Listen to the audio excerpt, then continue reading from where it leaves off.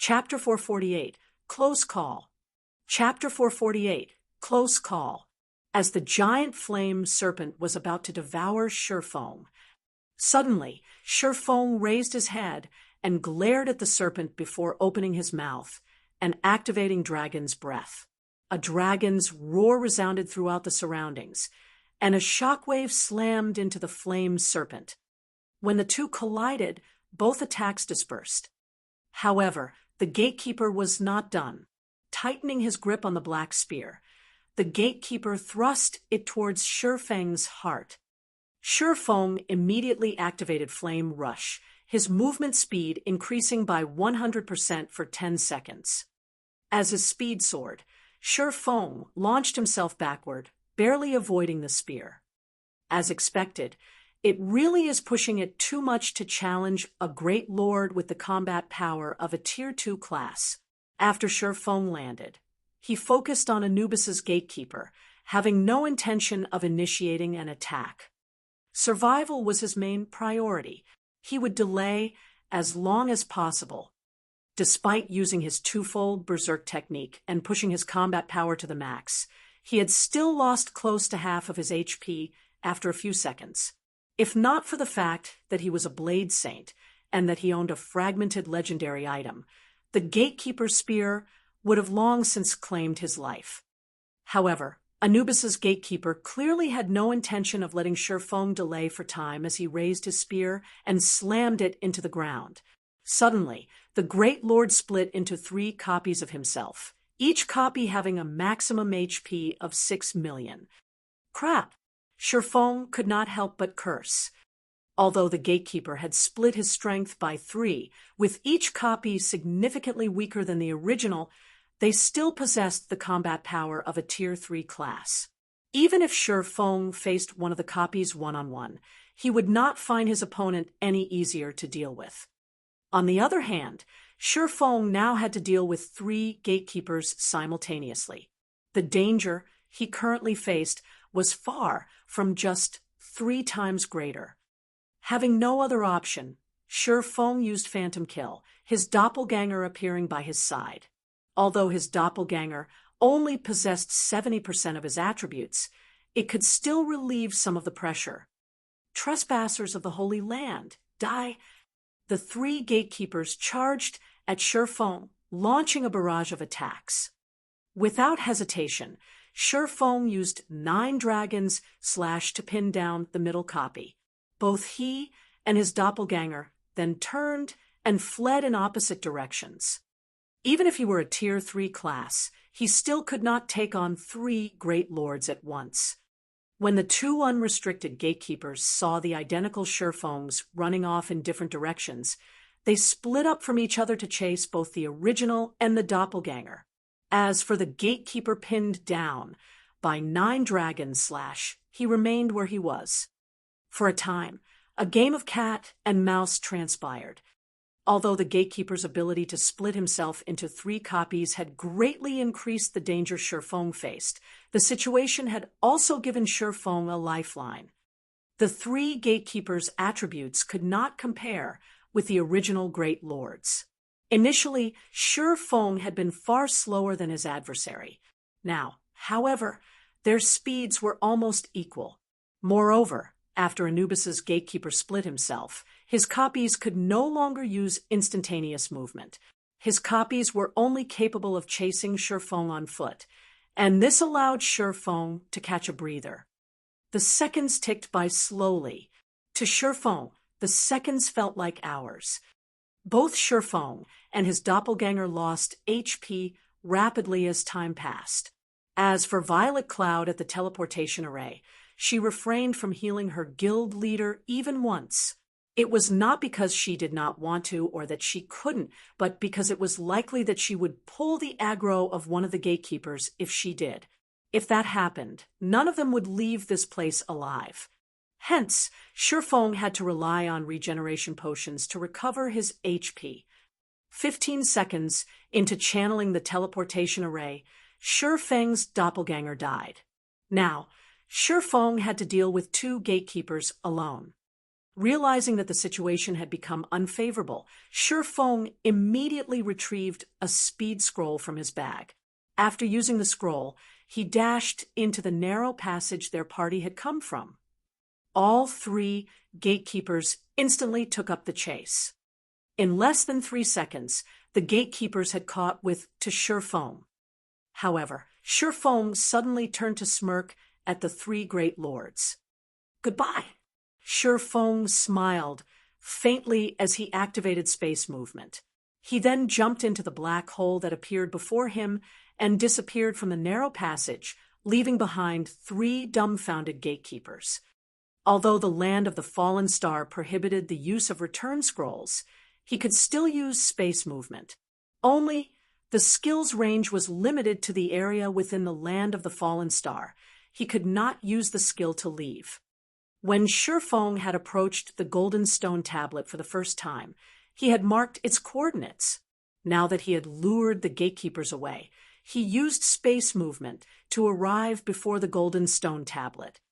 Shifeng dashed up to the golden stone tablet and stored it in his bag space.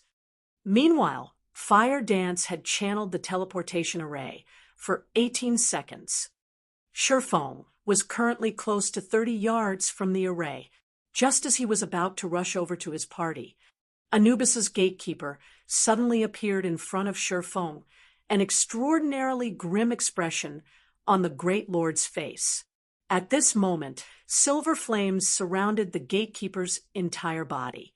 They even encased the black spear he carried. The instant he appeared, the gatekeeper used Thousand Sweep against Shifeng. Shwa! In the face of the gatekeeper's spear, even space tore. The black spear was so fast that it could not be seen by the naked eye. The weapon slammed into Shifeng. Boom! An explosion shook the altar. Trespassers of the Holy Land, die. Although the gatekeeper of Anubis had struck Shifeng with his spear, the rage in his heart had only grown, not lessened. The gatekeeper had struck only Shifeng's afterimage. Guild leader! Fire Dance called out with surprise when she saw Shifeng appear beside her. Everyone had lost hope the moment they saw the great lord's attack. That final strike had simply been too fast. Blocking the attack would have been impossible, much less dodging it. Yet, Shifeng had successfully avoided the attack. Moreover, he even appeared right beside them. It was astonishing. However, only Shifeng had known how much danger he had been in just now. The instant the gatekeeper appeared before him, he had immediately used silent steps on Fire Dance. Had he hesitated in the slightest, he would have definitely lost his life. "All of you shall die," Anubis's gatekeeper bellowed as he glared at Shifeng. He then threw his black spear towards Shifeng's group. The weapon was extremely fast. None of them had time to respond to the oncoming attack. Meanwhile, there was still slightly over 1 second before the teleportation array would activate. That 1 second was more than enough time for the spear to annihilate them all. Suddenly, Shifeng moved and stood in front of everyone, prepared to receive the attack. Just as the black spear covered in silver flames was about to reach its target, Shifeng switched the aura of space for the aura of illusion, instantly increasing all of his attributes by 30%. He also activated Fantasy World. Fantasy World, immunity to all magic damage and 15% of magic damage received will be converted to healing to recover players' HP for 20 seconds. Cooldown, 3 minutes. The instant the black spear collided with its target, Shifeng instantly recovered close to 5,000 HP. However, before Shifeng could celebrate, the immense impact from the collision between the black spear and his 2 swords eliminated 7,000 HP. As a result, he had still lost 2,000 HP. What a powerful skill! Although Shifeng had blocked the black spear, both of his hands were completely numb. He couldn't move them at all now. If he had not activated Fantasy World, the flames surrounding the black spear would have extinguished his life in an instant. the might of the spear itself was even more frightening. After switching to the aura of illusion, all his attributes had increased by 30%. His strength had exceeded the 1,900-point threshold. Yet, when defending against the Black Spear's physical attack, Shifeng had received -7,000 damage. Despicable trespassers! I will not let you off. You will receive the punishment you deserve, the gatekeeper bellowed as he snarled at Shifeng. However, no matter how angry the gatekeeper was, he could not change the fact that the teleportation array had activated. The Great Lord did not have enough time to launch another attack, and it could only watch helplessly as Shifeng and the others transformed into a streak of flowing light vanishing from the land of the fallen star. Chapter 449, Changes in White Fog Canyon. Chapter 449, Changes in White Fog Canyon. After its discovery, only a few elite players had willingly explored White Fog Canyon's outer region. At this moment, however, players had flooded the area. The Warfire set equipment's appearance had even attracted players from other countries, and they all had rushed to the canyon to grind for the set, causing a sharp decrease in Battle Monkey's numbers in the outer region. As a result, the danger had also greatly decreased. Moreover, the Crimson-Eyed Battle Monkeys in the outer area were only level 22. By now, many players in White River City had already reached level 20, while elite players had reached level 22 or higher. Hence, White River City's players had also come to the canyon to grind for the Warfire set equipment. Although the Warfire set equipment had an extremely low drop rate, to the degree that only a few pieces had dropped thus far, everyone was still determined to grind in White Fog Canyon. Their first reason was that of the high EXP from the canyon's monsters. As a result, they leveled much faster in the canyon than if they grinded monsters elsewhere. The second reason was that all monsters within the canyon possessed a fixed chance to drop the Warfire set equipment. Both the high EXP and the top-tier set equipment were sorely tempting to players. Even though the risk of grinding in White Fog Canyon was very high, players still rushed to the canyon in droves. Cloud, you really have a lucky touch. Other parties have not obtained anything over these past few days, yet we have 2 Warfire set pieces, a thinly built male ranger said, as he looked at the red-haired beauty beside him. Laughing, he continued, I heard that the set's price has increased again. Now, someone's offering to buy individual pieces for 8 gold per piece. We can get 16 gold with the 2 we have. If we trade that for credits, that'll be 170,000 to 180,000. If we sell the set pieces for 180,000, we could get 30,000 each. That's more than 6 months of my salary. God's domain really is the best place to make money. Another middle-aged cleric, wearing mage robes, exclaimed. You guys, all you can think of is credits. God's domain only launched recently. Things will get even more intense later on. If we convert the gold coins into credits, we will suffer a huge loss. Even if we plan to convert them into credits, haven't you guys seen the messages on the forums? There are people who are willing to buy each Warfire set piece for 100,000 credits. 2 pieces mean 200,000. The Shield Warrior, Virtuous Cloud, laughed faintly. At this moment, she, too, was excited. During this period, many parties spent their time grinding monsters in White Fog Canyon. Even so, the Warfire set equipment rarely dropped. From the news they had heard, only 1 or 2 pieces dropped each day. Originally, their party was on the brink of despair. However, after killing a level 24 special elite ranked armored battle monkey, a Warfire set piece dropped. The following day, after killing a group of Crimson-Eyed battle monkeys, another piece dropped. Instantly, they rose from the pits of hell to heaven. 1 piece was sufficient to recover their initial costs. With 2 pieces, they could make a fortune. With the gold coins they could earn, they could upgrade equipment. they could replace what they currently wore with some secret silver equipment. At that time, they could grind for the Warfire set equipment more efficiently. The new system upgrade is really a bastard.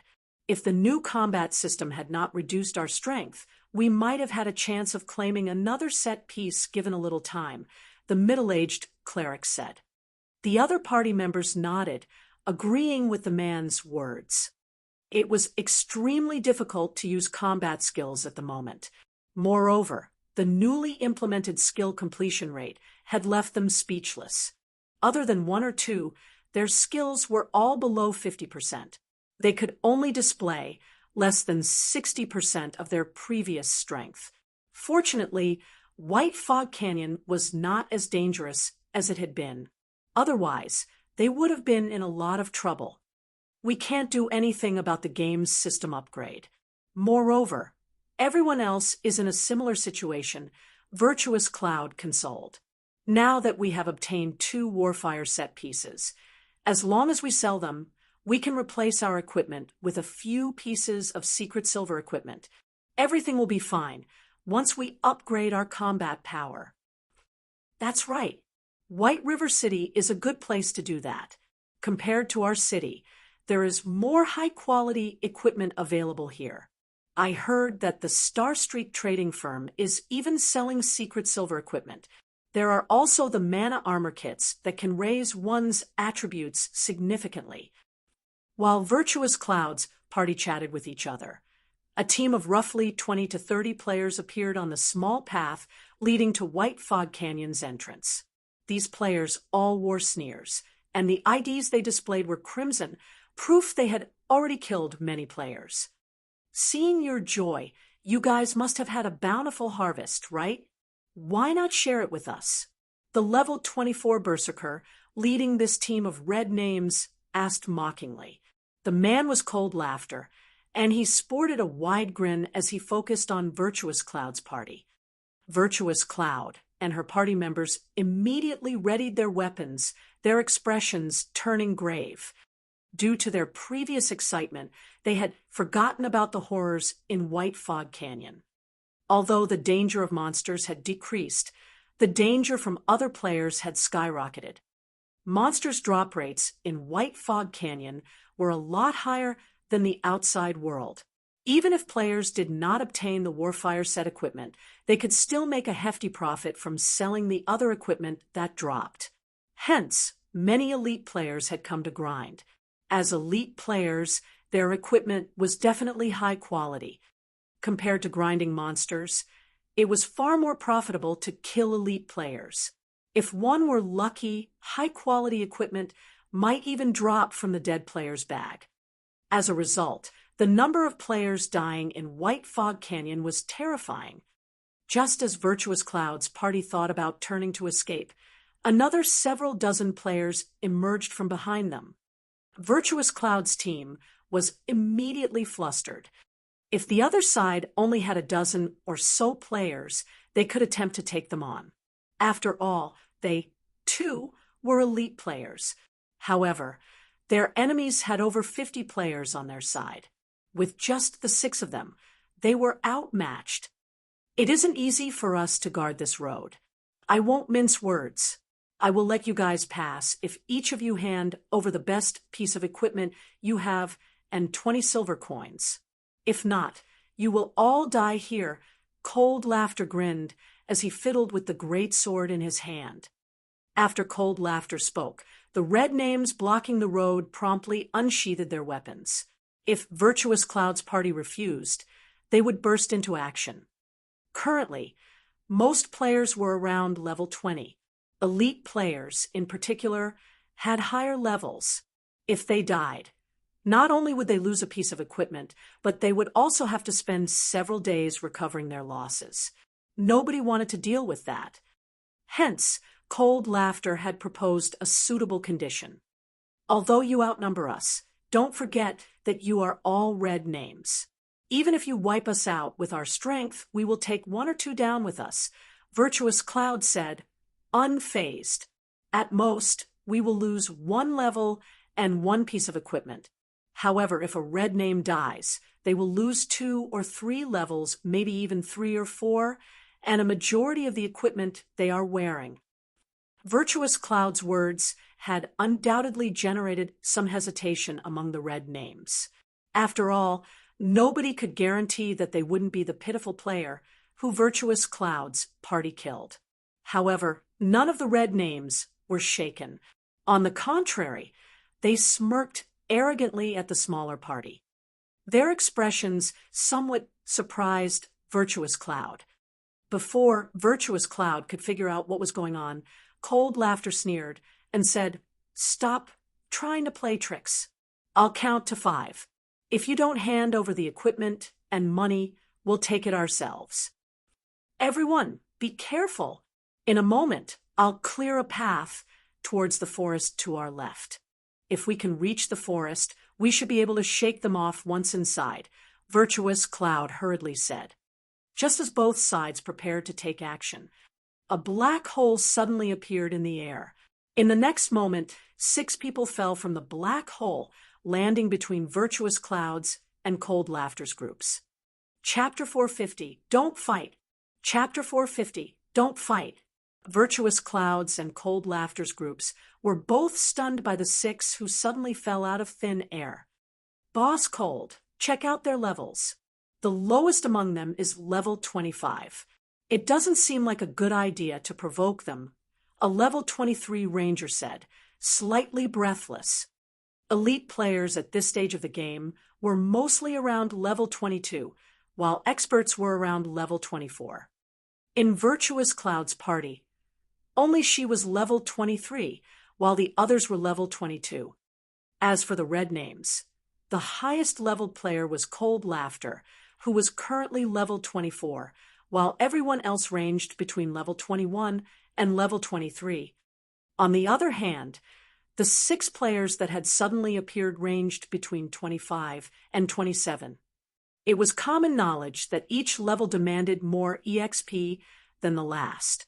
Disregarding their equipment, just the fact that some of them were level 27 was terrifying enough. Why do these people seem somewhat familiar? Cold Laughter was no fool. After taking a careful look at the newcomers, he used an identification skill. Suddenly, his lips curled into a smile. Sure enough, it's him. "Boss Cold, who is it?" the ranger asked. "Don't you remember the bounty Overwhelming Smile has offered?" Cold Laughter said excitedly as he grinned at the level 25 swordsman wearing a black cloak. The ranger then followed Cold Laughter's gaze and used an identification skill on that level 25 swordsman as well. Immediately, he discovered that the swordsman's name was Black Flame. Black Flame? That's right. He's the same Black Flame who has the title of Starmoon Kingdom's #1 expert. A few days ago, Overwhelming Smile posted a bounty on his head. If we report his location, they will reward us with 10,000 credits. If he's still here when they arrive, they will give us another 300,000 credits. If we kill Black Flame, Overwhelming Smile is willing to pay 2 million credits. Many experts have found the offer tempting, and everyone's been looking for him. I never thought that I would find him here. But Boss Cold, I heard that Black Flame is ridiculously powerful. With our numbers, I'm afraid. What's there to be afraid of? Now that God's domain has undergone its second system upgrade, everyone's strength has decreased significantly. Even if Black Flame is the #1 expert of Starmoon Kingdom, he is a tiger that has lost its claws and fangs. Does he think he can do whatever he wants in my turf? Contact Overwhelming Smile immediately. Tell them that we have found Black Flame and to prepare the money for his corpse. Saying so, Cold Laughter waved his hand. Suddenly, all 50 red names closed in on both Virtuous Cloud's and Black Flame's parties, leaving no opportunities for escape. "Why are you here?" Virtuous Cloud asked Sherfong, surprised to see him. Sherfong was a godlike tycoon. She had initially prepared to sell the 2 Warfire set pieces to Sherfong after they returned to White River City. She never expected to meet Sherfong here, and in such a predicament. You are... Surefong looked at Virtuous Cloud. Suddenly, the figure of the red-haired beauty he met a few days ago popped into his mind. Unable to help his laughter, he said, "How has your luck been these last few days?" "Not bad. We were just about to head back to the city and look for you." Laughing bitterly, Virtuous Cloud continued, "However, now that we have encountered them, I'm not sure whether we will profit or suffer from our trip to White Fog Canyon." "Enemies?" Surefong asked as he examined his surroundings. These red names all had relatively high levels and good equipment, especially the level 24 Berserker standing in the lead. They were all independent players. Anyone who could reach level 24 at this stage of the game was definitely an expert. Virtuous Cloud was left speechless by Surefeng's leisurely behavior. However, when she looked at the other 5 players beside Surefeng, they, too, did not seem particularly concerned about the 50 red names surrounding them. This situation only served to surprise Virtuous Cloud further. Were all of these players godlike tycoons as well? Have none of them ever encountered a player interception before? They were actually able to remain calm in such a situation. Sighing, Virtuous Cloud chose to explain patiently, saying, "No, they're red names who are blocking the road and are trying to rob us.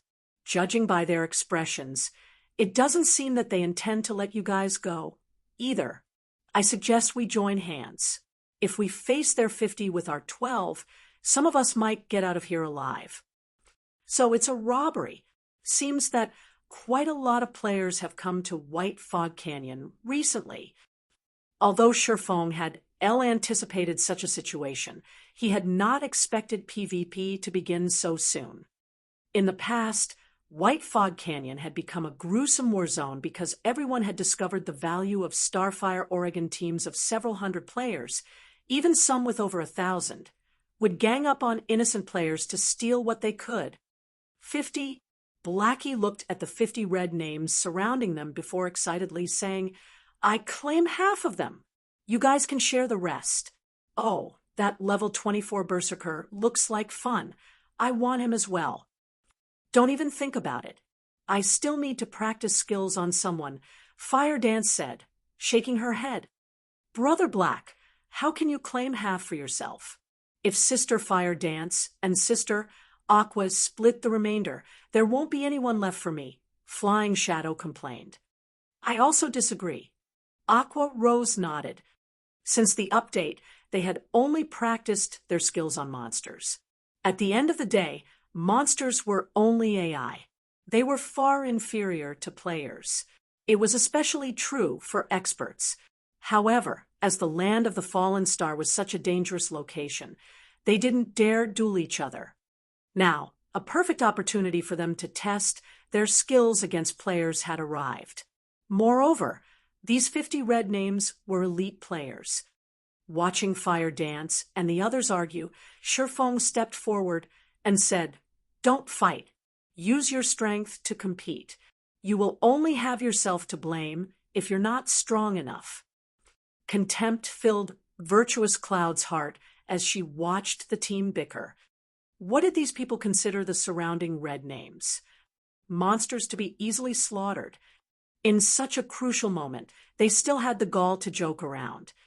As for the party members standing beside Virtuous Cloud, they became increasingly nervous under the red name's gazes, which grew colder with each passing second. Previously, these red names had expressed their ridicule. Now, however, there was only rage. Before Surefeng's party had arrived, these red names would have held back. After all, nobody wanted to die. It was especially true for red names. Now, however, this situation was all thanks to Surefeng and his party successfully angering these red names. How were they supposed to deal with these enraged red names now? You guys sure have guts. Even in the face of death, you still have the heart to joke around. Cold Laughter's expression turned grim as his eyebrows twitched. Throughout the many days he had hunted players in White Fog Canyon, This was the first time he had met anyone who dared to look down on them. Brothers, get rid of them. Chapter 451, Massacre. Chapter 451, Massacre. At Cold Laughter's command, the other red names exploded into action. Elementalists and Cursemancers started chanting. Rangers knocked their arrows, and Shield Warriors, Guardian Knights, and the other melee classes prepared to intercept any escape attempts. Black Flame, both our parties will open a path to our left. There's a forest in that direction, so it will be easy to lose them once we're inside, Virtuous Cloud hurriedly said as she raised her shield in preparation to take damage. Seeing that Black Flame's party members had such high levels, it was very unlikely that they would be weak. Although they were still outnumbered, 12 on 50 was still a lot better than 6 on 50. Not to mention, Black Flame's party was clearly stronger than her party. There was still a chance for them to break through the encirclement. However, before Virtuous Cloud had finished speaking, Fire Dance had already taken action. Using shadow steps, Fire Dance immediately appeared behind Cold Laughter. In an instant, her blood-red short sword slashed across the back of Cold Laughter's head. Cold Laughter had no hope against Fire Dance's speed. Before he knew it, a damage of minus 1,106 points appeared above his head, his HP instantly falling by 1/3. When Cold Laughter saw the other True Fire blade coming in for another attack, he was instantly afraid. Scram! Cold Laughter urgently used Whirlwind Slash, slashing his greatsword horizontally towards Fire Dance. Berserkers were known for their strength. In addition, Whirlwind Slash greatly increased the might of an attack by utilizing momentum. Even if Fire Dance had a higher strength, she couldn't defend against his attack. Dang! However, as if his greatsword had struck an immovable wall, the weapon stopped right beside Fire Dance, unable to advance. For a moment, Cold Laughter even felt his hands go numb. How? When Cold Laughter saw the blood-red short sword in Fire Dance's hand block his greatsword effortlessly, he could no longer hide his fear. Was this an assassin? This question echoed through Cold Laughter's mind. During Cold Laughter's brief moment of shock, Fire Dance twisted the True Fire blade in her hand, disengaging from Cold Laughter's great sword and forcing the Berserker to retreat by a few steps. Fire Dance then swung her other arm, sliding the other True Fire blade smoothly into Cold Laughter's chest. Although Berserkers focused on strength, with the difference in equipment, Fire Dance's strength left Cold Laughter's in the dust, despite her agility-focused class. This was the cruel reality of God's domain. Equipment spoke volumes. Class advantage was meaningless in the face of powerful equipment. Cold Laughter hurriedly tried to defend against Fire Dance's sword. However, the latter gave him no opportunity to do so. Shadow Strike. Suddenly, Fire Dance disappeared, her entire person passing through Cold Laughter and appearing behind the Berserker. Although Cold Laughter tried to turn towards the assassin, the damage of minus 3,426 points that appeared above his head had emptied his remaining HP. Immediately, Cold Laughter's vision began to gray. The battle had ended before it had even started. From beginning to end, Cold Laughter had not known what was happening. Wasn't she just an assassin who was 2 levels higher than him? Yet, he couldn't even put up a fight. Is the gap between players really that intense? Cold Laughter didn't understand. Fire Dance's appearance had shattered his past preconceptions. However, even if doubt filled the Berserker's mind, his body still fell to the ground. Only an instant had passed from the moment Fire Dance had taken action. The surrounding red names had only noticed Fire Dance's disappearance before she suddenly reappeared in front of Cold Laughter. In the next moment, Cold Laughter's body hit the ground. Their boss and the only expert in their team had died. Just like that, The consequences of death for a red name spoke for themselves. Not only had Cold Laughter dropped a majority of his equipment, but he would also lose at least 3 levels. Seeing this, the surrounding red names were scared stiff. So fast. Admiration filled Virtuous Cloud's gaze as she watched Fire dance. No matter how one viewed Cold Laughter, he was not an ordinary player. The fact that he was level 24 and the leader of these elite players proved it. His dark red name also spoke of his countless player kills. He could not be underestimated, and she wasn't even confident of defeating the Berserker. Yet, Fire Dance had killed the red name in the blink of an eye. Meanwhile, after killing Cold Laughter, Fire Dance had not stopped. Spinning around, she dashed towards the enemy magical classes. Currently, the stunned crowd was like a herd of frightened sheep. Fire Dance reached the magical classes easily, and killing each with a single hit, she instantly eliminated another 3 players. Unwilling to fall behind, Blackie also began to wave his staff and cast Hell Flame. Green pillars of fire suddenly rose among the crowd, and any players the flames touched received multiple damages of over -2,000 points. Before these players could escape Hell Flame's range, they died. In an instant, another dozen or so players had lost their lives. Aqua Rose joined the fray, casting Flame Barrage and downing another 6 players. Flying Shadow had long since charged into the crowd, as well, massacring the red names. Even though many tried to resist, Flying Shadow dealt with all of them easily. The male assassin was like a ghost, his movements erratic. None of the red names could even catch sight of the man, let alone damage him. On the contrary, due to friendly fire, they even killed some of their own. By the time the red names realized the situation, they had lost over half of their numbers. Run! With less than half of their original army remaining, these red names no longer had the confidence to face Fire Dance and the others. Don't you think that it is a little too late to escape now? Shurfeng could not help but sigh as he watched the scattering red names. Even if Shurfeng's party and these red names were on the same level regarding attributes, which they certainly were not, Fire Dance, and the others would still have annihilated them easily. In a moment's time, Fire Dance's group of 5 had devastated the 50 red names. Equipment and corpses littered the ground. With a rough estimate, the red names dropped close to 300 pieces of equipment. Furthermore, the lowest quality was bronze ranked. If sold, they could make a fortune from the loot. Virtuous Cloud, who stood beside Shurfeng all this time, was utterly shocked. Only now did she realize why Black Flame's party members had been so calm. So they weren't putting on an act at all. Virtuous Cloud glanced at Shurfeng, a hint of shame surfacing on her face. Originally, she thought that Shurfeng's group was simply a bunch of rich tycoons who were ignorant about worldly affairs. Now, however, it would seem that she had been greatly mistaken.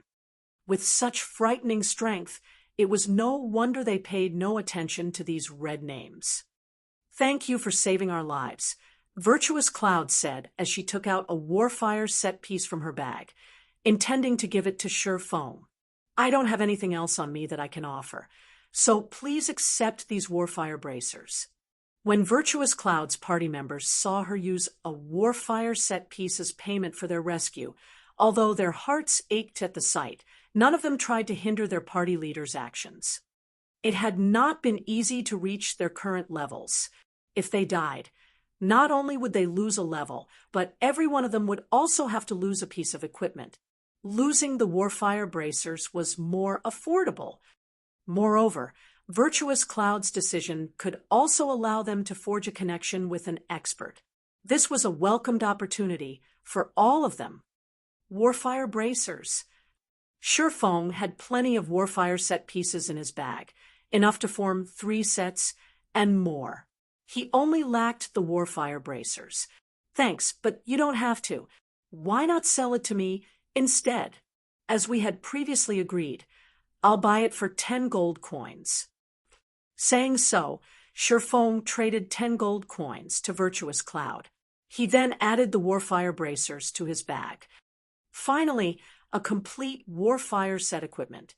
When Sherfong looked at the completed Warfire set equipment in his bag, an indescribable sense of joy filling his heart. Chapter 452, Warfire. Chapter 452, Warfire. In White Fog Canyon's inner region, a large group of players currently faced a level 27 Lord. Although these players only inflicted around -100 damage with each attack, there were over 2,000 players attacking simultaneously. In the end, the Lord died, unable to withstand the barrage of attacks. Haha, what good luck! A level 25 fine gold weapon dropped. Lone Tyrant laughed after he finished organizing the loot. During this period, aside from searching for Black Flame's whereabouts, they had also searched for and killed Lord-ranked monsters. After such a long time, they had managed to kill over a dozen Lords. However, the drop rate of level 25 fine gold-ranked weapons and equipment was very low. They had only obtained 2 pieces. One was a cloth armor, while the other was the weapon that had just dropped. Everything else they obtained was mainly secret silver ranked. When the overwhelming Smile elites saw the level 25 fine gold weapon in Lone Tyrant's hand, they nearly failed to contain their drool. A level 25 fine gold weapon was the equivalent of a level 20 dark gold weapon. The former's attributes were even slightly better than the latter. One could even say that level 25 fine gold weapons were the best weapons currently available in God's domain. Aside from Zero Wing, there was no news of other guilds in White River City possessing level 25 fine gold weapons. Now, however, Overwhelming Smile had finally obtained one of their very own. Although they possessed far fewer level 25 fine gold weapons than Zero Wing, it was still proof of Overwhelming Smile's strength. Unfortunately, the elite members of Overwhelming Smile could only look at the level 25 fine gold weapon. They would have to wait a long time before they could obtain one for themselves. In order to kill the dozen or so Lords, Overwhelming Smile had sacrificed many members. The price they had paid was simply unimaginable. At this moment, however, Lone Tyrant handed the level 25 fine gold dagger to Summer Sunshine. Everyone's hearts ached when they saw the exchange. They had only obtained this level 25 fine gold dagger after killing over a dozen Lords with great difficulty, yet they actually gave it to an outsider without batting an eye. Oh, this dagger is quite good. It's slightly better than my level 20 dark gold dagger, Summer Sunshine said after he gave the level 25 fine gold dagger a few swings. Nodding with satisfaction, he said, "All right, let's search for another Lord, then." "Wait a minute," Yulon suddenly said. "Is there a problem?" Summer Sunshine asked as he turned to Yulon. "Big Brother Summer, I've just received information that someone has spotted Black Flame. He is currently in the outer region of White Fog Canyon. If we hurry, we can still catch him," Yulon said.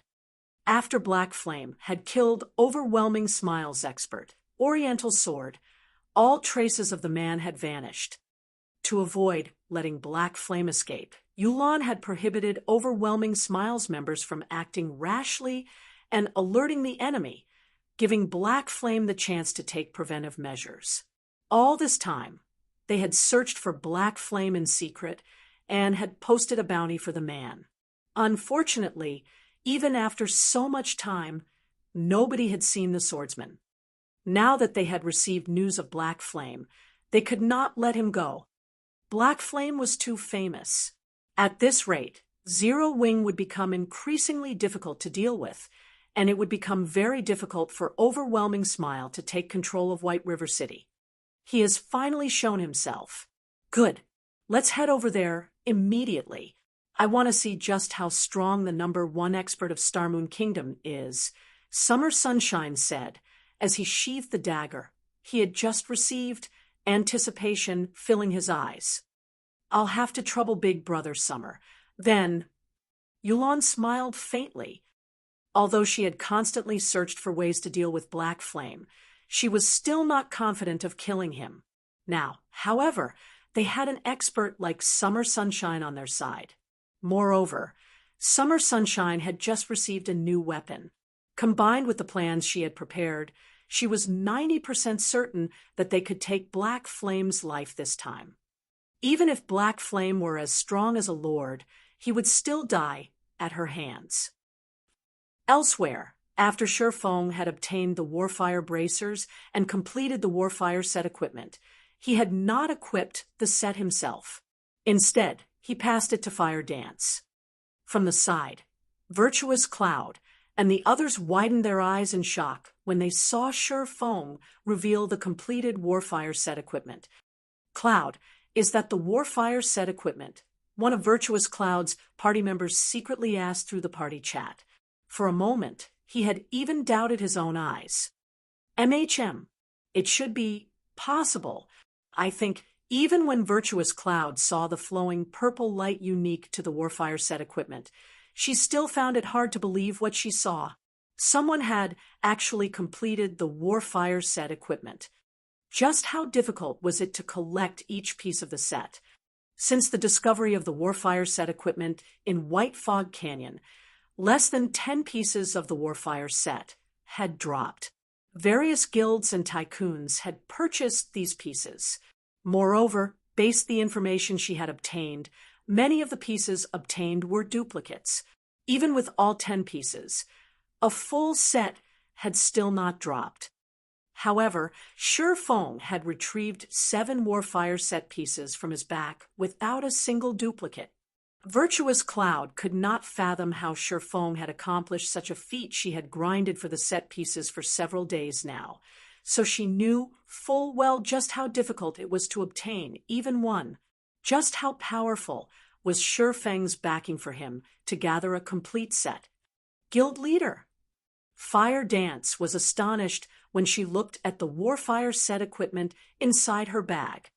She had personally seen the Warfire set equipment's attributes before. It was definitely top-tier equipment. Only the set required a lot of EXP to upgrade.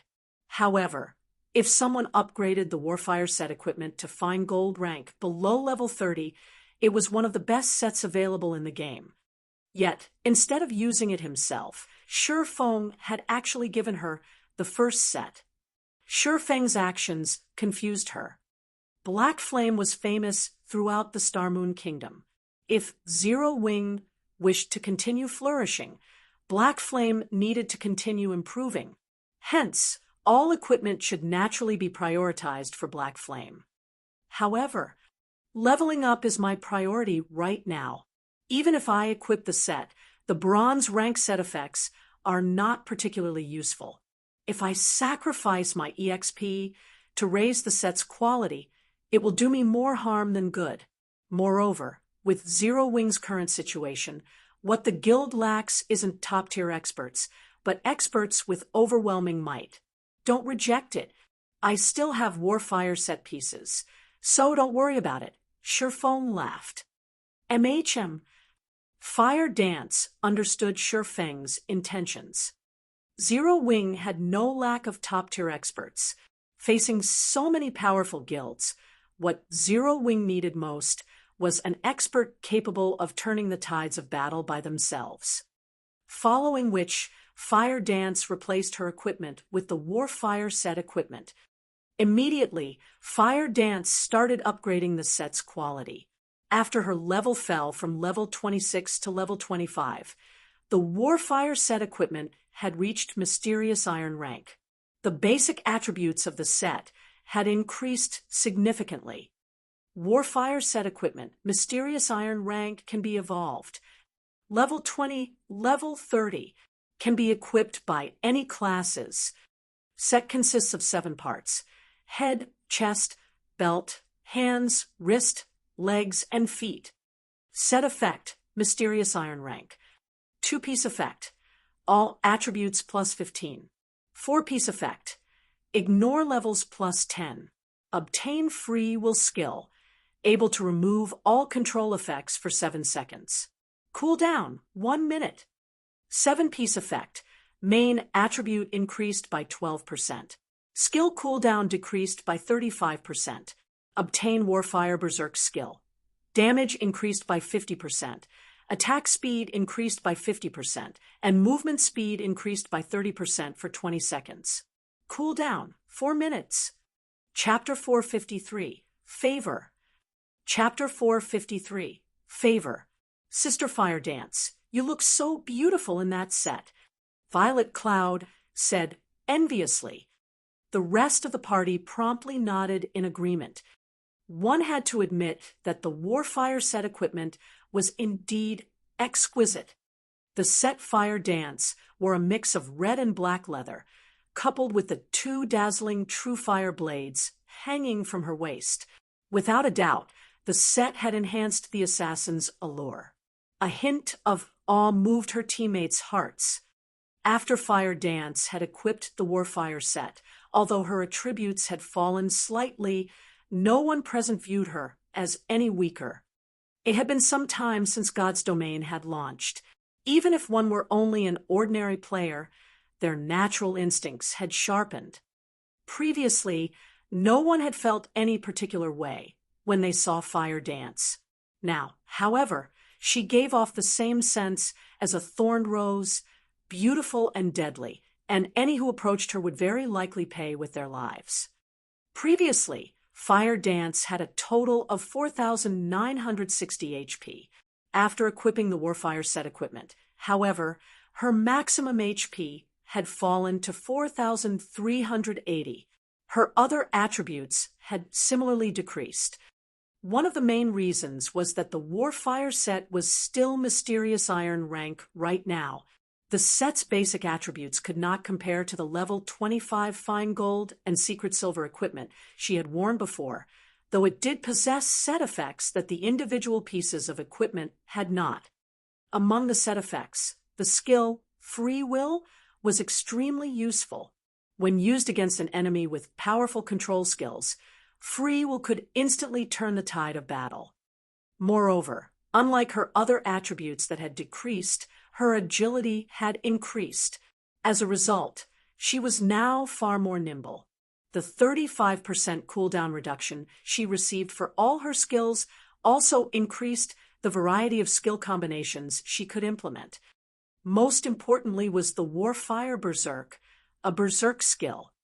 Although Warfire Berserk was not as powerful as the Berserk skills Surefoam possessed, a player with a Berserk skill was still superior to a player without one. Because of this, envy blossomed in Fire Dance's friends when they saw her in her new armor. After Virtuous Cloud recovered from her daze, she pulled her gaze from Fire Dance and turned to Surefoam. She was no longer as relaxed as she had been, growing far more cautious. Originally, she had intended to sell the remaining Warfire set piece to Surefoam as well. However, she now dismissed this idea. Even a fool could tell that Surefoam was a powerful character. Moreover, Fire Dance and the others had referred to Black Flame as their guild leader. Compared to minor existences like themselves, he was in an entirely different world.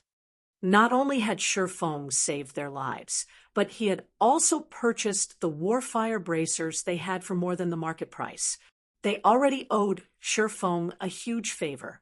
If she tried to sell the second Warfire set piece to Surefoam at a high price, she would be ashamed herself. Virtuous Cloud disliked owing other people favors. She was not comfortable until she repaid what she owed. Hence, she looked towards Surefoam and asked softly, "Guild Leader Black Flame, I have something I wish to seek your help with." "Sure," Surefoam replied in a carefree manner. It was thanks to Virtuous Cloud that he had been able to complete the Warfire set equipment. He had no issues with helping her with a small request. Our party consists of only independent players, so it isn't easy for us to obtain equipment for ourselves.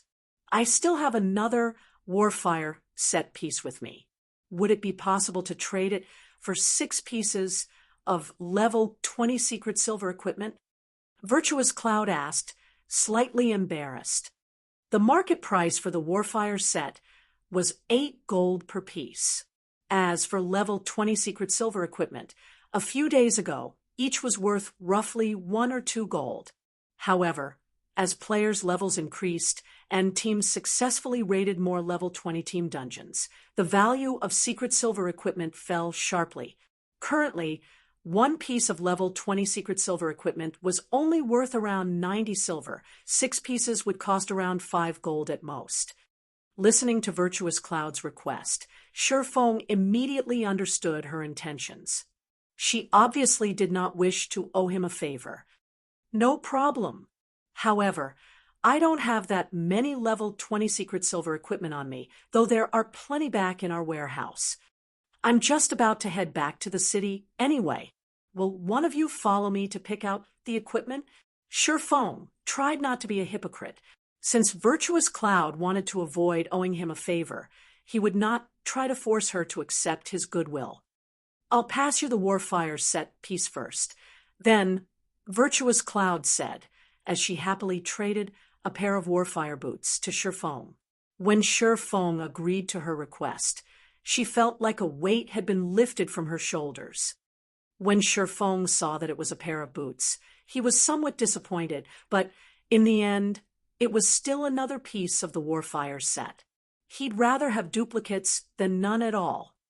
After they had concluded their trade, Shifeng and the others wandered down the main road, heading towards the exit of White Fog Canyon.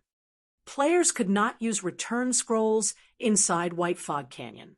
Hence, Shifeng and the others needed to leave the canyon on foot before they could teleport back to the city. Shifeng had reaped a massive harvest from his trip to White Fog Canyon this time. Not only had he obtained a large stock of Starfire, but he had also gained many Warfire set pieces. Most importantly, he had managed to snatch the Golden Stone Tablet.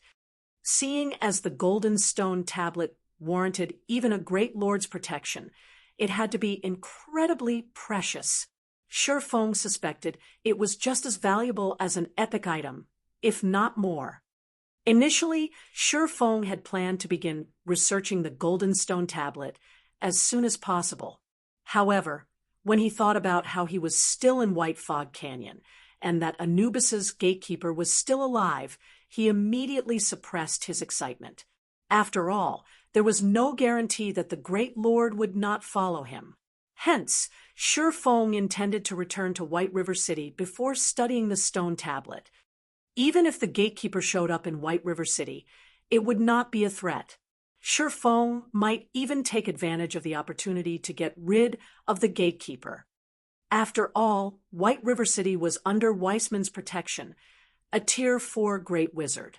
With just the strength of a Tier 3 class, the Anubis's gatekeeper could not run rampant in the city. Just as Shifeng and the others were about to reach White Fog Canyon's exit, a group suddenly blocked their way. Virtuous Cloud and her team turned grim at the sight. There sure are a lot of people. Shifeng could not help but laugh as he surveyed the surrounding forests. Several thousand players had hidden in the forest on either side of the road. Even with dulled senses, Shifeng could still detect them. Guild leader Black Flame, Yulon greeted as she slowly walked out of the forest, smiling faintly at Shifeng. Since you've discovered us, I guess we don't need to hide anymore. Everyone, come out. Following which, swarms of players emerged from the surrounding cover, their numbers exceeding 2,000. Every player was an elite of overwhelming smile.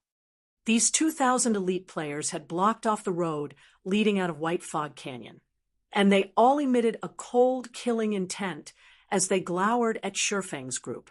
Compared to the red names who had assaulted them previously, these elite players had far better equipment. I wonder what business Overwhelming Smile has with me today. Feng pondered aloud as he observed his surroundings, searching for a gap that he could take advantage of.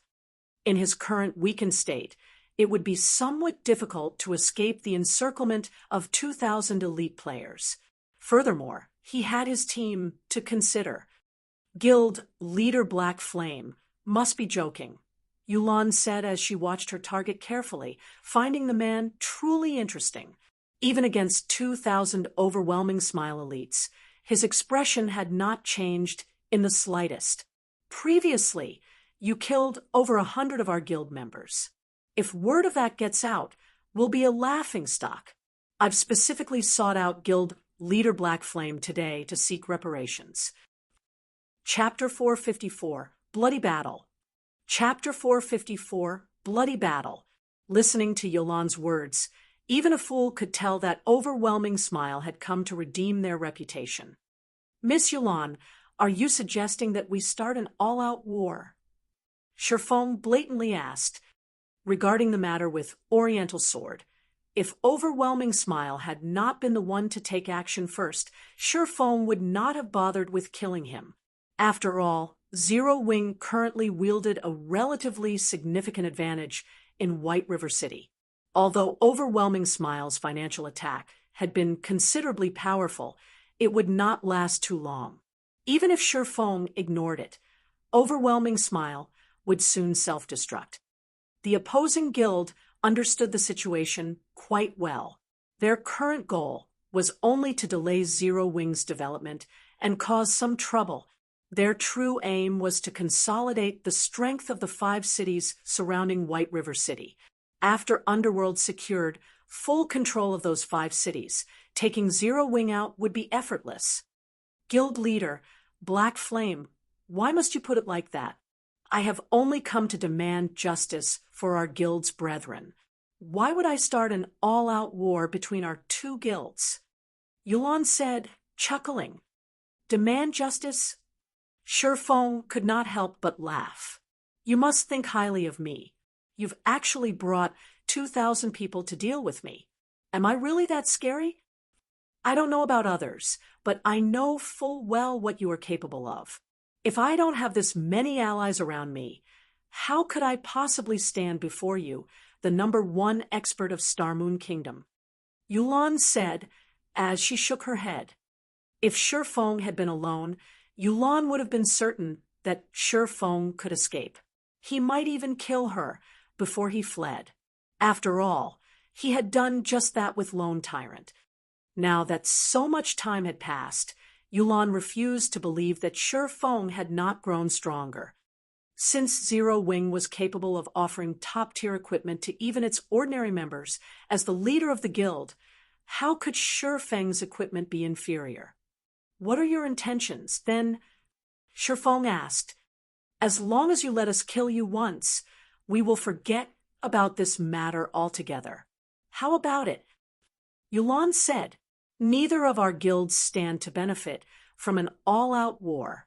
In fact, such a situation will only allow other guilds to take advantage of us. I hope that you will consider your options carefully. Bah, don't even think about it. Even if we die, we will not let our guild leader suffer such humiliation. Blackie and the others stepped forward in retaliation. Facing their current predicament, they had already prepared to fight to the death. If news about Zero Wing's guild leader becoming a martyr spread, Zero Wing would become the laughingstock of God's domain. How was Zero Wing supposed to continue developing in God's domain then? I'll open a path in a moment. Escape if you can, Feng ordered his party as he unsheathed the abyssal blade and the purgatory's shadow, a cold glint flashing in his eyes. He then turned to Virtuous Cloud. Apologizing, he said, I really am sorry for dragging you into our guild's struggles. However, if you are to clarify things with Overwhelming Smile, they should not touch you. After all, this is a matter between guilds. Independent players are innocent. Currently, Feng was still in a weakened state with all of his attributes reduced by 80%. Although he did not know what the outcome of today's battle would be, He swore that he would repay this debt of blood tenfold in the future. Guild leader, Black Flame, don't worry about it. Those red names should have killed us. How can we sit by and do nothing when you've been cornered? Virtuous Cloud stated as she raised her secret silver shield and walked to the forefront of the team. Virtuous Cloud's party members nodded in agreement as they readied their weapons. They were prepared to face the 2,000 elite players alongside Surefoam. An army of 2,000 elite players, their silent stance in the distance was enough to frighten any ordinary player, much less the killing intent they emitted. When Virtuous Cloud and her party members saw overwhelming Smile's battle formations, they paled. The pressure they felt from this army was far greater than any they had felt from red names in the past. Virtuous Cloud suddenly thought of the red names they had faced as nothing more than cute dolls. Against 50 players, they still had a chance to flee. However, against 2,000 players, only death awaited them. Since you insist on being stubborn, don't blame us for being rude. Yolan's lips unconsciously curled into a smile when she saw the stern expressions of Shurfeng's team. Immediately, she made a wave with her hand. Kill them! Suddenly, the 2,000 elite players approached Surefoam and his allies slowly and orderly. Simultaneously, a gigantic black magic array emerged in the sky. Suddenly, the magic array released a black light that covered the sky before enveloping every player on the battlefield. Everyone's vision suddenly turned black, unable to see anything at all. After a brief moment of darkness, however, the players regained their sight and felt no discomfort whatsoever. Surefoam was suddenly shocked. This is the effect of the Tier 3 magic scroll, Dead Zone. Any life forms exposed to the black light are silenced for 5 minutes. The scroll's effects also prohibit the usage of any tools. The players tensed when they heard the word silenced. Although it seemed as if Overwhelming Smile would suffer more from the silent state than Surefoam, his team still had skills such as Blackie's Stars of Light and Shurfeng's Firestorm. With these two skills, they could obliterate waves of enemies. Not to mention, Shurfeng's group also had many AoE attack magic scrolls. Now, however, they couldn't use any of them. Ha ha ha! Black Flame is dead, for sure this time. Let's see if he can escape without skills or scrolls. Lone Tyrant rejoiced as he watched his guildmates slowly surround Surefoam. What a pity! I had originally thought I would get a chance to solo that Black Flame. However, I never expected that you still had such a trump card hidden. Yulan. No wonder you are known as the female Zhuge. It seems that I won't have a chance to take him on. Summer Sunshine sighed as he shook his head. Big brother Summer, Black Flame is not so simple. In a moment, we will still have to rely on you to get rid of him, Yulan said. She was not rash like Lone Tyrant.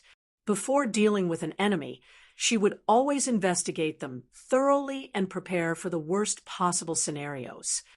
Although the situation seemed in Overwhelming Smile's favor, melee combat experts, such as Surefoam, excelled in situations in which both sides were silenced. If not for the fact that Yulan had her own melee genius Summer Sunshine, she wouldn't have been as certain of Shurfeng's defeat. In that case, let me have a go at him. Hearing Yolan's words, passion and excitement filled Summer Sunshine's gaze as he watched his opponent. Finished speaking, he took a step forward before dashing towards the battlefield. Chapter 455. There isn't only one expert. Chapter 455. There isn't only one expert. After everyone had been silenced, only the physical classes could display any considerable combat power. The magical classes could only watch from the sidelines.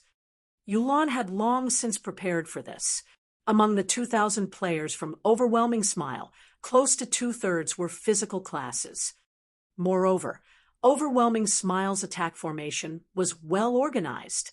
Shield warriors and guardian knights led the attack, closely followed by the berserkers, swordsmen, and assassins. Rangers stood the furthest behind, launching a ranged attack. The road leading out of White Fog Canyon had suddenly transformed into an ancient battlefield. Advanced towards the left, Shifeng took the lead and charged towards thinnest concentration of enemies. His and Virtuous Cloud's teams promptly followed. However, before Shifeng and the others had taken even a few steps, hundreds of arrows suddenly blotted out the sky. Virtuous Cloud's 3 magical class members were simply too weak in terms of agility and strength. Moreover, magical classes were usually not adept at dodging attacks, as they usually dealt damage from a safe distance. Hence, when the first wave of arrows rained down on them, the 3 party members immediately died and dropped a piece of their equipment. Stranger, mouse, roach. Virtuous Cloud's vision turned red after she watched her party members die. Glaring at the Overwhelming Smile members in front of her, she gripped her shield and charged forward. Die! Unfortunately, although Virtuous Cloud's equipment and level were considerably good, she could not hold her own against 5 shield warriors and guardians knights of the same caliber. The Overwhelming Smile elites forced Virtuous Cloud back, preventing her from reaching the rear rangers. Virtuous Cloud's other 2 party members faced a similar situation. No matter how hard they tried to attack, the enemy held them off. In the end, Virtuous Cloud's party was forced into a constant retreat. In the next moment, however, 2 figures suddenly brushed past Virtuous Cloud's party, slamming into Overwhelming Smile's MTs. Among the 2 figures, the most dazzling was Fire Dance. Brandishing her true fire blades, she sent a blazing arc smashing into a level 23 MT's shield. In the next moment, the assassin forced the MT back by over a dozen steps, and even the players behind said MT had to back up. Immediately after, Fire Dance swung one of her swords at a guardian knight beside her. She flung that guardian knight back by half a dozen yards as well, his body slamming into his fellow guild members. Her strength was astonishing. With a single attack, Fire Dance had shattered Overwhelming Smile's formation. Her strength was overwhelming. She fought like a war goddess. Everyone from Overwhelming Smile was left utterly speechless. While the crowd from Overwhelming Smile was dazed, Fire Dance continued to brandish her short swords as she weaved her way across the enemy front lines. Every time she swung the true fire blades, red streaks of light would follow, and wherever those red streaks of light passed, the members of Overwhelming Smile would be blown off their feet. No one could block Fire Dance's swords. In a short moment, the assassin had shattered Overwhelming Smile's interception. Although Overwhelming Smile's members had tried to attack Fire Dance, the woman was too fast. Before they even swung their weapons, Fire Dance had already run off. She never focused on a single location, giving Overwhelming Smile no opportunities to surround her. On the other hand, although Overwhelming Smile's members could not attack Fire Dance, she could bombard them easily against level 23 MTs. Her casual strike could deal close to minus 1,000 damage. If she was lucky and triggered a critical hit or flame state, one attack could deal over minus 2,000 damage. The elite MTs of Overwhelming Smile usually had around 4,300 HP, whereas those with better equipment had around 4,500 HP. Fire Dance only needed around 4 or 5 attacks to kill one of them. Flying Shadow also fared quite well. Although his attacks were not as frightening as Fire Dance's against MTs, he could still deal around minus 700 damage with each hit. As if they were in a world of their own, Fire Dance and Flying Shadow started a bloody massacre within Overwhelming Smile's front lines. On the other hand, Overwhelming Smile's players found it difficult to catch either of them much less deal damage. A Tier 1 class was significantly stronger than a Tier 0 class. Even without skills, a Tier 1 class could still overwhelm and suppress a Tier 0 class with their attributes. Furthermore, Fire Dance and Flying Shadow both possessed equipment that was far superior to the enemy elites.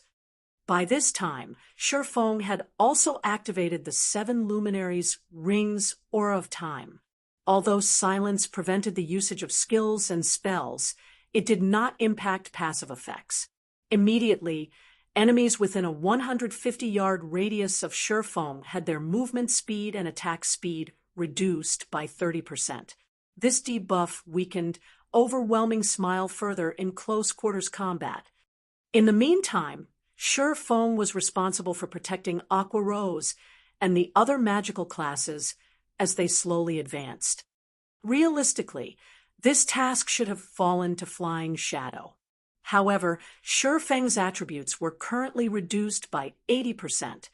He was about on par with a level 20 ordinary player right now. On top of that, he couldn't use any skills. Melee combat was a competition of attributes and techniques. Compared to Fire Dance and Flying Shadow, the power he could display was significantly inferior. Hence, it was better if he focused on deflecting arrows for the others. In a few moments, Fire Dance and Flying Shadow had carved out a path of blood, allowing Shifeng and the others to pass safely. How did that Fire Dance become so strong? Lone Tyrant, who observed the battle from afar, was dumbfounded as he watched the unstoppable assassin, his fists clenching. He refused to believe this scene was real. He had personally witnessed Fire Dance's strength before. Although she was certainly a top-tier expert, she had not been unstoppable. Moreover, Fire Dance was an assassin, not a strength-based class. Yet, her attacks could even overwhelm berserkers. Against MTs, Fire Dance still required 4 or 5 hits to finish them off. Against other assassins, however, one of her attacks devoured their HP. If she achieved a critical hit, they would die instantly. This scene had frightened Overwhelming Smile's assassins to a standstill. Sure enough, Zero Wing is trouble. Yulan frowned as she watched Fire Dance's performance. When she had planned this assault, she had not considered Fire Dance and the others as forces to be reckoned with. Facing 2,000 players in a melee battle, a top-tier expert was limited in what they could accomplish. However, Yulan never expected such a performance from both Fire Dance and Flying Shadow. Kill them! Those in the back, keep up. Do not let them escape. Yulan shouted anxiously. Originally, one black flame was enough trouble. Now, however, there were Fire Dance and the slightly weaker Flying Shadow. If Overwhelming Smile did not kill these 3 people today and hinder their growth, they would only become more dangerous in the future. The longer Yulan watched Fire Dance and Flying Shadow slaughter her people, the more she felt that God's domain was completely different from past virtual reality games. It was far more beneficial to have individuals with overwhelming combat power than it was to rely on the strength of numbers. Overwhelming Smile members began to converge on Shifeng's group faster. However, due to the Aura of Time's effect, the army could not keep up with Shifeng and his team's movement speed. As a result, the distance between them only increased as time passed. Meanwhile, the number of enemies between Shifeng's group and Freedom continued to decrease. Just as the Zero Wing members and their surviving allies were about to break free from the encirclement, a dark figure emerged from the crowd and dashed towards Shifeng. This was none other than the level 26 assassin, Summer Sunshine. Even with the movement speed reduction effect of the Aura of Time, Summer Sunshine was still frighteningly fast. He quickly caught up with Shifeng, who covered Aqua Rose and the others' retreat. You should just stay behind. Summer Sunshine chuckled as he stood in front of Shifeng, blocking his path. Chapter 456, Death God. Chapter 456, Death God. And just who are you, brat? What a big mouth you have. Believe it or not, if I wasn't silenced right now, I could wipe the floor with you at any given second. Due to having been silenced, Blackie had been disappointed that he could not display his strength. With Summer Sunshine's sudden appearance and his arrogant tone when he spoke to Sherfong, Blackie was instantly enraged. So fast, looking at the youth in front of them, Aqua Rose discovered that he was actually level 26, the same level as her. She also felt an intensity radiate from this assassin. This intensity was heavier and more chilling than that from a Lord-ranked monster. In particular, with confidence and arrogance, he looked at them as if they weren't even the same species, but some lower life forms. He looked down on them like a god over mortals. Just who is this person? Aqua Rose was stunned and confused. Currently, her intuition warned her to flee from this man. This was the first time since she had begun playing God's Domain that she had ever experienced such a feeling.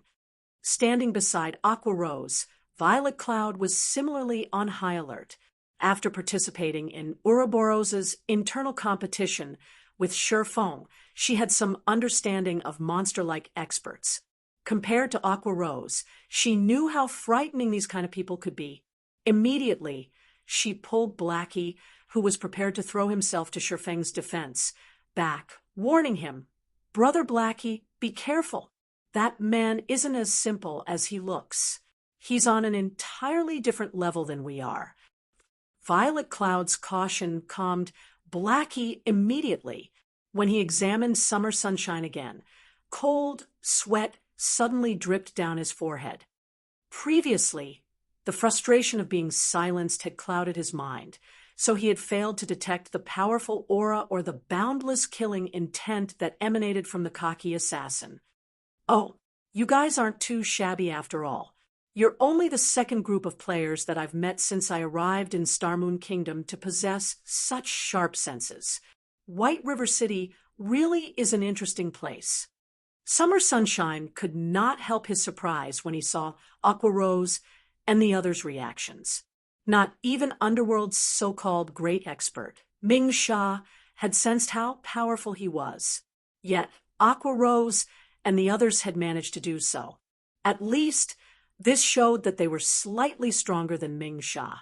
Unfortunately, they were only slightly stronger. Summer Sunshine then pointed towards Sherfong, saying, "I'm not interested in you guys, so you can leave. He, however, has to stay." "You." Though Blackie wanted to sling a flurry of curses, Sherfong quickly stopped him. "You guys can take off," Sherfong said. But Blackie understood Sherfeng's current situation. To face the Great Lord ranked Anubis's gatekeeper, Sherfong had used a berserk skill. He was still in a weakened state at the moment, and his strength had been significantly reduced. Nothing good would come from soloing Summer Sunshine right now. "Can we not defeat him even though we outnumber him?" Virtuous Cloud asked with astonishment. She could not understand the Sherfeng's party's current performance. They were experts who were capable of defeating 50 red names single-handedly. Yet now, a single assassin had stopped them in their tracks. Even if the magical classes could not join the fray, the three of them were still elite players.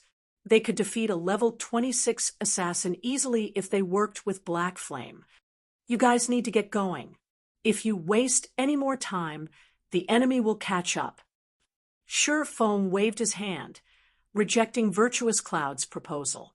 Virtuous Cloud and the others had yet to reach that level, so they did not understand how frightening the youth before them was.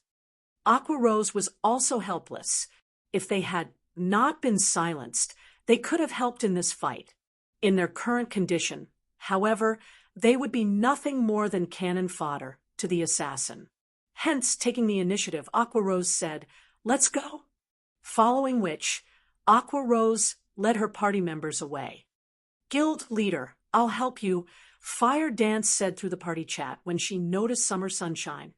"No need," led Aqua Rose, and the others away from here quickly. If anyone catches up, it will be very difficult to escape. Shifeng immediately rejected the offer. It was not because Shifeng did not believe in Fire Dance's strength. However, the youth named Summer Sunshine was not an ordinary expert. Rather, he was someone who stood at the peak of all assassins in God's domain, Death God Summer Sunshine. The reason he had the title of Death God was that Summer Sunshine had successfully become a Tier 6 class in the past. He was an existence that stood at the peak of God's domain. Summer Sunshine and Violet Cloud were different. Unlike the former, Violet Cloud had only begun to shine during the later stages of God's domain, eventually becoming a god and standing at the peak of God's domain. However, Summer Sunshine had stood at that apex since God's domain had launched. He was one of the few OP players. Initially, Shifeng had not believed the rumor about Summer Sunshine. Now that he saw the man in person, however, he believed it. Why is he participating in a battle between guilds? Based on the information Shifeng had obtained about Summer Sunshine in the past, the man had always been an independent player.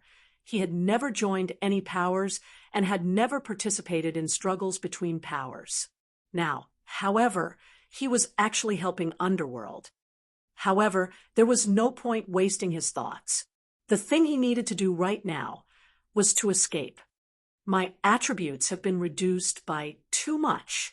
Even though he is affected by the movement speed reduction of the aura of time, my speed should still be inferior to his. I need to figure out a way to shake him off. Shifeng had no intentions of fighting it out with Summer Sunshine right now. He was simply at too much of a disadvantage.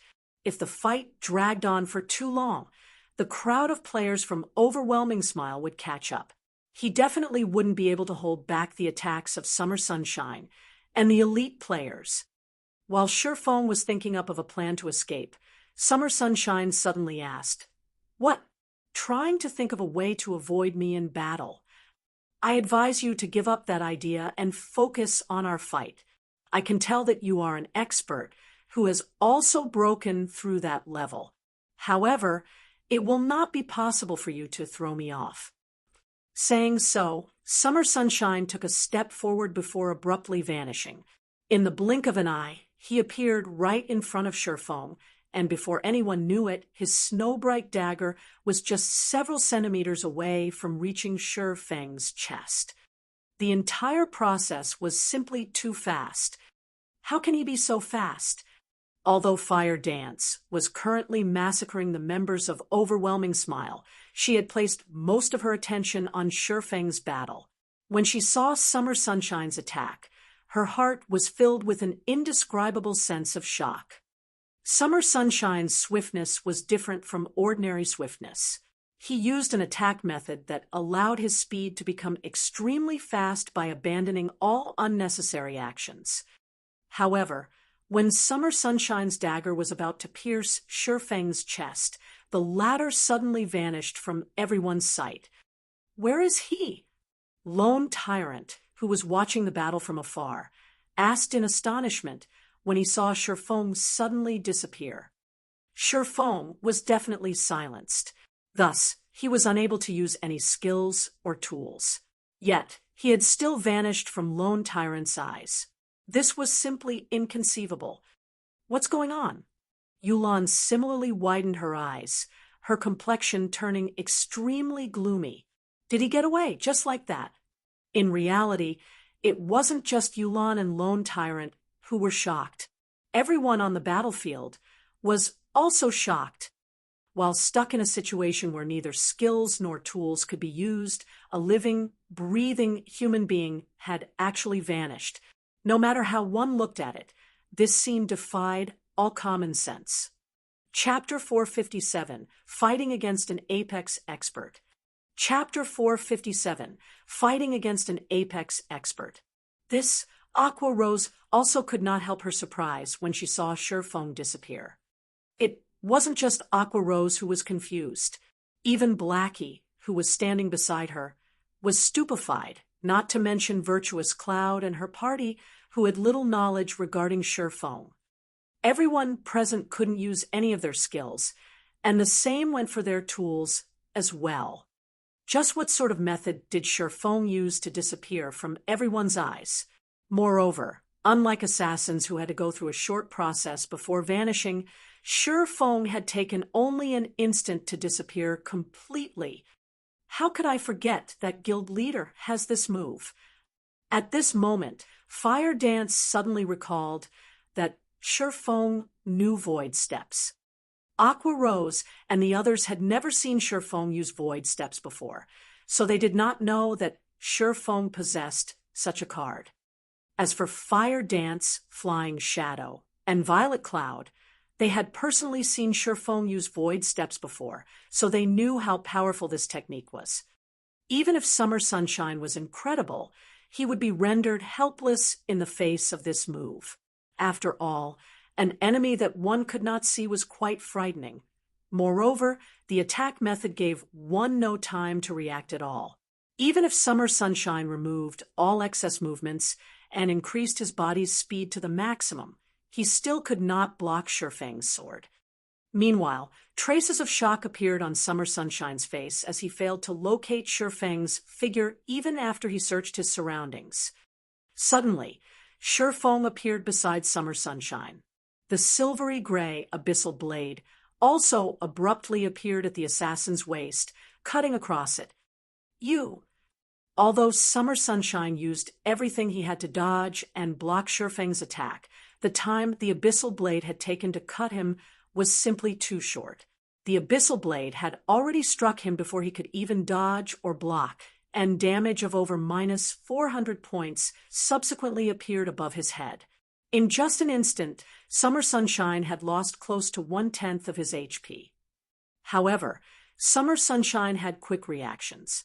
After being attacked, he counterattacked, his dagger suddenly striking at Shifeng's back with even greater speed.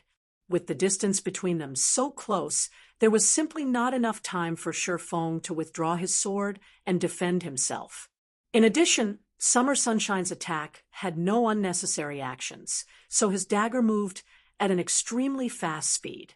Let alone, now, even if Shifeng was not in a weakened state, he would still have great difficulty defending against this strike.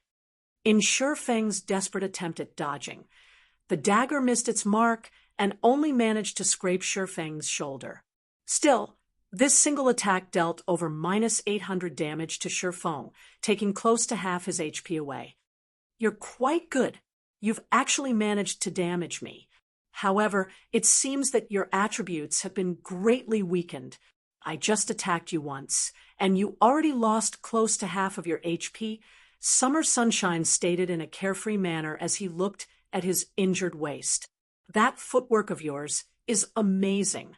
However, you are bound to reveal yourself when you attack. Your one strike took away only around 1/10 of my HP. Even if I just exchange damage for damage, it will still be your loss 3 moves later. But since you were able to harm me, as a reward, I won't suppress you using my attributes. I'll let you see what real strength is. Summer Sunshine spoke in a very casual and overbearing tone. However, Shifeng did not think that Summer Sunshine was bluffing, because the moment the assassin finished speaking, the aura surrounding him underwent a complete change. Previously, he had still leaked out a little killing intent. Now, however, he completely sheathed it. The gaze in his eyes no longer focused on a single point. Instead, it was a gaze that took in everything in the surroundings, looking at everything objectively. This move was none other than Omnivision.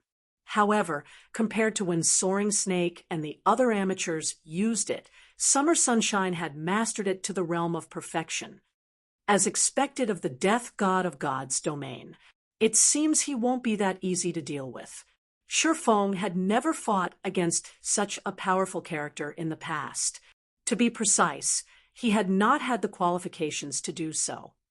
Although a Tier 3 Sword King was similarly very amazing in the eyes of ordinary players, in front of God-tier players, He was no different from an ant. In the past, there was a saying that went around in God's domain. Everyone beneath God tier was an ant. Without becoming a Tier 6 class, one would never know how frightening Tier 6 players truly were. The assassin standing before him was an expert that had always stood at the very peak of God's domain.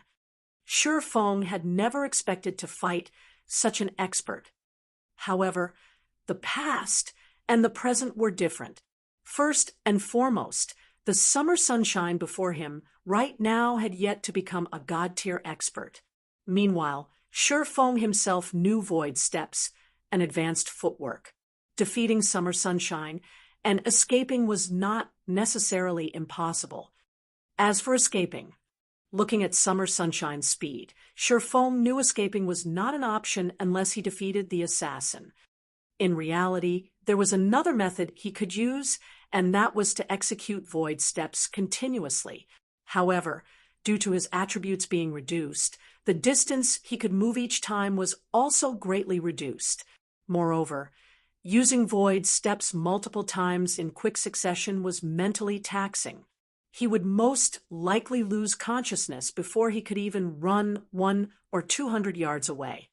It seems that I can only try to take care of him by continuously using void steps. Shi Feng really could not think of a better idea right now.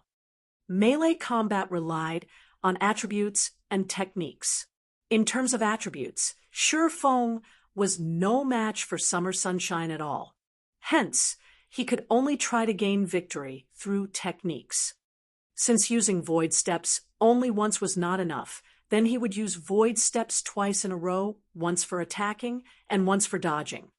After thinking up to this point, Shi Feng immediately used void steps and dashed towards summer sunshine. Suddenly, Shi Feng disappeared from everyone's eyes once more. A short moment later, Shi Feng appeared beside summer sunshine once more, and the abyssal blade was also sweeping towards the assassin's abdomen. Dang! Suddenly, the sound of metal clashing rang out, a dazzling spark appearing around summer sunshine's abdomen. Instead of landing on the assassin's abdomen, the abyssal blade was actually blocked by his dagger. Immediately after, summer sunshine used his other dagger to strike at Shi Feng's blind spot. Shi Feng was shocked. However, with equally fast speed, he promptly used void steps and just barely dodged the dagger's attack. Everyone's hearts trembled when they saw Shi Feng and summer sunshine exchanging moves. He couldn't have possibly seen through guild leader's footwork, right? Fire Dance could not help but be shocked. Void steps was an advanced technique that allowed Shi Feng to easily defeat a chieftain. Yet, summer sunshine had seen through it after just 2 uses. Your footwork really is mysterious, summer sunshine chuckled lightly as he looked indifferently at Shi Feng standing 4 yards away from him. Originally, when I first saw that footwork, I really did think that you had disappeared. However, when you used it the second time, I can say with certainty that you did not disappear. Only that footwork of yours forces my eyes to automatically ignore all information relating to your existence, which is why you seem to suddenly disappear from my eyes. Unfortunately, you've met me. If it were anyone else, they would really be rendered utterly helpless against you, without undergoing special training. That's right. Shi Feng nodded, having no intention of hiding the mechanics of void steps. Although void steps was an advanced footwork, it was not invincible. In the face of a god-tier expert, it was nothing but a joke. Only, Shi Feng had not thought that summer sunshine would see through it so quickly. Sure enough, summer sunshine's title of death god was not undeserved. He really was as strong as a monster. Just as Shi Feng was thinking of how he should deal with summer sunshine, the latter took a step forward, then abruptly dashed towards Shi Feng. Chapter 458, Fleeting Sword. Chapter 458, Fleeting Sword. Straight-line attacks were very easily seen through, yet summer sunshine did not seem to care about using them at all. With omnivision, Shifeng's every action was being scrutinized by Summer Sunshine. Even if Shifeng thought about his next move, Summer Sunshine could immediately see through it and react appropriately. He was not afraid of his attack being seen through at all. Moreover, unlike Summer Sunshine's previous assault, this time, whether it was his movements or the dagger he was swinging at Shifeng, neither made any noise. His attack was both quick and silent, and it simply gave one no time to react at all. When an ordinary person was moving or attacking, they would always produce some form of sound. A sound would be produced because vibrations would form when an object moved through the air.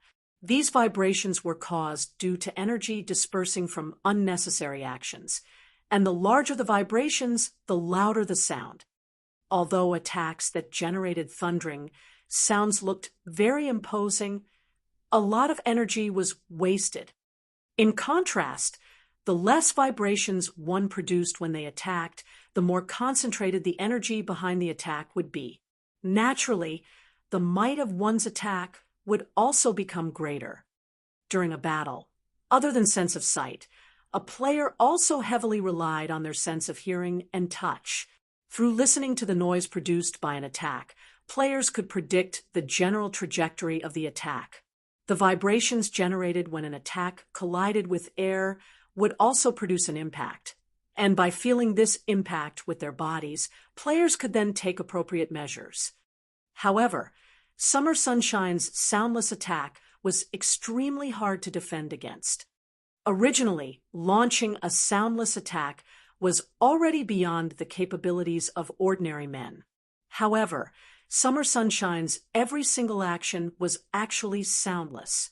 His movements dispersed practically no energy at all.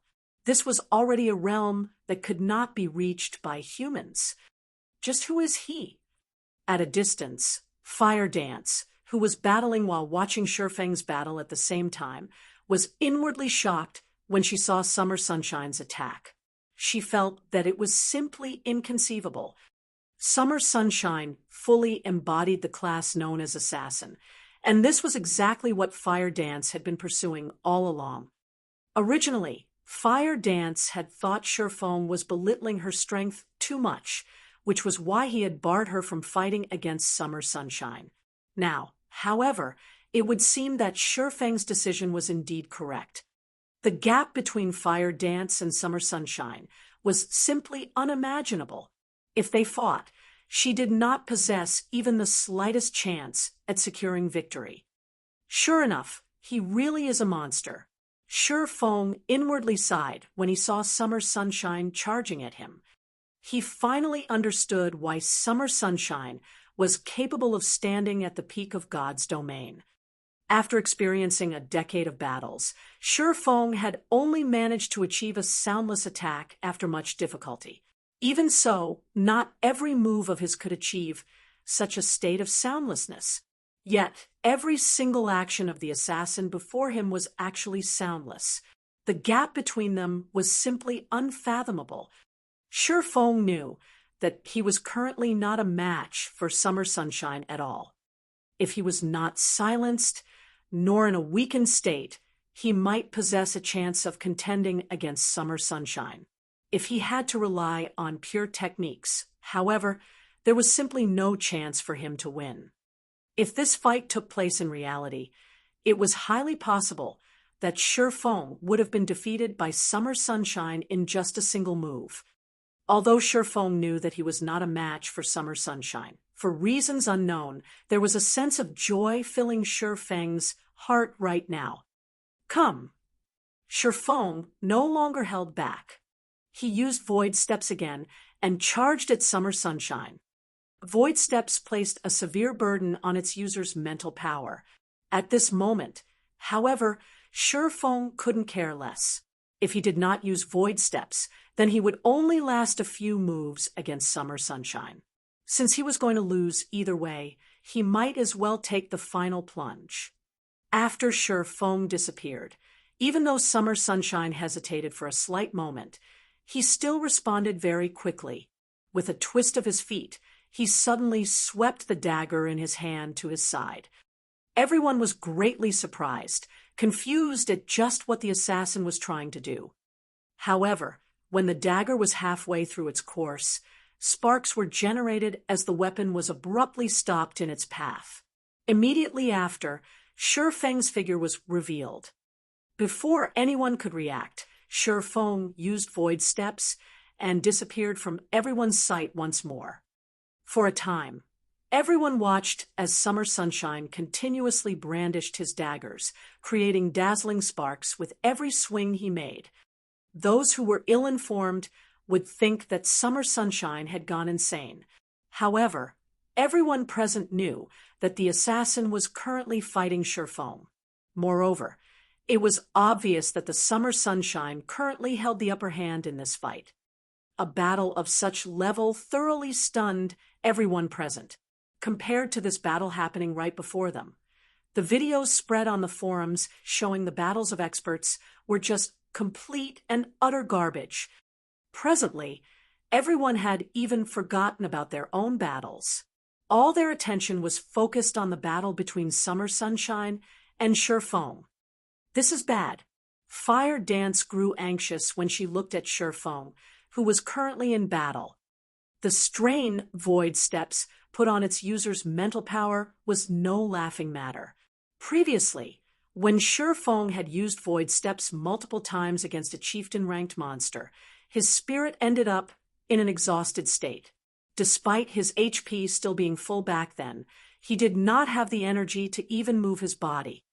As the battle continued to drag on, Shi Feng could feel himself almost reaching his limit.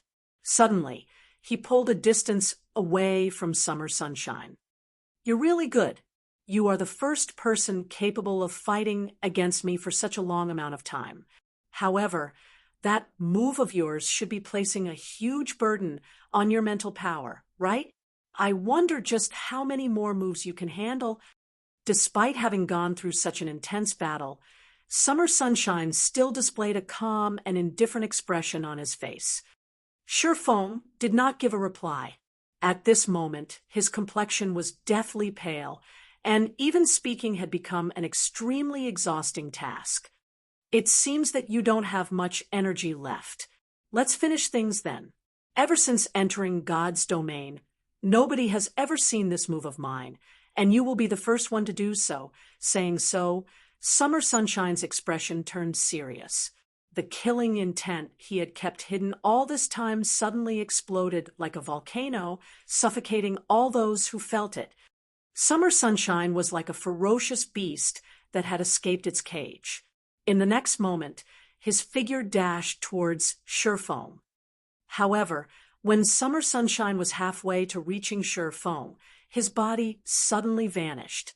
Immediately after, he reappeared behind Shi Feng, his dagger tightly held in a reverse grip as he swung it down towards Shi Feng's back. Suddenly, the spectators of the battle were stunned. "Does he know void steps as well?" Fire Dance said in shock. "No," Violet Cloud said. "That's second acceleration." Violet Cloud had previously witnessed War Wolf using second acceleration to attack many times before. Void steps was a footwork that caused the opponent to ignore the user's very existence. Even if the opponent was able to see the user, their brains would still categorize this information as useless and promptly ignore it. However, second acceleration was a trick used to fool a person's eyes. Overall, it was a technique inferior to void steps.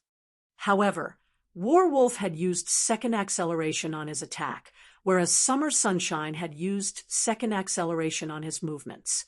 It was clear that Summer Sunshine's technique was several levels above Warwolf. Meanwhile, Shi Feng was feeling extremely weak. He was simply unable to block or dodge Summer Sunshine's soundless attack. At this moment, although Shi Feng had discovered Summer Sunshine's attack, he was already close to exceeding his mental limit. His body felt extraordinarily heavy. Even if he tried to defend using the Abyssal Blade right now, it was simply impossible for him to keep up with Summer Sunshine's speed. Is this the end? The moment before the attack was about to hit him, Shifeng could not help but have such a thought. No, he definitely could not let it end here. He still needed to reach even greater heights. He definitely could not be defeated here. I need to block it. I must block it. My movements need to be faster, much faster. At this moment, Shifeng was wholeheartedly trying to make his movements much faster and more precise. However, he no longer possessed the energy to control the other parts of his body. He could only use the most conservative way he could think of to block Summer Sunshine's attack. At this moment, Shifeng's mind had already forgotten to think, his body forgetting to breathe. When there were only a few centimeters left between Summer Sunshine's dagger and Shifeng's body, the abyssal blade in Shifeng's hand suddenly slid into the snow-bright dagger. Dang! The impact of the two weapons caused the snow-bright dagger's trajectory to shift, and as a result, the dagger only brushed past Shifeng's body. Chapter 459, Catastrophic. Chapter 459, Catastrophic. An astonished expression appeared on Summer Sunshine's face when he saw his attack miss its mark. How did he manage to block it? Summer Sunshine turned to look at Shifeng.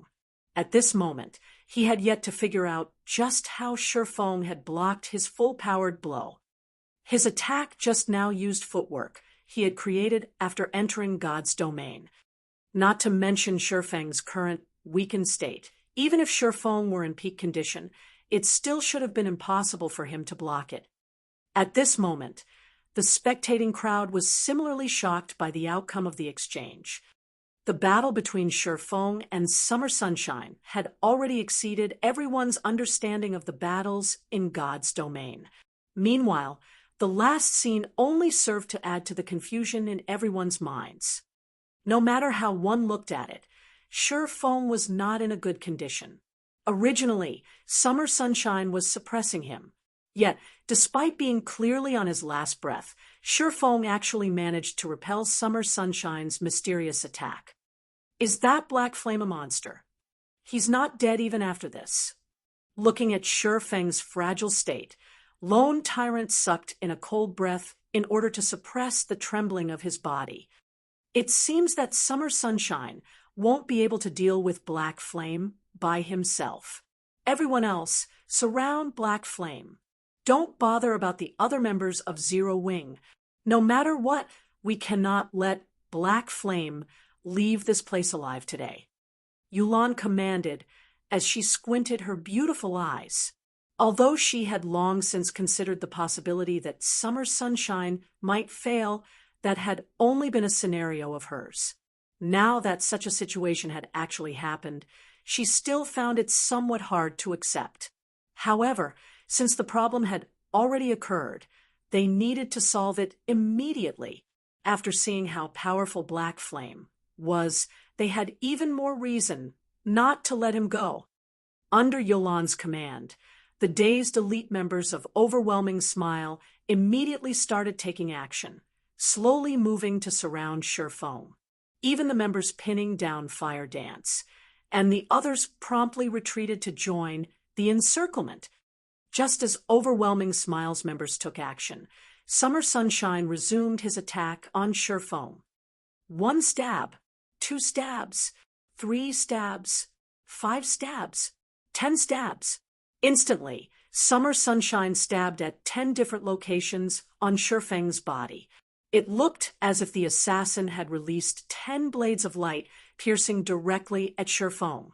All 10 attacks were aimed at Shifeng's vital points. If Shifeng failed to block even one of them, his little remaining HP would instantly zero out. Dang, dang, dang. When Summer Sunshine's daggers approached Shifeng's body, a silvery gray glow suddenly flashed across them, deflecting all 10 attacks. However, due to the difference in strength, although Summer Sunshine's attacks were all deflected, they still forced Shifeng to retreat several steps. Fortunately, the difference between him and Summer Sunshine was not too great, so Shifeng did not take any damage from the impact.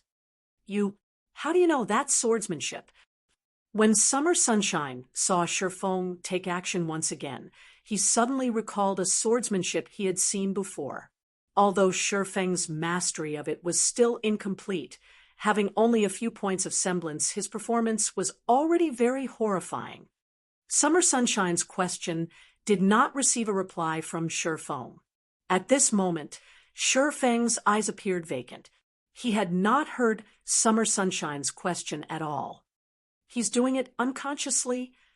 Summer Sunshine was left slightly speechless when he noticed Shifeng's fragile state. A strong wind was all that would be needed to send Shifeng crumbling to the ground right now. However, Summer Sunshine couldn't care less at the moment. Since he had been entrusted with the task of getting rid of Shifeng, he still needed to complete it, even with Shifeng's mental state already at its limit. On the other hand, even if he did not take action, the approaching members of Overwhelming Smile could still finish off Shifeng.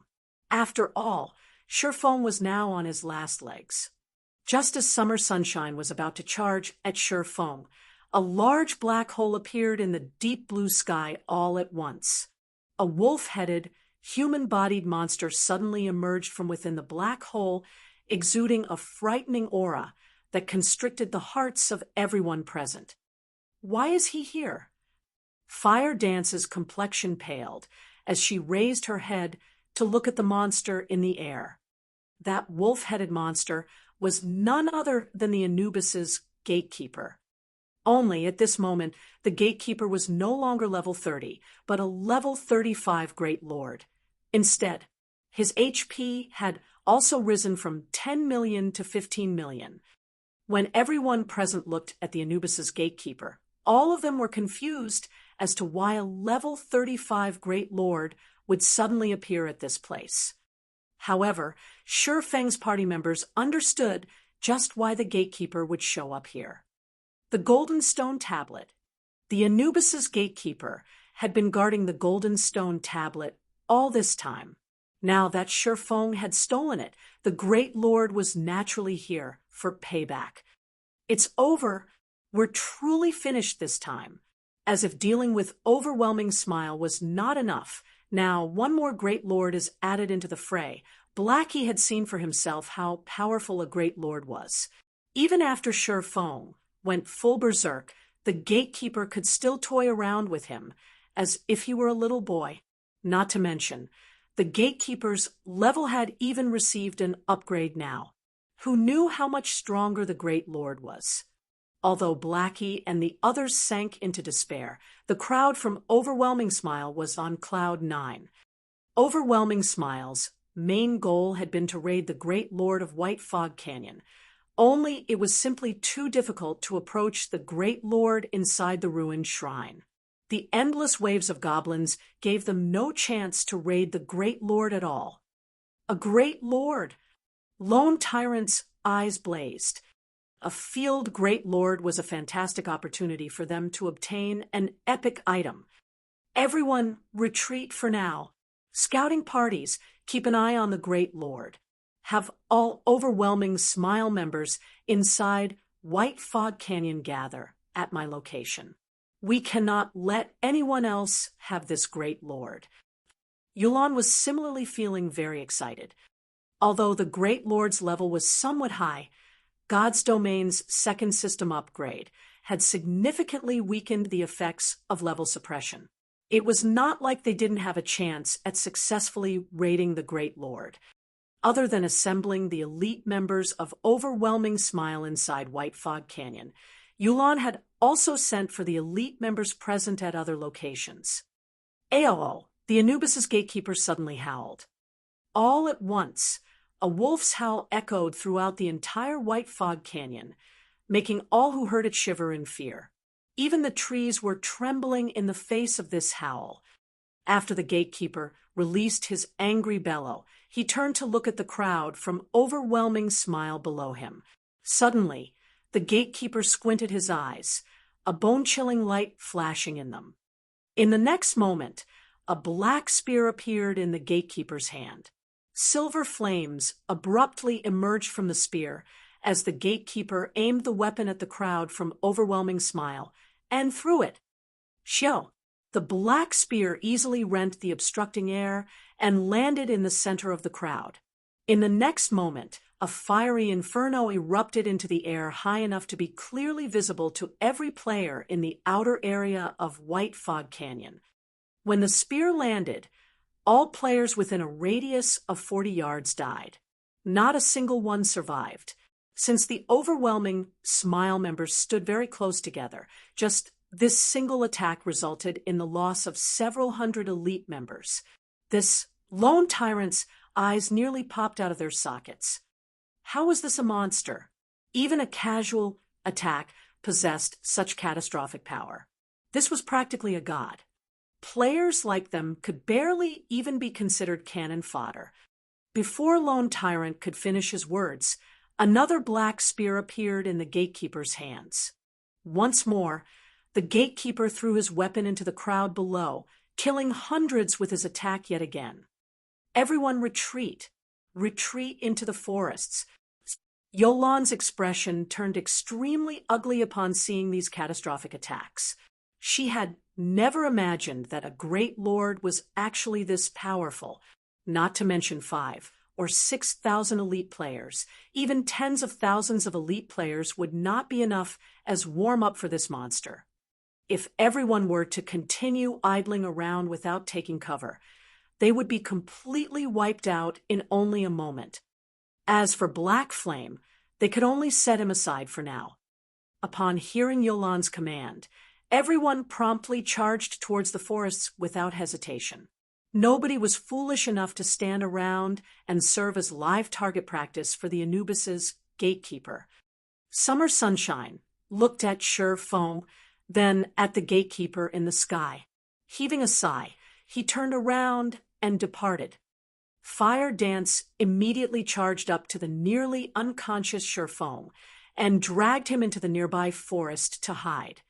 After hiding themselves among the trees, Sure Foam and the others were freed from their combative state.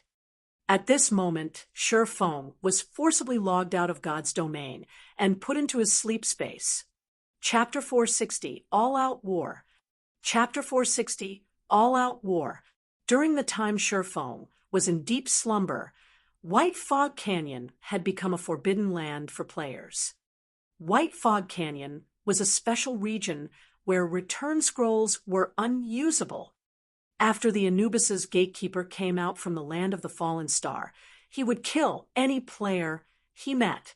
As a result, countless players grinding for the Warfire set equipment were massacred. Although the various guilds in White River City tried to overwhelm the gatekeeper through sheer numbers, how could a level 35 Great Lord possibly be that easy to deal with? After receiving a few annihilation spears from the gatekeeper, the various guilds in White River City acknowledged their mistake and promptly withdrew from White Fog Canyon, no longer daring to take even half a step inside. At this moment, everyone realized that compared to the high lords they had raided before, a great lord was on an entirely different level. Although high lords possessed many AoE skills and could cause players a significant amount of trouble, their usage of such skills was infrequent. They would still give players a little breather. As for a great lord, without hesitation, a great lord would immediately use spells of mass destruction. Moreover, it would use them repeatedly in quick succession. Even several tens of thousands of players would not suffice to raid a great lord. Fortunately, the Anubis's gatekeeper would not leave White Fog Canyon and only roamed inside the canyon itself. As a result, White Fog Canyon was no longer a gold mine for players but a forbidden land. Instead, as for the players grinding for the Warfire set equipment, they all gave up on the enterprise. White Fog Canyon was originally a very dangerous place. Now, there was even a roaming Anubis's gatekeeper inside the canyon. Any who met the gatekeeper only had death awaiting them. Moreover, the Warfire set equipment's drop rate was simply too abysmal. Many who were already entertaining thoughts of giving up had their resolves hardened with the appearance of the gatekeeper. However, the matter regarding White Fog Canyon was still insignificant because after the second system upgrade, it became somewhat easier to increase one's reputation in cities. Hence, the various guilds promptly started grinding for reputation. At the same time, they also began to secretly amass coins. As soon as they possessed sufficient reputation, they could go into high gear, purchasing real estate in the city and paving a path for their own development in the future. The various guilds throughout God's domain started waging a covert war as they all tried to earn coins. There was only a limited number of ways to earn coins in God's domain: obtaining it from the drops of monsters, quest rewards, trading with players, and selling junk to NPCs. A guild's main method of earning coins would be through monster drops and quest rewards. However, for guilds without their own guild residences, the amount of coins they could earn through quest rewards was minimal, so monster drops became the fastest source of income for such guilds. As a result, areas with abundant resources became the competition grounds of guilds, leaving independent players with no opportunity to grind for coins at those locations. However, at this critical juncture, a jaw-dropping incident occurred in White River City. Two of the major guilds in White River City, Zero Wing and Overwhelming Smile, actually started an all-out war with each other. They even declared each other as hostile guilds through the system. As long as their members met out in the fields, a battle was bound to occur. Since the two guilds were hostile guilds, members of both guilds would not become red names when killing each other. Hence, the members of both guilds had zero hesitation over starting a battle with members of the opposing guild. While other guilds were silently developing themselves and grinding for coins, Zero Wing and Overwhelming Smile had suddenly launched an all-or-nothing war against each other. Of course, the other guilds in White River City could not be more joyful over this development. They all simply chose to sit back and watch from the sidelines, taking advantage of the situation at appropriate times. They could not help but hope that these two guilds would suffer a mutual demise. After all, an all-out war like this would greatly affect both guilds involved. In just the first day since Zero Wing and Overwhelming Smile declared war on each other, thousands of members of both guilds had already died to each other out in the fields. Since these players were fighting for their respective guilds, both guilds had established a reward system. As long as their members killed a player from the opposing guild, the system would automatically record the achievement. Through these kills, members could receive contribution points. Moreover, the number of contribution points awarded would vary depending on the position of the hostile guild's member killed. The higher the enemy's position was, the more contribution points awarded. Killing an enemy player who had killed many fellow members would also reward more contribution points. Contribution points could then be exchanged for guild points, and these guild points could be exchanged for items available inside the guild's warehouse. This was undeniably a competition between both guilds' background and financial prowess. Inside a bar in White River City, close to 100 players were drinking and chatting merrily. They discussed their personal harvests, matters regarding the secret Pavilion's God's Domain experts list, and such topics. At this stage of the game, the bars throughout God's Domain had long since become the place for independent players to exchange information. Do you guys want to know why Zero Wing and Overwhelming Smile, two of the most powerful guilds in White River City, suddenly started an all-out war with each other? A level 20 ranger asked the female cleric seated beside him while drinking his beer. You know the reason? The cleric girl blinked her eyes, slightly skeptical about the ranger's words. Of course, I have a brother who is an elite member of Overwhelming Smile. He even personally witnessed the reason why both guilds started the war, the ranger youth said proudly. I got a shock when I first heard about this incident from that brother of mine. Can you tell me about it? The female cleric asked with great curiosity. The ranger's voice was quite loud when he spoke, so the players inside the bar heard his words very clearly. At this moment, All of them perked up their ears as well. Zero Wing and Overwhelming Smile were the tyrants of White River City. With the two guilds warring with each other, the hostilities would greatly affect White River City as a whole. As inhabitants of White River City, the players were naturally curious about why these two major guilds would wage an all-out war against each other. Proudly, that Ranger youth said.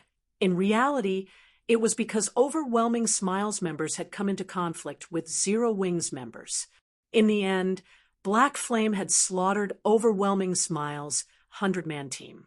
In a fit of rage, the higher-ups of Overwhelming Smile secretly set out to kill the guild leader of Zero Wing, Black Flame. Back then, Overwhelming Smile had sent a total of 2,000 elite members. Overwhelming Smile had even invited the help of an extremely powerful expert. If not for the Anubis's gatekeeper showing up, Black Flame might have been killed back then. Having their guild leader encircled was a great humiliation for Zero Wing. Naturally, they would not let matters rest. In the end, they declared an all-out war with Overwhelming Smile. The players inside the bar felt that the Ranger's words sounded logical. This was a matter of the guild's reputation. How could Zero Wing possibly concede this matter? Moreover, the hostility present between the two guilds was something long-standing. Obviously, after the encirclement this time, Zero Wing could finally endure Overwhelming Smile's antics no longer. I wonder which guild will come out victorious in this all-our war. I think that it should be Overwhelming Smile. The guild's main headquarters is based in Maple City. It also possesses massive financial support. Haven't you seen how excellent the benefits offered by Overwhelming Smile are? Just the monthly salary of the elite members is enough to make one drool. How could Zero Wing possibly compare? It should be Zero Wing. After all, this place is White River City. Zero Wing possesses a guild residence here. Moreover, there are plenty of experts in the guild. You can't imagine just how excellent the benefits provided by their guild hall are. Among them, the most welcomed is the private rooms. One can accumulate double EXP buffs by resting inside these private rooms. Moreover, Zero Wing's guild warehouse is the envy of every guild in White River City. There are plenty of level 25 equipment stored inside. Right now, many of the players who had defected to Overwhelming Smile regret leaving in the first place. For a time, everyone in the bar discussed the war between the two major guilds. However, a party of 6, seated at a corner of the bar, smiled contemptuously over this matter. It seems that Black Flame only amounts to this much. Leader, must we really go searching for him? A level 26 swordsman murmured. Search. Only after testing him would we know whether or not he qualifies. Chapter 461, Exceeding Potential. Chapter 461, Exceeding Potential. When the sun set, Shifeng had already been in deep slumber for over a dozen hours. D. The virtual gaming cabin inside the bedroom continuously let out a warning sound. At this moment, the nutrient solution inside the virtual gaming cabin was already depleted. After the alarm of the gaming cabin rang for some time, the cover of the cabin suddenly opened. So tired, Shifeng opened his eyes and unwillingly climbed out of the virtual gaming cabin. He then took a look at the time. What? I've actually slept for 18 hours. Although he had exceeded his mental limit once again, it was not as severe as the first time. Even so, he had still slept for such a long time. Just what is going on here? After Shifeng woke up, his entire body felt drained. Even the nutrient solution he had refilled just a few days ago was completely exhausted. Normally, a full tank of nutrient solution could last a player 15 days. The previous time Shifeng had exceeded his limit, some solution still remained. Now, However, the tank was completely emptied. However, compared to the matter of the nutrient solution's depletion, his body's current condition was much more inconceivable for Feng. Not only was his body extremely weak, but he also felt a piercing hunger that he had never felt before. He was so hungry that he could eat an entire cow right now. Although Feng did not understand what was going on, he did know that if he did not replenish his body's nutrients at once, he could very well faint from hunger. He immediately retrieved the 2 bottles of S-rank nutrient fluid he had set aside for his parents. At this moment, Feng could clearly tell that the hunger he was feeling did not come from his stomach. Instead, it was his body that starved of energy. Even eating a meal would not sate this hunger. What he needed to do right now was replenish the energy of the cells inside his body. Meanwhile, the S-rank nutrient fluids were the best solution for this problem. After removing the cap, Feng directly gulped down a bottle of S-rank nutrient fluid. When the S-rank nutrient fluid reached Feng's intestinal tract, the originally cooling liquid suddenly transformed into a warm current that moved through his blood, re-energizing his entire body. 5 minutes after drinking the S-rank nutrient fluid, Feng felt much more comfortable than before. His spirit had also recovered significantly, and his body was no longer trembling as it had before. The value of 1 million credits was really not overstated. However, this feeling only lasted for a short while before the feeling of hunger flooded his mind once more. He felt as if he was a wolf that had been starving for 3 consecutive days. A bite of meat was simply not enough to sate him. The hunger he was feeling right now was even more intense than earlier. Is 1 bottle not enough? Feng was speechless. A single battle actually required him to sacrifice 2 bottles of S-rank nutrient fluids. No choice. Feng could only remove the cap on the last bottle of S-rank nutrient fluid and empty its contents. Originally, one had to wait an interval of 3 to 5 days before consuming another bottle of S-rank nutrient fluid, as the energy contained within the liquid was extremely concentrated. A person's body was simply incapable of completely absorbing all that energy. Instead, drinking 2 bottles consecutively would only damage one's body due to overnutrition. When Feng drank the second bottle, he felt a little heartache. Each bottle cost 1 million credits. Moreover, one could not simply purchase S-rank nutrient fluids, even if they could afford it. In the past, even though he had been the guild leader of Shadow, he only got to drink 1 bottle a month. Now, he had actually drunk 2 bottles in a single day. If others were to find out about this, they would definitely look down on him as a wastrel. However, S-rank nutrient fluids were indeed amazing. After drinking 2 bottles and resting for a few minutes, Feng was already completely rid of his fatigue. His body had also recovered to normal, following which Feng drank another dozen or so bottles of A-rank nutrient fluid before recovering to his peak condition. Is it my imagination? After recovering completely, Feng suddenly discovered that his 5 senses were much more acute than before. Originally, he could never hear the chirping of birds when inside his bedroom. Now, however, he could actually hear it. Besides being able to hear the chirping of birds, when Feng looked at his own room, he was also able to see with much greater clarity than before. His mind had also become much faster. Did breaking through my mental limit multiple times allow my brain to become more active? Feng's heart was filled with ecstasy. He had tried fortifying his body many times before to increase the flow of blood into his brain, in addition to providing his body with various nutrients. He had done so to develop his brain's potential and boost its activity level so that he could create his legacy in God's domain. Now, he had actually achieved a breakthrough. The human brain had always been a domain filled with mystery. In the past, even the most amazing human could only exhibit 10% of their brain's potential.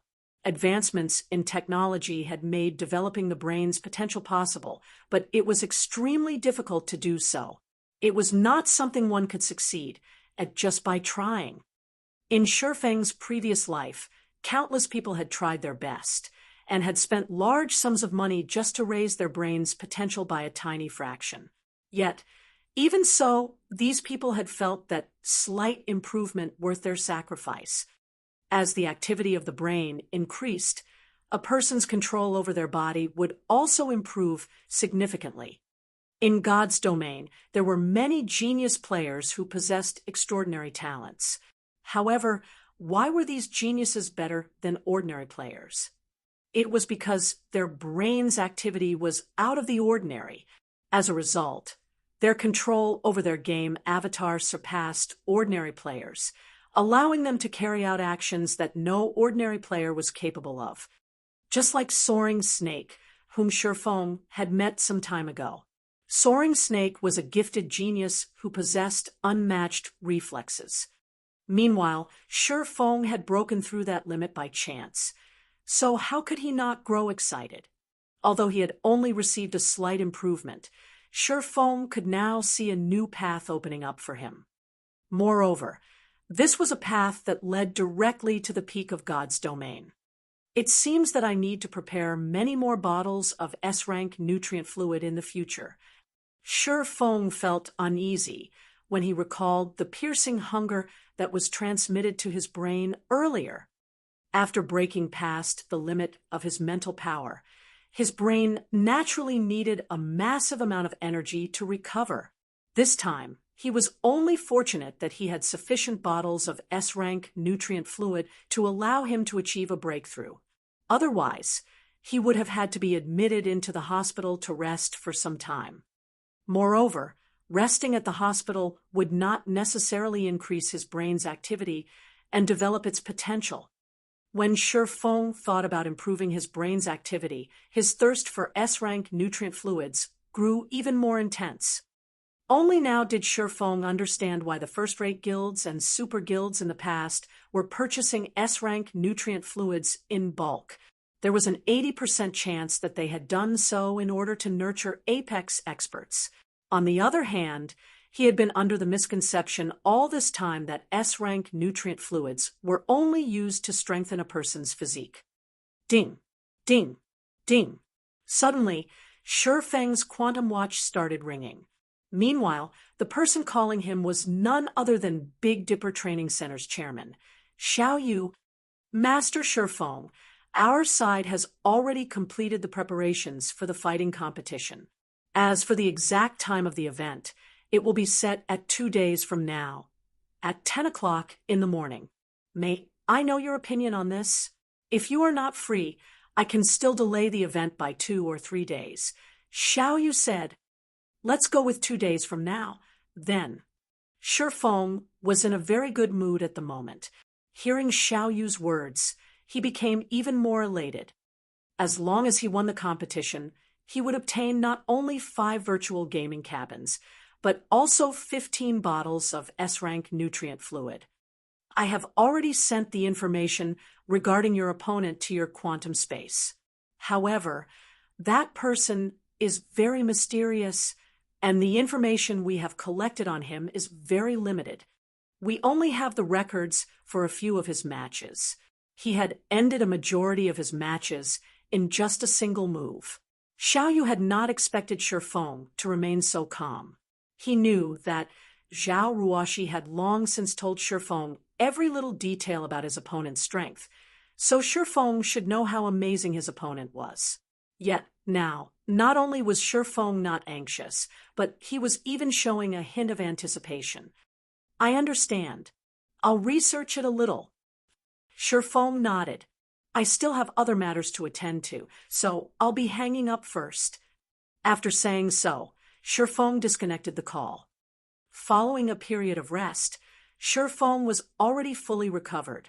He still had many matters he needed to deal with in God's domain. Since he had slept for so long just now, he naturally could not delay any longer, which was why he had ended the call in such a hurry. After refilling the nutrient solution inside the virtual gaming cabin, he lay down inside the cabin and entered God's domain once more. Chapter 462, War of Attrition. Chapter 462, War of Attrition. When Shifeng logged into the game, the location he appeared at was still within White Fog Canyon.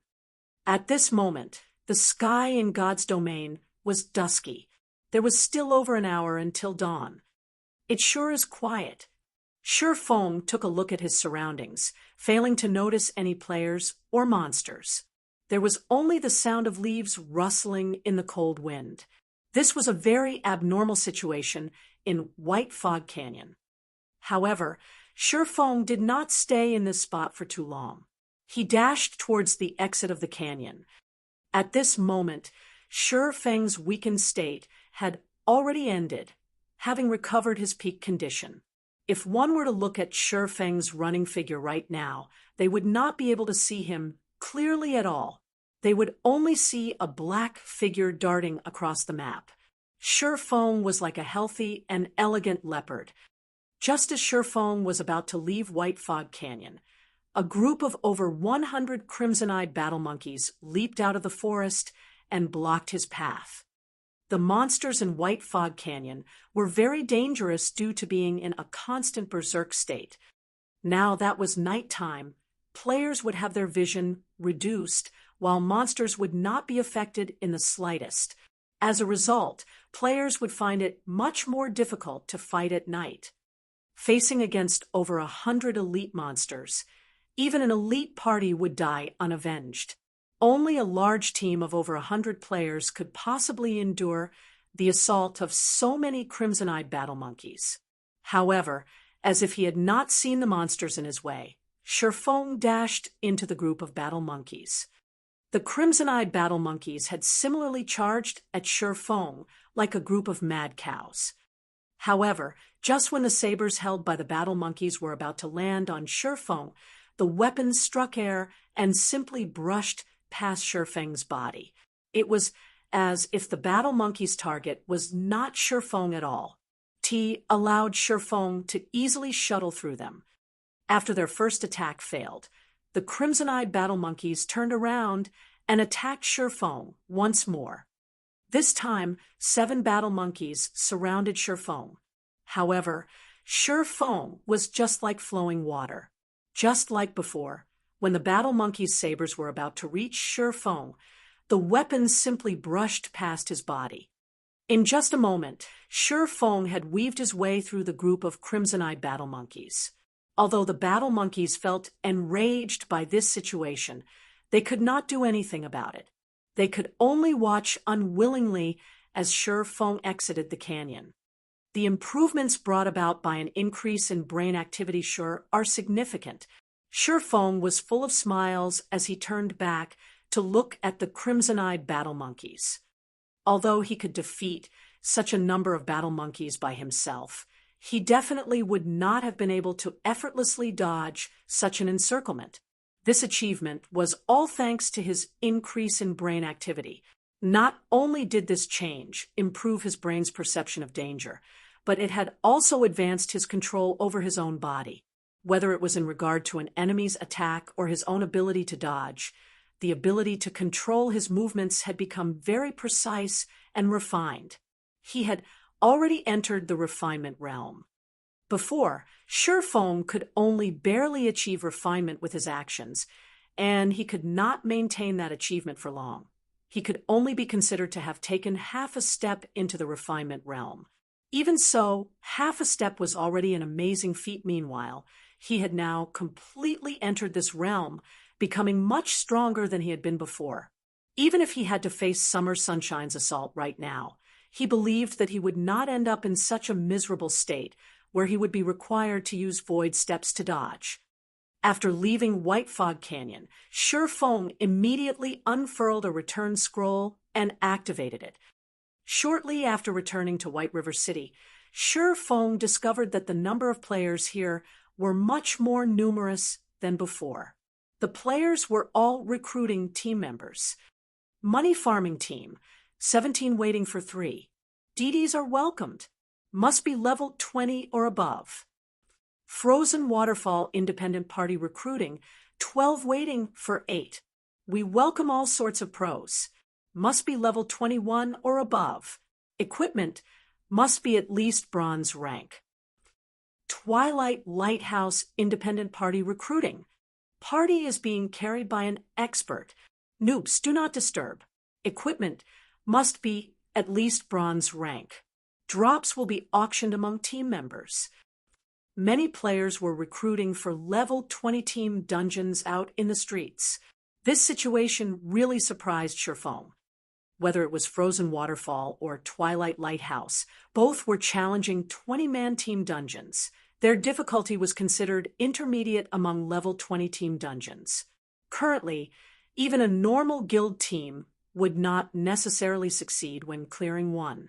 Yet, there were actually so many independent teams recruiting for these dungeons. This situation truly confused Sherfong. He had gone offline for just one day. Just when did the independent players of White River City become so powerful? Aside from the shouts of recruitment by independent players, Sherfong also heard news regarding the all-out war between Zero Wing and Overwhelming Smile.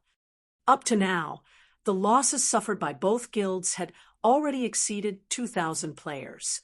Moreover, the battles between both guilds were growing intenser as time passed. In the beginning, the skirmishes that occurred only involved dozens of players, before slowly growing into the hundreds. At this point in time, both guilds were already waging wars involving over 1,000 players. Zero Wing really is amazing. Their total kill count right now has already exceeded 5,000 players. Meanwhile, Overwhelming Smile has only managed to kill around 2,000 Zero Wing members.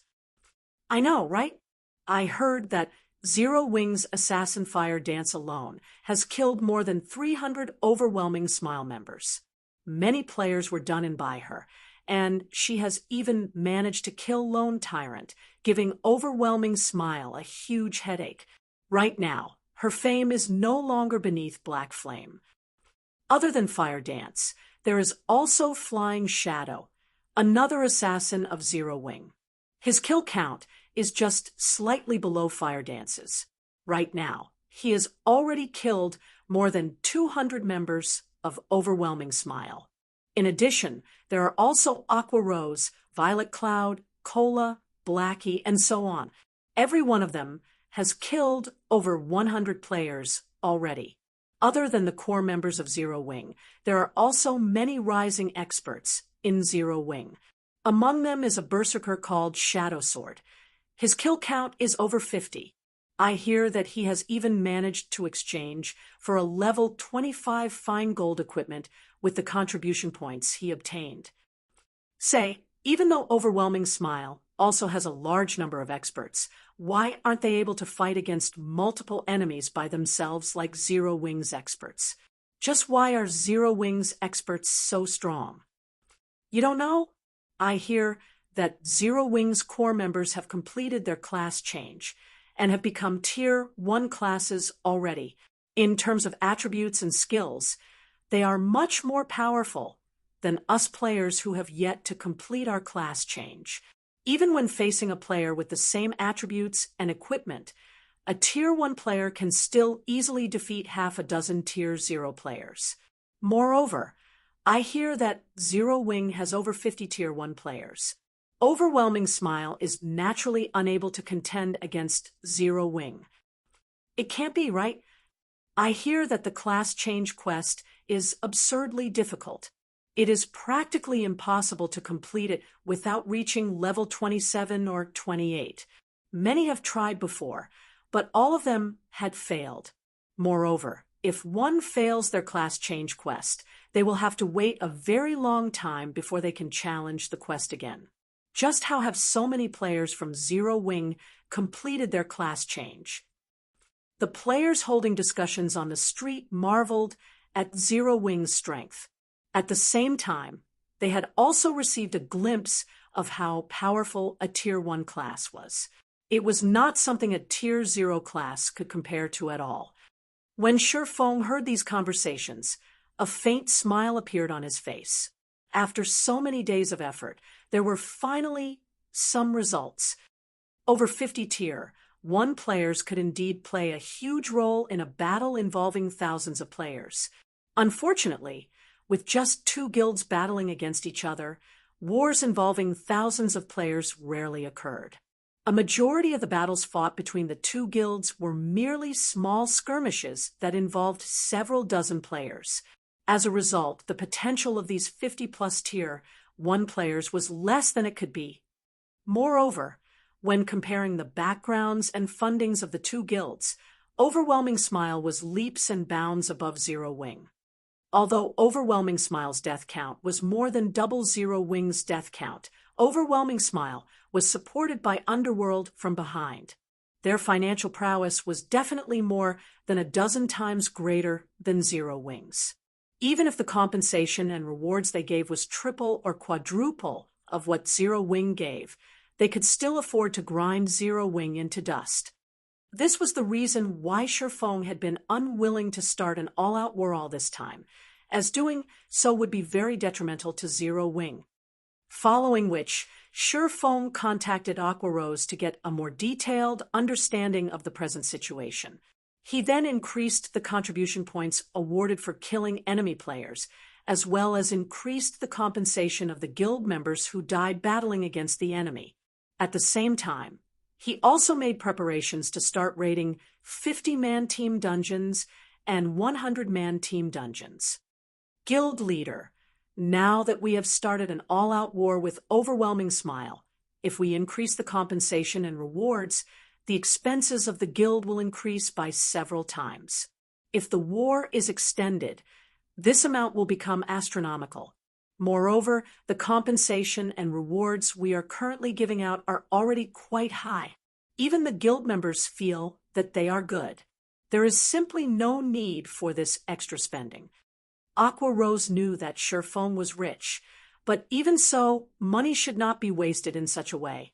It was especially true for the rewards given out. If the guild members managed to kill 10,000 enemies, even if the guild only gave 1 additional contribution point for each kill, the guild would still have to pay for the cost of an additional 10,000 contribution points. Not to mention, as the fighting continued, large wars would occur more frequently. At that time, the contribution points the guild would have to pay out would increase by several times. No problem. I'll figure out a way to deal with the matters regarding money, Shifeng said, shaking his head. The reason why he was increasing the amount of contribution points awarded was not for the purpose of exciting the guild members. Instead, he was doing so in order to hasten up the consumption speed of both sides.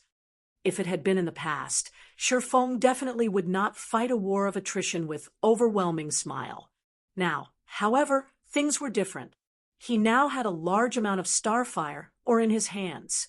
He would let Overwhelming Smile know what it truly felt like to crumble apart.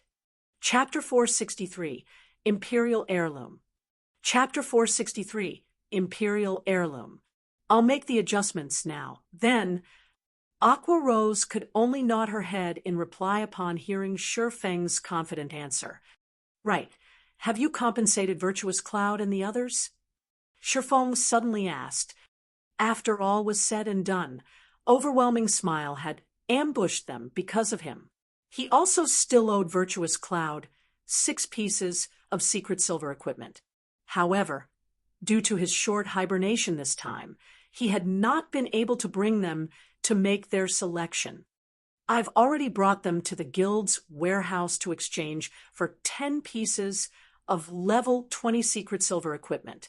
However, there is one matter that you definitely won't be able to guess, Aqua Rose said, revealing a mysterious smile. What happened? Shifeng asked curiously. After Virtuous Cloud and her party saw our guild warehouse, they were downright stupefied. Originally, they were planning to return to the Black Dragon Empire to continue their development there.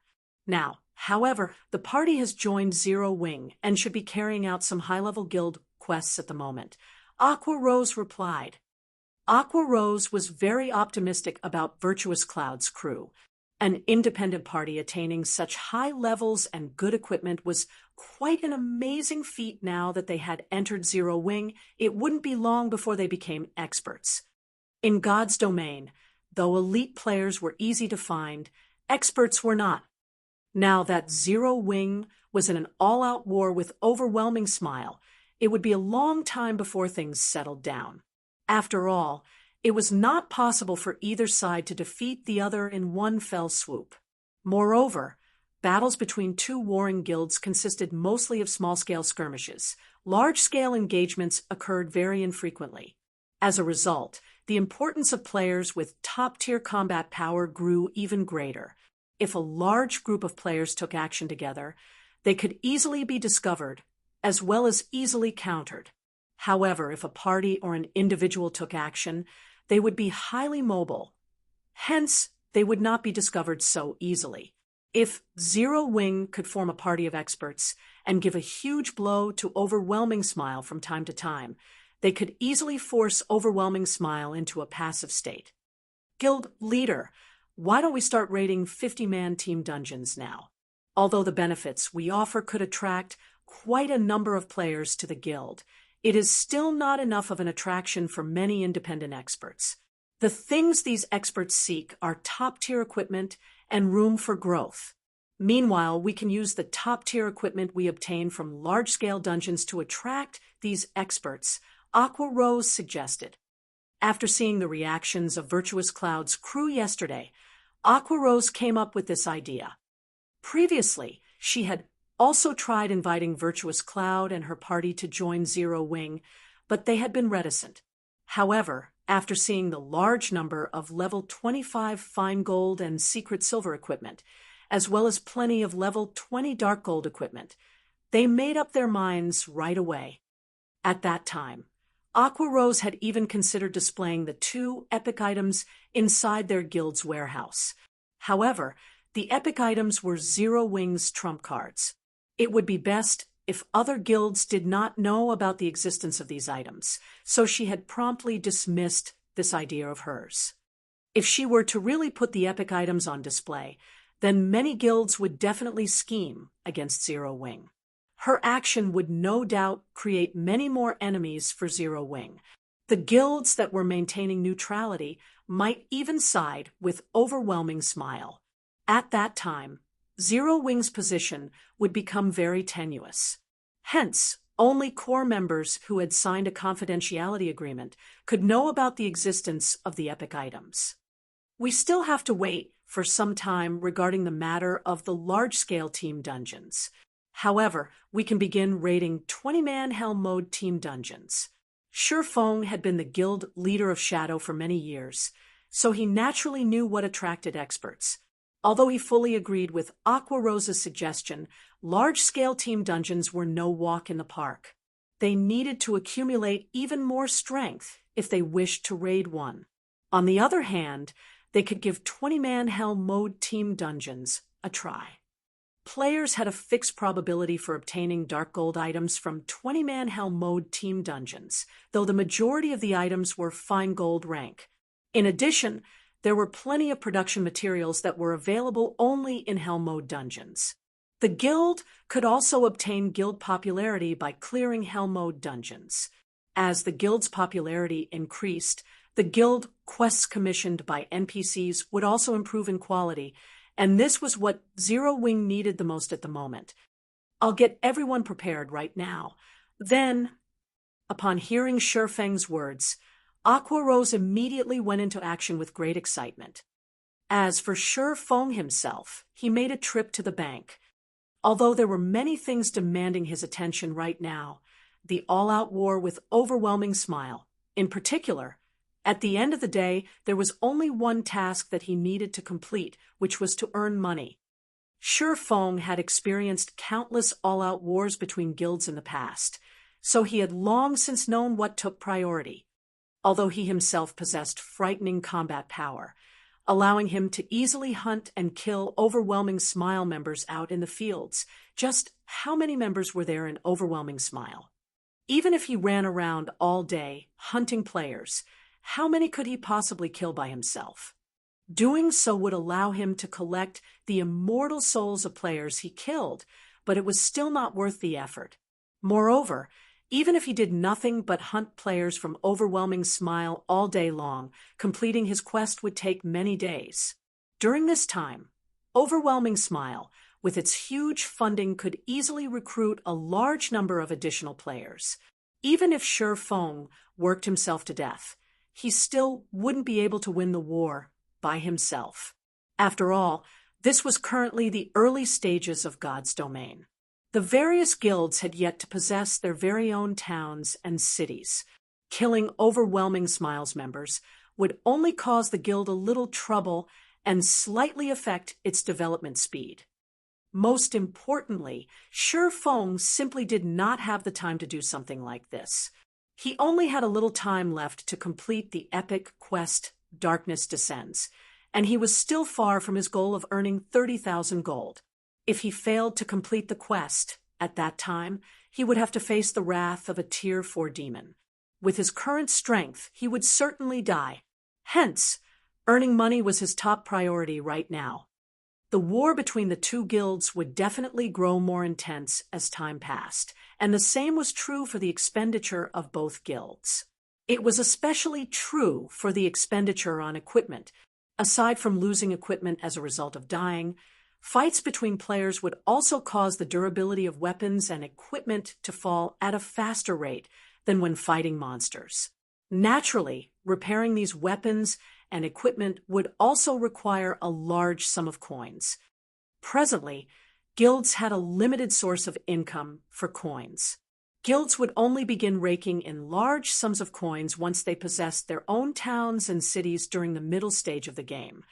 Although Overwhelming Smile had large funding, having a large funding did not necessarily equate to having a large number of coins. This was where Shi Feng's confidence came from. Half an hour later, Shi Feng arrived at the bank. He then retrieved all the Starfire, as well as the Philosopher's Stone, from his warehouse. He also retrieved the Dragon Scale set equipment forging design he had stored away all this time. At present, aside from the Warfire set equipment, the level 20 fine gold ranked Dragon Scale set equipment was definitely the best set equipment available. It was naturally an item that all guilds would fight desperately to obtain. After Shi Feng organized the items inside his bag, he suddenly noticed the golden stone tablet inside it. How could I have forgotten about this thing? Shi Feng's mind had been occupied with too many things during this period of time, and he had completely forgotten about the golden stone tablet he had snatched away from the Anubis's gatekeeper. An item guarded by a great lord was definitely not an ordinary item.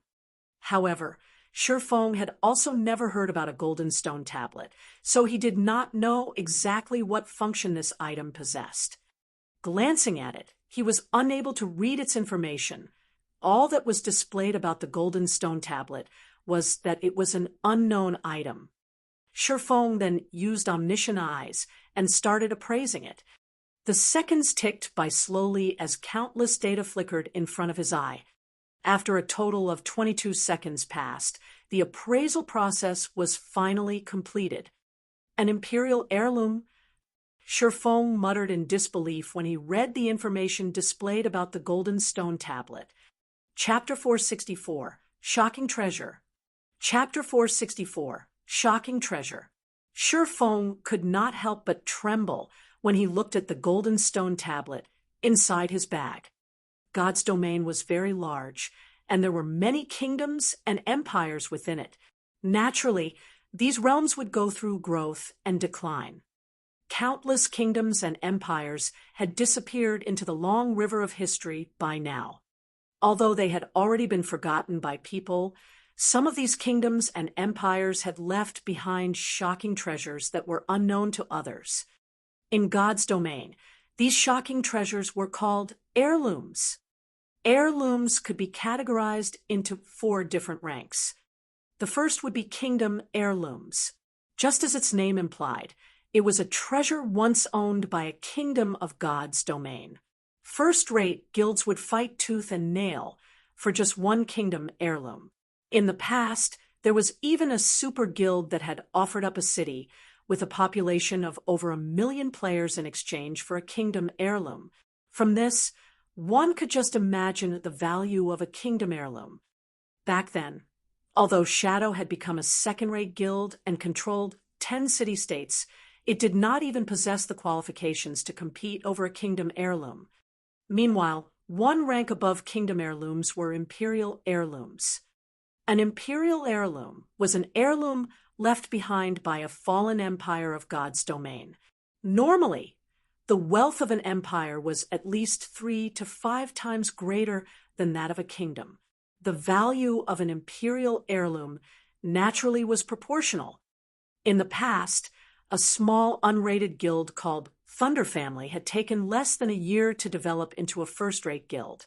Back then, Thunder Family had shocked the entire God's domain.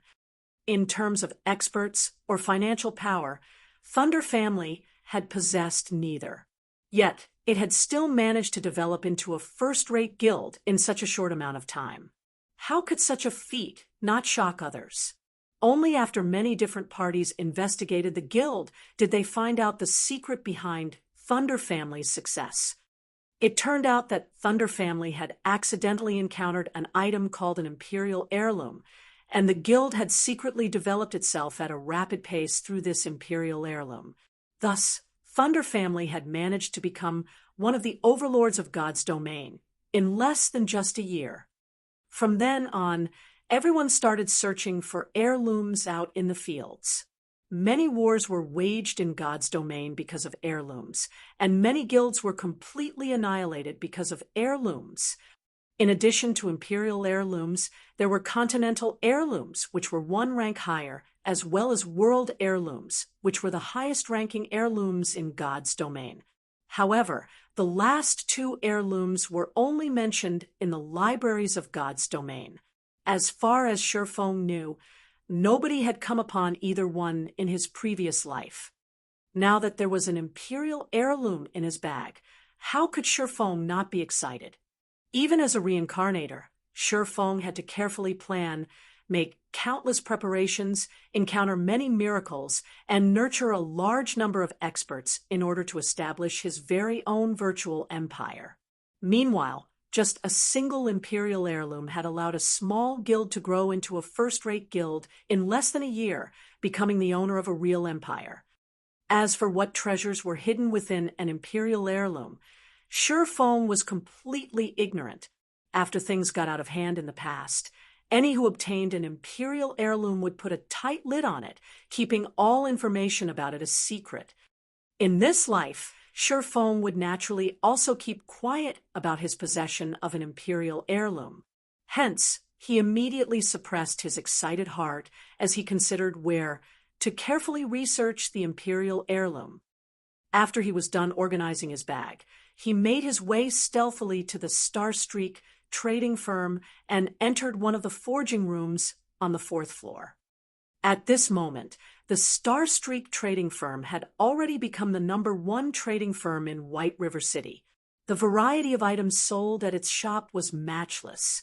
As long as it was something the current players of God's domain needed, the trading firm would sell it. Therefore, players who visited the Starstreak trading firm would have no need to visit any other shop. The trading firm's business was thriving, raking in large sums of money daily. Although many guilds had sought cooperation with the trading firm, all were promptly rejected by the firm's manager, Anna. Shifeng had picked an unoccupied forging room at random and entered it. "I'm interested to see just what sort of secret is contained within an imperial heirloom," Shifeng muttered as he retrieved the golden stone tablet from his bag and carefully placed it on the stone platform. Other than being named an imperial heirloom, the golden stone tablet revealed no other information.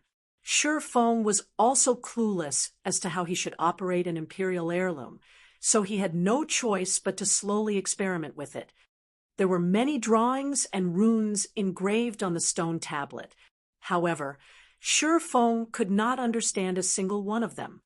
He quickly spent over half an hour researching the imperial heirloom, but no matter what sort of methods he used, he failed to find even a clue to how to activate it. Despite the mountain of gold placed right in front of him, without the activation key, he could only stare helplessly at the imperial heirloom. Thunder family from back then was able to discover the secret of the imperial treasure. So why can't I? Frustrated, Shi Feng played around with the golden stone tablet in his hands. Is there still some other secret to the imperial heirloom? It sounded logical when he thought about it. How could a great treasure capable of allowing an empire to thrive be so easily obtainable by players? If the activation of the imperial heirloom were a quest, then the difficulty of this quest should be legendary rank. A legendary quest was definitely not something players could easily complete, let alone a legendary quest. Right now, Shi Feng already had a huge headache over just an epic quest. I can only set it aside for now. I might encounter some clues in the future, Shi Feng thought optimistically. Everything was bound to be difficult at the beginning. With the imperial heirloom now in his hands, what he needed to do next was to inquire around about it. There was bound to be a solution. Shi Feng then stored the imperial heirloom and piled up the large amount of starfire he had on the floor. During this period of time, Zero Wing had harvested over 20,000 pieces of starfire Oregon. If sold at a price of 1 silver per piece, the total value of all this starfire would be over 200 gold coins. However, Shi Feng was going to convert them all into starfire essence right now. Originally, if players wished to refine starfire ore, they needed to hire an alchemist to refine the ore for them. Just a single refinement cost 1 silver coin. Moreover, the production of starfire essence was not guaranteed. However, there was a large possibility of obtaining 1 piece of starfire essence out of 2 pieces of ore. As a result, the market value of starfire essence was usually set at 4 silver coins per piece. Shi Feng, however, did not seek the services of an alchemist. After all, the philosopher's stone he possessed was much more powerful than any alchemist. In addition, not only did he not need to spend a single coin when using the philosopher's stone to refine starfire, but his odds of producing starfire essence were also much higher than those of NPC master alchemists. Following which, Shi Feng started refining the starfire Oregon. 1 piece, 2 pieces. The refining speed of the philosopher's stone was very fast. In just a moment, Shi Feng had already refined 100 pieces of starfire and obtained 83 pieces of starfire essence. Starfire essence, consumable, increases success rate of forging if added during forging process. In addition, the more starfire essence added, the higher the success rate. The refinement rate is good as expected. When Shi Feng looked at the sparkling red gems scattered across the stone platform, an indescribable sense of joy filled his heart. The philosopher's stone was definitely worthy of being called a treasure of alchemy. By using it to refine all the starfire he could save over 200 gold coins. Time passed little by little. Before he knew it, Shi Feng had spent more than 7 hours refining all the starfire he had. In total, he had obtained 18,000 odd pieces of starfire essence. If converted to coins, the value of these starfire essences would be worth over 720 gold. In just 7 hours, Shi Feng had more than tripled the original value of the starfire I can finally start forging now. Although Shi Feng had spent in excess of 7 hours repeating the same task over and over, he did not feel bored or tired. On the contrary, he was filled with excitement right now. Just the thought of being able to mass-produce the dragon-scale set equipment thrilled him greatly if he let the members of the guild equip the set and take a stroll out in the city. The uniform equipment would definitely earn the envy and admiration of players all over White River City. Chapter 465, Rapid Promotion. Chapter 465, Rapid Promotion. Blue Moon Restaurant, a high-class restaurant located in White River City. At this moment, the entire restaurant was completely reserved by Overwhelming Smile, and tens of elite members stood guard outside the building. Each and every one of these elite members of Overwhelming Smile was in a very bad mood, which showed in the fierce expressions on their faces. Any unrelated players passing by Blue Moon Restaurant would no doubt distance themselves from the building as far away as possible, in fear of meeting with bad luck and getting into trouble. Currently, Zero Wing and Overwhelming Smile were waging an all-out war with each other. While there was nothing bad to speak of about Zero Wing, the members of Overwhelming Smile were infamous for their tyranny. As long as Overwhelming Smile members felt even the slightest displeasure, they would try to make trouble for someone else. What Overwhelming Smile members did most frequently was field hogging. They would lay claim to an entire area and chase away all non-guild members. However, although many independent players of White River City were furious over Overwhelming Smile's actions, nobody dared to actually voice their opinion. No doubt many independent players were cheering and clapping secretly over the war between Zero Wing and Overwhelming Smile. It was especially true when news spread mentioning that Overwhelming Smile's death count had increased significantly lately and was now past the 8,000 threshold. At this moment, two people, a man and a woman, were seated inside one of the booths on the second floor of Blue Moon Restaurant. The man was Feng Xianyang, and the woman sat opposite of him was the quiet and elegant beauty Yulan. I've already looked through the information you sent me. It's very well written. I'm quite satisfied with it. I also forwarded your analysis to the higher-ups, and they have already determined that Zero Wing is indeed a thorn in Underworld's side.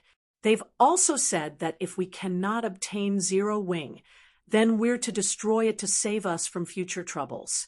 In addition, they have a very optimistic view on White River City right now. The current population of White River City has already exceeded 2 million. Many players from other cities and even other kingdoms and empires are constantly migrating here. At present, White River City has already become the second most populous city in Starmoon Kingdom, so we must obtain control over White River City. This time, not only have the higher-ups sent a great load of manpower, but they have also increased our funding and are prepared to focus on the nurturing of Overwhelming Smile. I heard that after Zero Wing increased the compensations and rewards it is giving out, you increased Overwhelming Smiles as well. I believe it should have increased the burden on your side significantly, right? However, you can rest easy and feel free to continue contending with Zero Wing. The higher-ups have already gathered 500 gold as well as 300 million credits for you. The credits should have been sent to you by now. As for the gold coins, that will arrive in another hour or two at most. Afterwards, they'll be sending even more gold coins and credits. I hear that the higher-ups are very serious this time. Just the total amount of coins they are planning to invest into Overwhelming Smile may be over 5,000 gold, not to mention the credits. Saying so, Feng Xianyang snapped his fingers. In the next moment, another 20 people entered the private booth. Every one of these 20 people was shrouded in a thick layer of killing intent. Their bodies were as robust as a grizzly bear's. Instead of looking like ordinary players, they looked more like a group of well-trained soldiers. These men are the underworld guards the higher-ups have dispatched. All 20 of them are party leaders, and every one of them leads a party of 6 members. In total, you will have 120 underworld guards to command as you see fit, Feng Xianyang said, smiling. They are different from the other underworld guards. I'm sure you can tell, but they have all worked as mercenaries in the past. They are people who have walked on real battlefields. Is an overwhelming smile waging an all-out war with Zero Wing right now? As long as you have these underworld guards to assist you, those players who have never seen fresh blood will be easy pickings. Even if Zero Wing has more than 50 Tier 1 players, they will still be finished. I've already handed the men over to you. What they do next is up to you. Young Master Feng, rest assured, I definitely will not disappoint you. Originally, Yulan had already been confident of slowly exhausting Zero Wing to death. Now that she was looking at the 2 rows of neatly lined up underworld guard party leaders, a sense of indescribable joy filled her heart.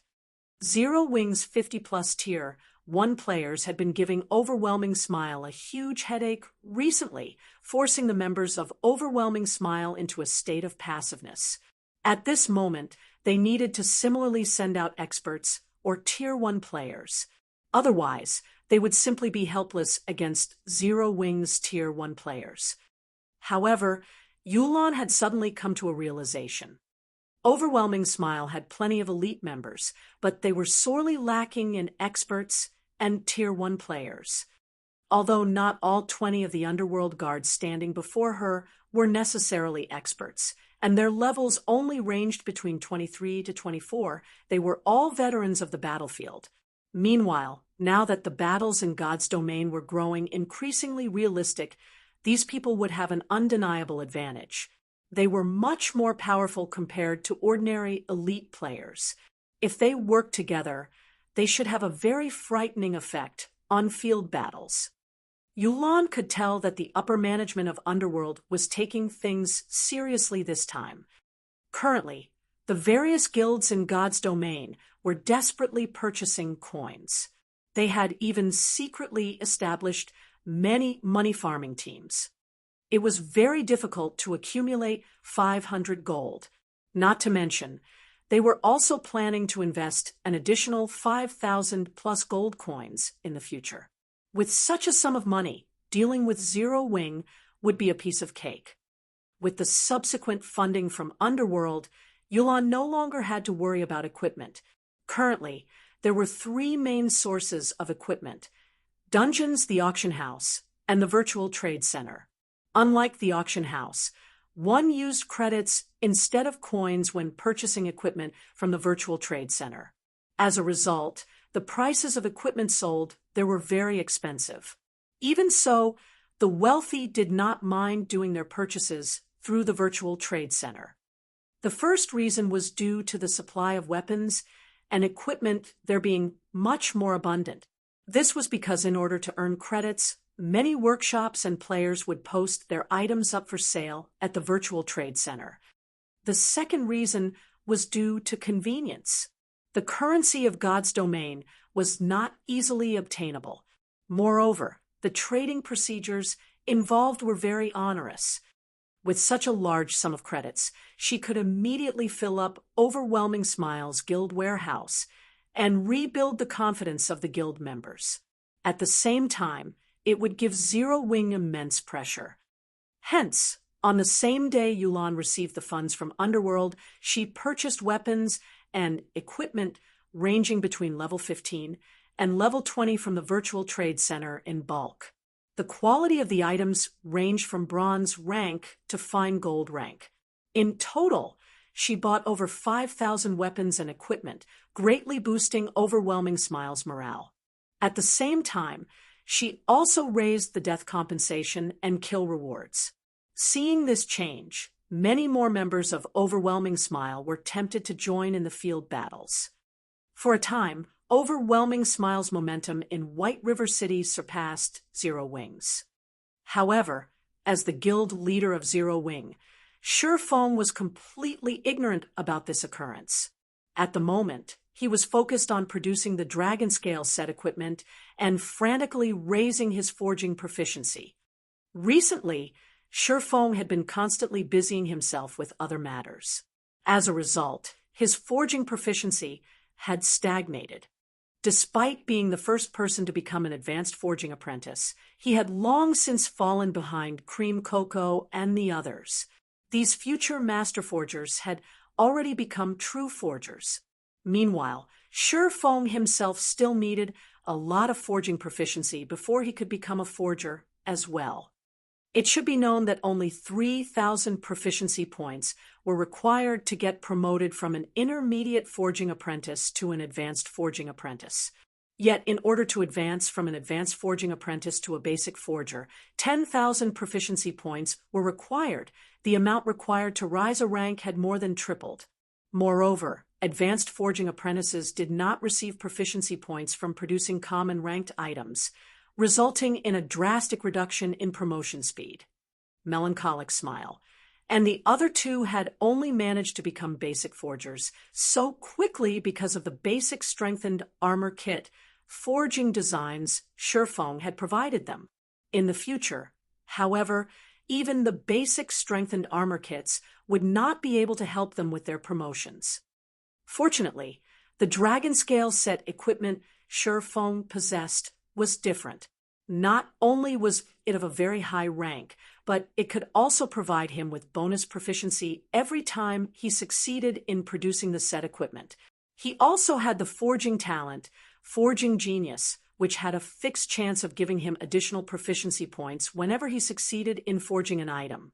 Moreover, as the dragon scale was a fine gold set equipment, the EXP rewarded from its successful production was also very generous. However, when producing the dragon scale set equipment, Shi Feng had to spend 10 starfire essences for each individual set piece. Moreover, even with the help of the various support tools he possessed, his success rate was less than 25%. Even so, Shi Feng was already very satisfied with this result. If it were anyone else producing the dragon scale set equipment, let alone 25%, it would be a miracle if they even managed a 10% success rate. Furthermore, the materials needed to produce the dragon scale set equipment were not particularly precious, and he also had plenty of starfire essences. Hence, Shi Feng madly produced the dragon scale set equipment unmindful of cost. The more sets he produced, the more proficient he became. In addition, his increased brain activity also gave him an accurate grasp of the production process, allowing him to become increasingly faster and better at producing the dragon scale set equipment as time went by. Shi Feng never imagined that he would also have such a fortunate development. Finally, after investing more than a day's time, Shi Feng managed to completely use up all his materials and had succeeded at producing over 100 sets. He was also promoted to a basic forger during this period of time, his promotion speed leaving one simply speechless. Furthermore, he had also leveled up to level 26, his leveling speed even faster than when he was grinding monsters at White Fog Canyon. Chapter 466, Dragonclaw Set Equipment. Chapter 466, Dragonclaw Set Equipment. That should be about enough. Shi Feng looked at his bag containing dragon scale set equipment with satisfaction. Currently, God's Domain players did not have very high levels, with a majority being around level 20. Hence, level 20 equipment had already become more common. This was apparent from the large number of independent teams raiding level 20 20-man team dungeons. Even raiding normal mode, 20-man team dungeons would drop plenty of mysterious iron equipment at the very minimum. There was even a certain probability that a mysterious iron set equipment would drop. Even ordinary players wore a few pieces of level 20 bronze equipment, not to mention veteran and elite players. It was no surprise if one ran into a player with a full set of bronze equipment. The equipment that Guild's elite members wore was even more impressive. Unlike independent players, guilds would very frequently form teams to raid dungeons.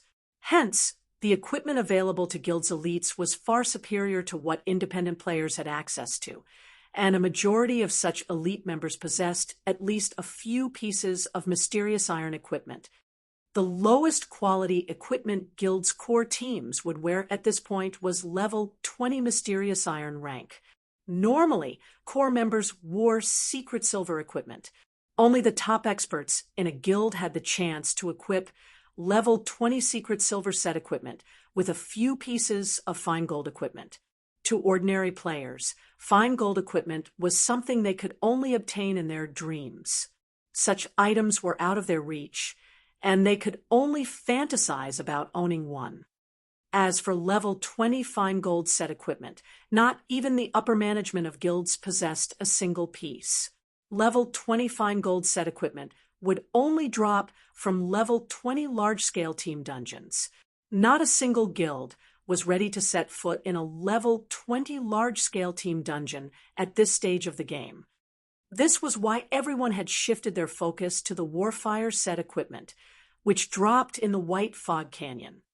Meanwhile, the level 20 Dragon Scale set equipment was definitely one of the best level 20 sets available, although it could not compare to a Warfire set equipment that had been upgraded to fine gold rank. If one equipped the entire set, they would still surpass the requirements to raid a level 20 100-man team dungeon.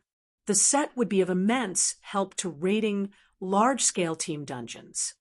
Dragon Scale set equipment, fine gold rank, level 20, can be equipped by plate armor classes. Set consists of 6 parts: head, chest, hands, wrist, legs, and feet. Set effect, 2-piece effect, ignore levels plus 10.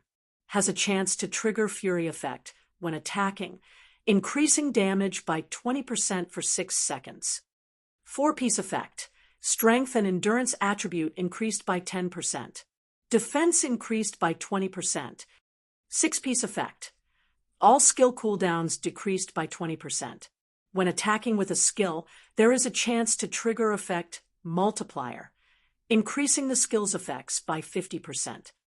Although the set effects of the Dragon Scale set equipment could not compare to those of the Warfire set equipment, they were still enough to tempt both guilds and players. Originally, Shi Feng had intended to equip the Dragon Scale set equipment himself. However, a level 20 fine gold set equipment was only as strong as a level 25 secret silver set equipment. Currently, he had several pieces of level 25 fine gold equipment and level 25 dark gold equipment. Combined, they were far superior to the Dragon Scale set equipment. Hence, Shi Feng gave up on the idea. However, after Shi Feng had spent over a day forging and produced the 105th set of Dragon Scale set equipment, by some stroke of luck, he had triggered the Black Steel Insignia's attribute, increasing effect. As a result, the Dragon Scale set equipment had upgraded by an entire rank, becoming a level 20 dark gold set equipment. Now it was equivalent to a level 25 fine gold set equipment. Shi Feng was overjoyed. After the Dragon Scale set equipment had upgraded, it was no longer called Dragon Scale. He had now created a Dragon Claw set equipment. This was also the only dark gold set equipment Shi Feng had ever produced. Dragon Claw set equipment, dark gold rank, level 20, can be equipped by plate armor classes. Set consists of 6 parts: head, chest, hands, wrist, legs, and feet. Set effect, 2-piece effect, ignore levels plus 15. Has a chance to trigger fury effect when attacking, increasing damage by 40% for 6 seconds. 4-piece effect, strength and endurance attribute increased by 15%. Defense increased by 30%. 7-piece effect, all skill cooldowns decreased by 30%. When attacking with a skill, there is a chance to trigger effect multiplier, increasing the skill's effects by 100%.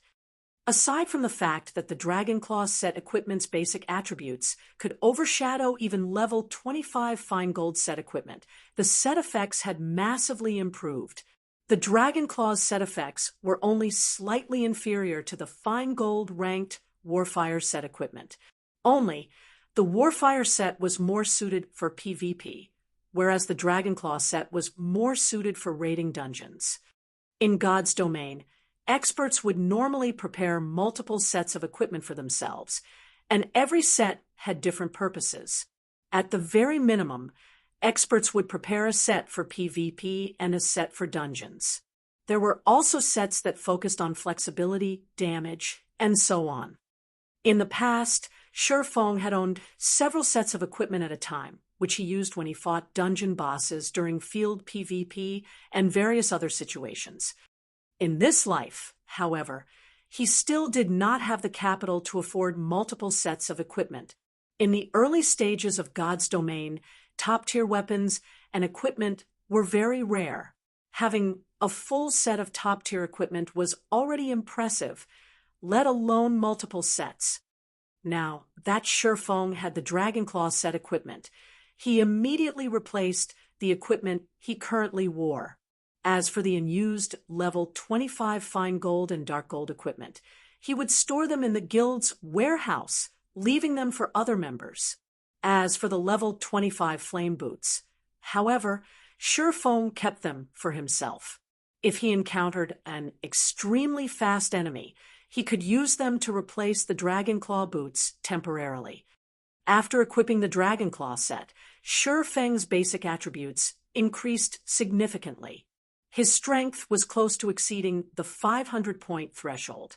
His HP had also exceeded 10,000, granting him more HP than the Tier 1 Guardian Knight, Kola. If I activate the 7 Luminaries Rings Aura of Earth, I could easily become the #1 tank in Zero Wing. Shifeng smiled as he looked at his own defense. Due to the Dragonclaw's set effects, he already possessed the defense of an MT. In addition, the Aura of Earth's effects would increase his defense by 45% and reduce the damage he received by 35%. Just as Shifeng was about to begin producing basic mana armor kits to serve as guild benefits, Aqua Rose suddenly contacted him. "Guild leader, I've just received news that someone from Overwhelming Smile has become a baron. They have purchased a plot relatively valuable private land in White River City and are currently establishing their own guild residence." Overwhelming Smile. Shifeng could not help his surprise. Shifeng was not surprised that someone from Overwhelming Smile had obtained the rank of a baron in White River City. After all, after the second evolution of God's Domain, it became much easier to earn reputation in cities. Moreover, due to the appearance of Zero Wing's guild residents, the various guilds had long since turned their focus to grinding for reputation. It was natural that someone would have become a baron by now. However, purchasing a plot of private land and establishing a guild hall required a lot of money. Private land, in particular, was a huge headache. Shifeng had only managed to obtain the Purple Sun Mansion due to a quest reward, saving him a ridiculous amount of gold coins. However, Overwhelming Smile could afford to purchase private land, and even had the money to proceed with building a guild hall immediately. Even the cheapest plot of land in White River City cost over 1,000 gold. Adding in the cost of the cheapest guild hall, Overwhelming Smile would need to spend at least 1,500 gold. Although it had become much easier to earn coins, even a first-rate guild would need over a week to accumulate so much money. Moreover, purchasing coins in bulk through the virtual trade center would cause the price of coins to soar. How many credits would one need to purchase so many gold coins? Since when had Overwhelming Smile become so wealthy? Chapter 467, Sweeping God's Domain. Chapter 467, Sweeping God's Domain. Aside from establishing a guild residence, Overwhelming Smile has also recruited a team of experts. These experts have been ambushing our teams and killing many of our members.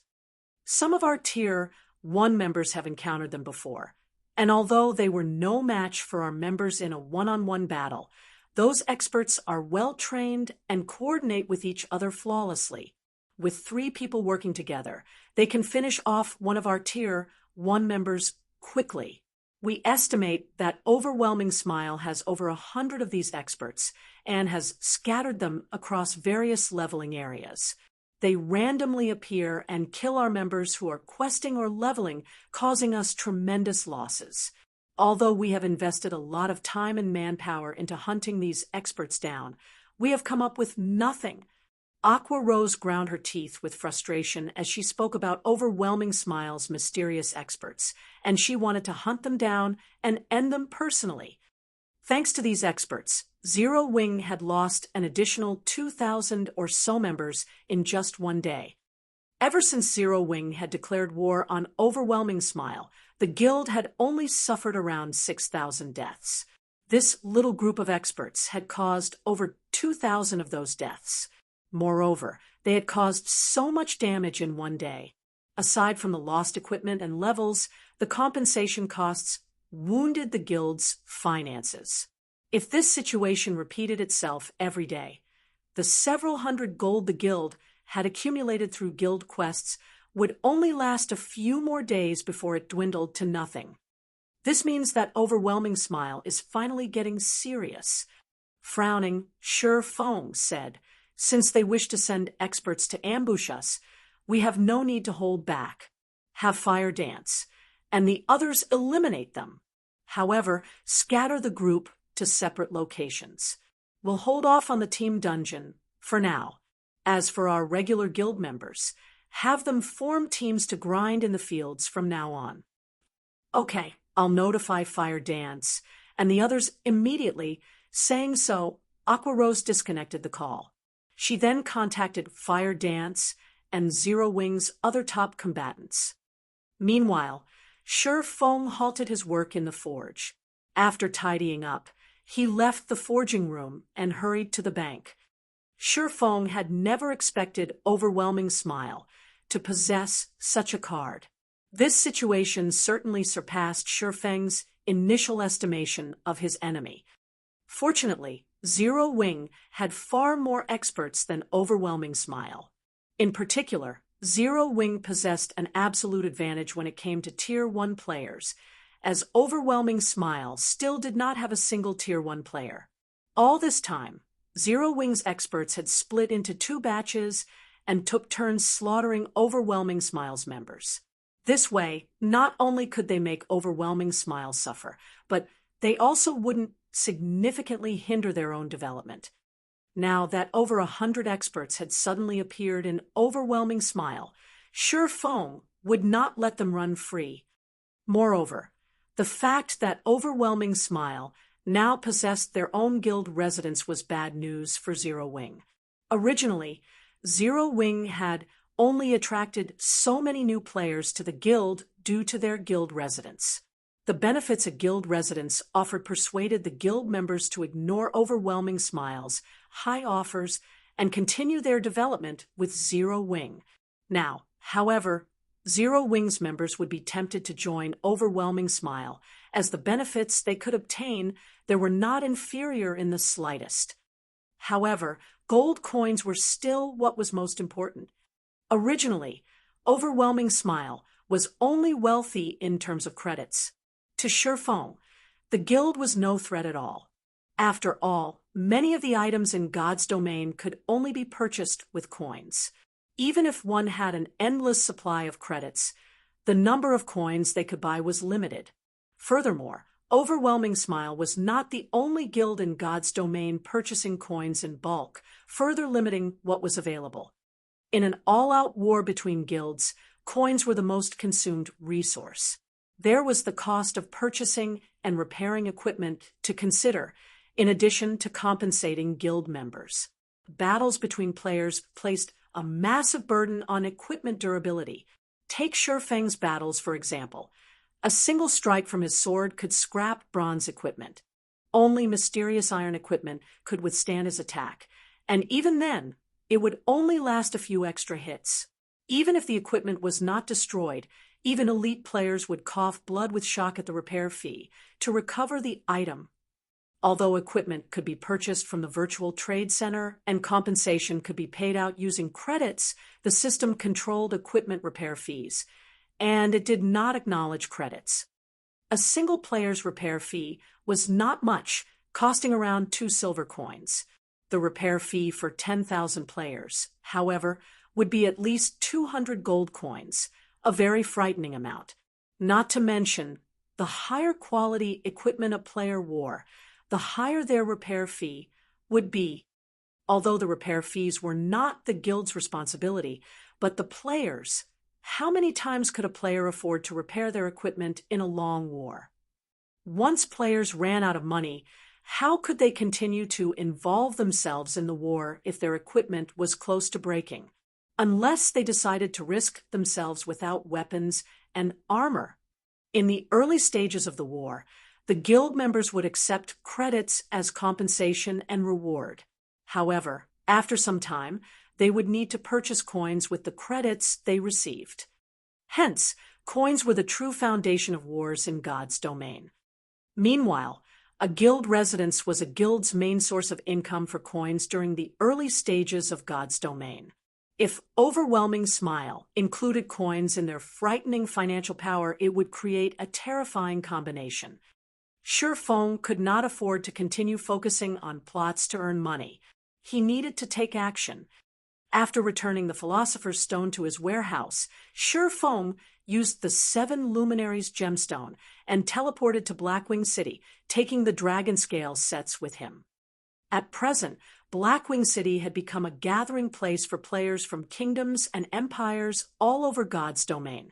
Compared to Shurfeng's previous visits to the city, the player population had grown significantly. Moreover, there was an important difference between the players in Blackwing City and the players in other cities. Wealth. The players in Blackwing City were extremely wealthy. Moreover, the money these players possessed did not only involve credits, but also included gold coins. A majority of the players in Blackwing City were the upper management personnel of various large guilds, and they had come to Blackwing City specifically to do business. Hence, the amount of credits and coins they had on hand far surpassed anything that an ordinary player possessed. Blackwing City was truly the gathering place for tycoons. This was also why Shurfeng had come to this place today. Shurfeng had no intentions of selling the dragon scale set equipment for credits. His goal was to earn gold coins. If he sold the dragon scale set equipment in Starmoon Kingdom's auction houses or at the Starstreak trading firm, he would not get a good price.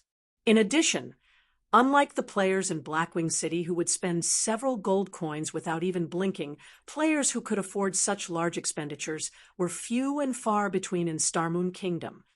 After arriving at Blackwing City, Shurfeng searched for a secluded location. He then used the demon mask to don a false identity.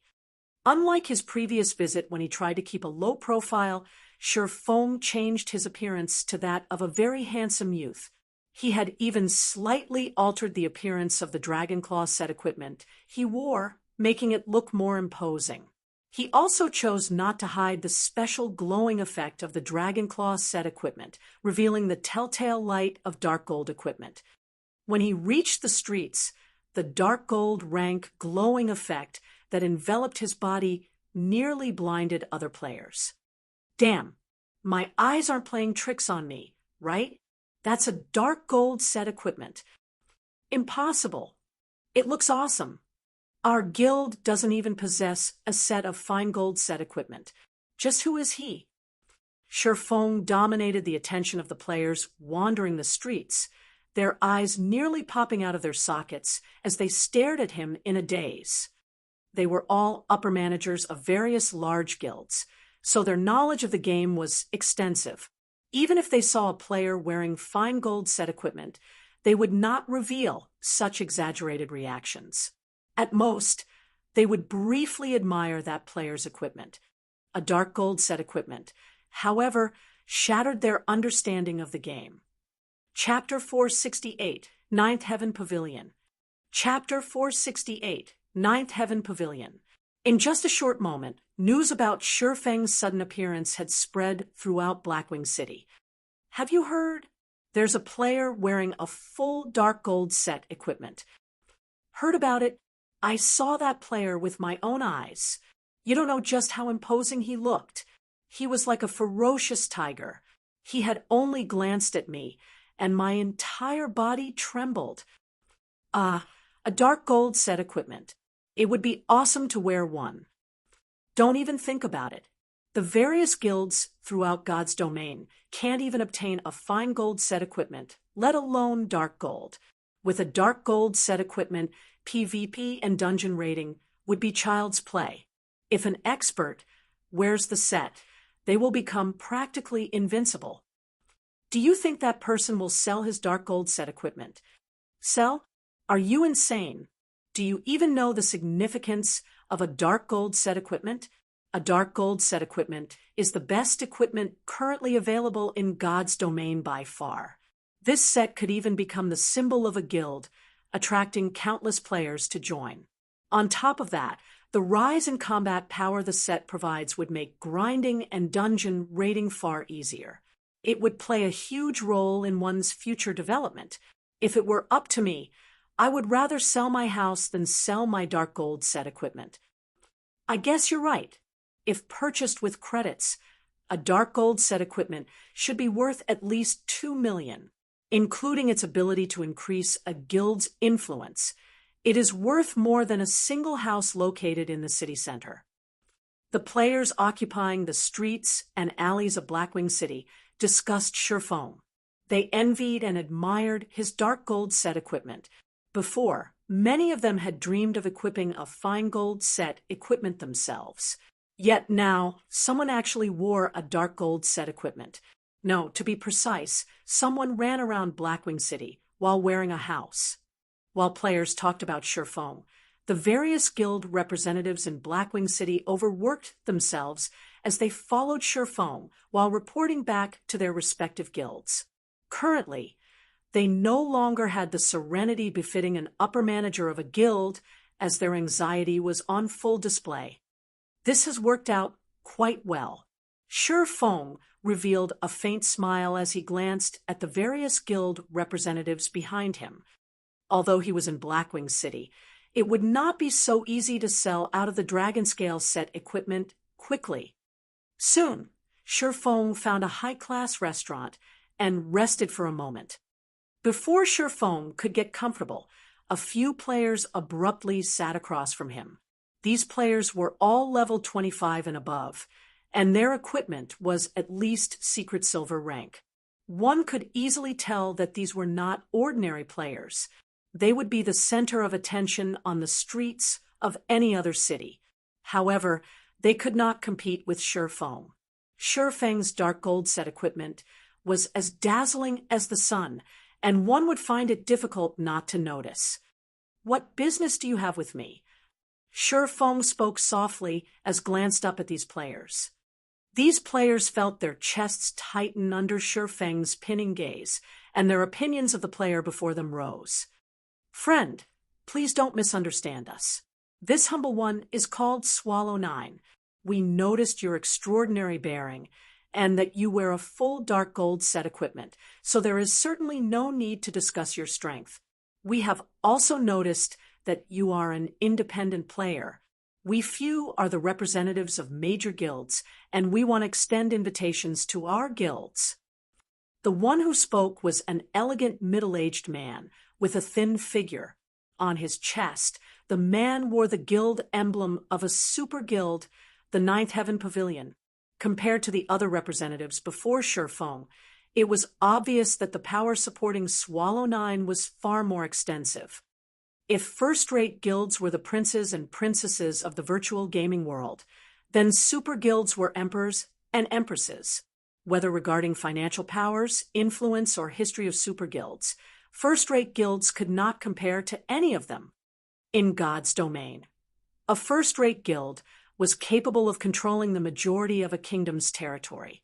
A super guild, however, possessed the capacity to control one or two empires' territories. One could just imagine how massive the gap was between the two. Meanwhile, Ninth Heaven Pavilion was a rather ancient super guild. Before the appearance of God's domain, They had been the overlords of several dozen large-scale virtual reality games. They had long since created a gigantic virtual empire for themselves.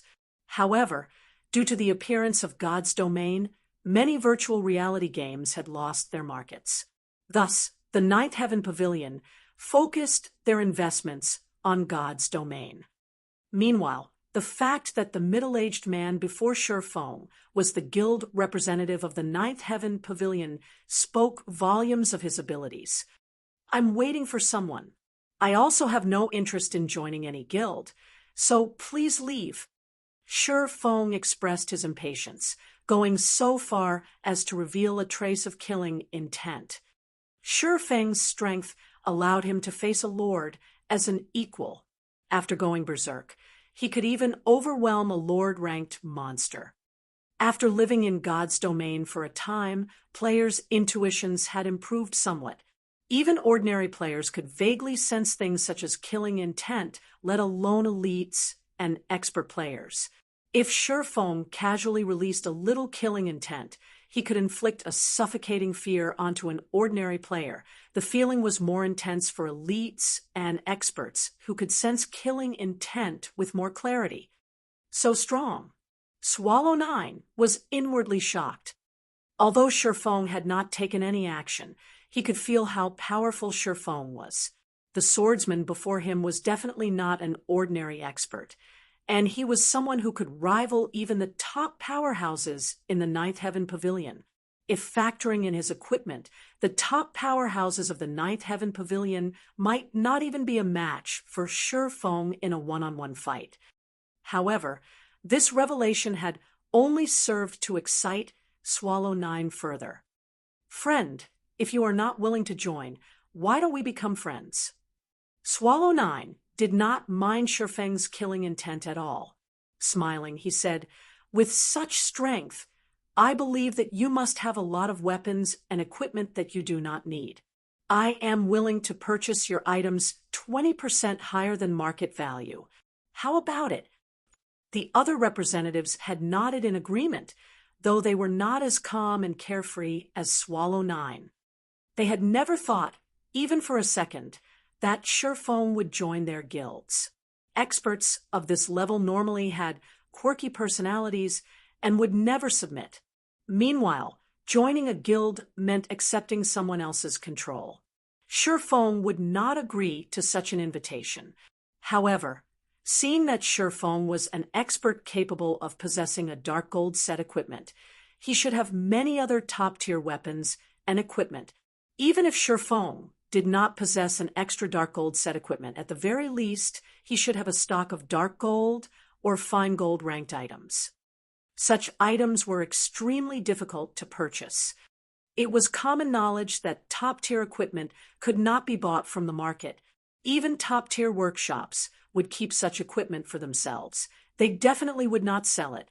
If one wished to obtain such equipment, they could only rely on themselves. However, it was easier said than done. Now that they had encountered such a rare opportunity, naturally, they could not let it get away. "You wish to buy my items?" Shifeng laughed with disdain. He then said, "Do you think you can afford them? If you have something to sell, regardless of how many items there are, I, Swallow 9, guarantee that I will purchase all of them at 20% above market value. If you have top-tier equipment, I will purchase it at 50% above market value," Swallow 9 confidently declared. "Right. Our guilds have no issues doing the same." The other representatives promptly voiced their agreement. Although their guilds could not compare to the Ninth Heaven Pavilion, they were still major guilds. They had more than enough money to purchase a single expert's extra equipment. "Ha ha! Interesting. Interesting." Shifeng suddenly laughed. However, Shifeng's actions only made Swallow 9, and the others turned to look at each other. 1,000 gold. If you have 1,000 gold on your persons right now, I will consider letting you look at the equipment I no longer need. Otherwise, scram. Find someone else to disturb. Chapter 469. Gathering of the Powerful. Chapter 469. Gathering of the Powerful. Feng was very loud, and every player on the second floor of the restaurant had heard his words loud and clear. 1,000 gold. Many of the guild representatives in the restaurant with similar ideas, as Swallow Nine immediately sucked in a cold breath. To any guild in God's domain, 1,000 gold was not a small sum. Super guilds were no exception. Guilds supported a majority of the layers in Blackwing City. Although they were all very rich, their maximum trade volumes would not exceed 100 gold. Meanwhile, Feng casually demanded a price of 1,000 gold. Moreover, this was only the bottom line. If they did not have 1,000 gold in their bags, he wouldn't even consider a trade. How arrogant! He was simply too arrogant. However, despite Feng's arrogance, not a single person present had chosen to turn around and leave.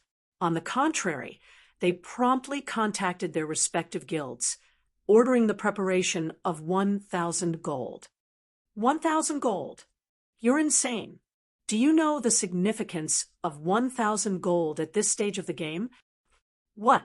That expert in the dark gold set equipment stated that he would only consider a trade with someone possessing 1,000 gold. The various guilds were shocked upon receiving this news. However, that shock soon turned into rage, as these guilds felt that Feng was only toying with them. 1,000 gold. Currently, gold coins were still scarce. Although the prices of coins had decreased significantly, even 10 million credits was not enough to purchase 1,000 gold. Moreover, not even a dark gold set equipment was worth 1,000 gold. What? Don't have it? Feng smirked at Swallow Nine and the others. Impatiently, he said, "Since you don't have it, please leave. Stop disturbing my peace." "No, please wait a moment. It is true that I do not have that much money on me right now. However, someone will send the money over quickly," Swallow Nine said as he calmed his pounding heart. He had to admit that Feng had given him a fright. However, the more arrogantly Feng behaved, the more Swallow Nine believed that Feng had something valuable to offer. Experts of this level had very high self-esteem, and an arrogant attitude was normal. However, one thing was certain: such experts would not fabricate false rumors. If Feng dared to make such ridiculous statements, then he definitely had the capital to do so. Although Swallow Nine did not know what that capital was, he knew that it would not be insignificant. TCH truly annoying. Feng frowned at Swallow Nine's words. Paying no more attention to the middle-aged man, Feng called up the official forums and began to browse. Everything was going according to plan.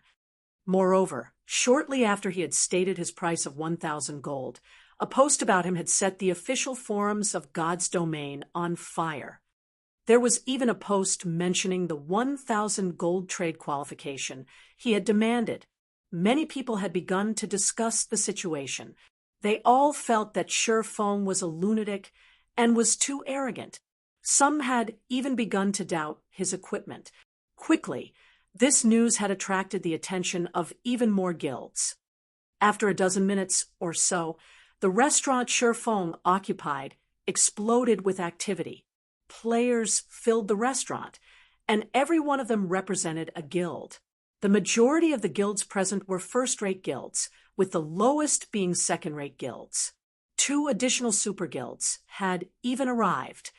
One of the new super guilds to arrive was Sanctuary, while the other was King's Return. These 2 super guilds were powerhouses similar to the Ninth Heaven Pavilion.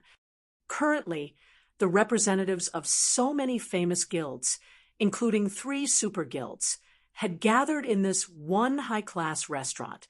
This was something that had never happened in the past. And all of this was due to the sudden appearance of a mysterious expert. Of the 3 super guild representatives, 2 were men, and the last was a woman. Among them, Swallow Nine represented the Ninth Heaven Pavilion, a polished woman named Flourishing Colors represented Sanctuary, and King's Return was represented by a crude and brawny-looking man named Thunder Tiger.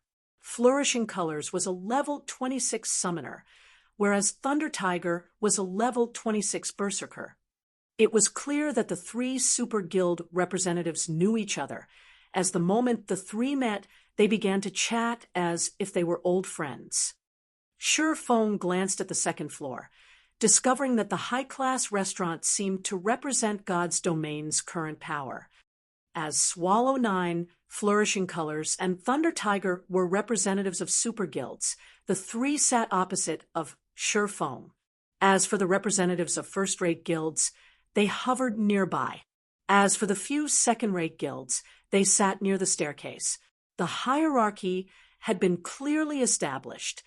The three belonging to super guilds paid no attention to those belonging to first-rate guilds, and those belonging to first-rate guilds paid no attention to the second-rate guilds. The representatives present only spoke to those on the same level as themselves. If Zero Wing attended this gathering, its representative would most likely have to stand at the restaurant's entrance. After half an hour, Swallow 9 finally spoke. "I've put together my 1,000 gold. Please take a look," Swallow 9 said as he smiled at Sure Feng. He then placed his coin pouch on the table. Although the coin pouch was only the size of a fist, this was only an illusion. Regardless of how much money it contained, the coin pouch would retain the same size. Moreover, a player's coin pouch was bound to them, and nobody could steal it. However, others could still check the amount inside with the owner's permission. Brother Expert said that one would qualify to trade with you so long as they have 1,000 gold. I happen to have 1,000 gold with me. Please check it for yourself, Brother Expert. Thunder Tiger similarly placed a coin pouch on the table. I have the same. Flourishing Colors smiled faintly as she, too, revealed her coin pouch. For a time, the various guild representatives on the second floor promptly presented their coin pouches to Sure Feng, allowing him to inspect them. As the crowd waited for Sure Feng's inspection, instead of actually doing so, Sure Feng smiled and said, "That won't be necessary. I believe that the guilds present should not be so poor as to not even possess 1,000 gold. Since all of you have 1,000 gold on your persons now, you all qualify to trade with me. However, the items I wish to sell are limited. Since there are so many people here, I'm sure none of you will oppose an auction, right?" Suddenly, the crowd understood Sure Feng's intentions. This was a public auction. If so, the items would definitely be sold far above market value. Realizing the truth of the matter, everyone's expressions darkened. "Of course, you can also choose not to buy my items. I won't force those who are unwilling." Sure Feng yawned. Slowly, he said, "If anyone is not interested, you are welcome to leave." Yet, even after Sure Feng's declaration, not a single representative turned to leave. They all wanted to see the reason behind Sure Feng's confidence. "Since everyone agrees, I'll begin with the first item. Then," Sure Feng said as he swept a glance over the crowd in the hall, nodding with satisfaction. Everything was going according to plan. What happened next would depend on how these people would compete. Hearing Sure Feng begin the auction, the crowd grew tense. Even Swallow 9, Thunder Tiger, and Flourishing Colors, the representatives of three super guilds, focused on Sure Feng's every move. In the next moment, Sure Feng took out a piece of equipment from his bag. Looking at the glow of the equipment, it seemed to be fine gold rank, not dark gold rank, as everyone had expected. Even so, fine gold equipment was quite valuable. Currently, fine gold equipment was very rare. Although some were available on the virtual trade center, most of those items had inferior attributes.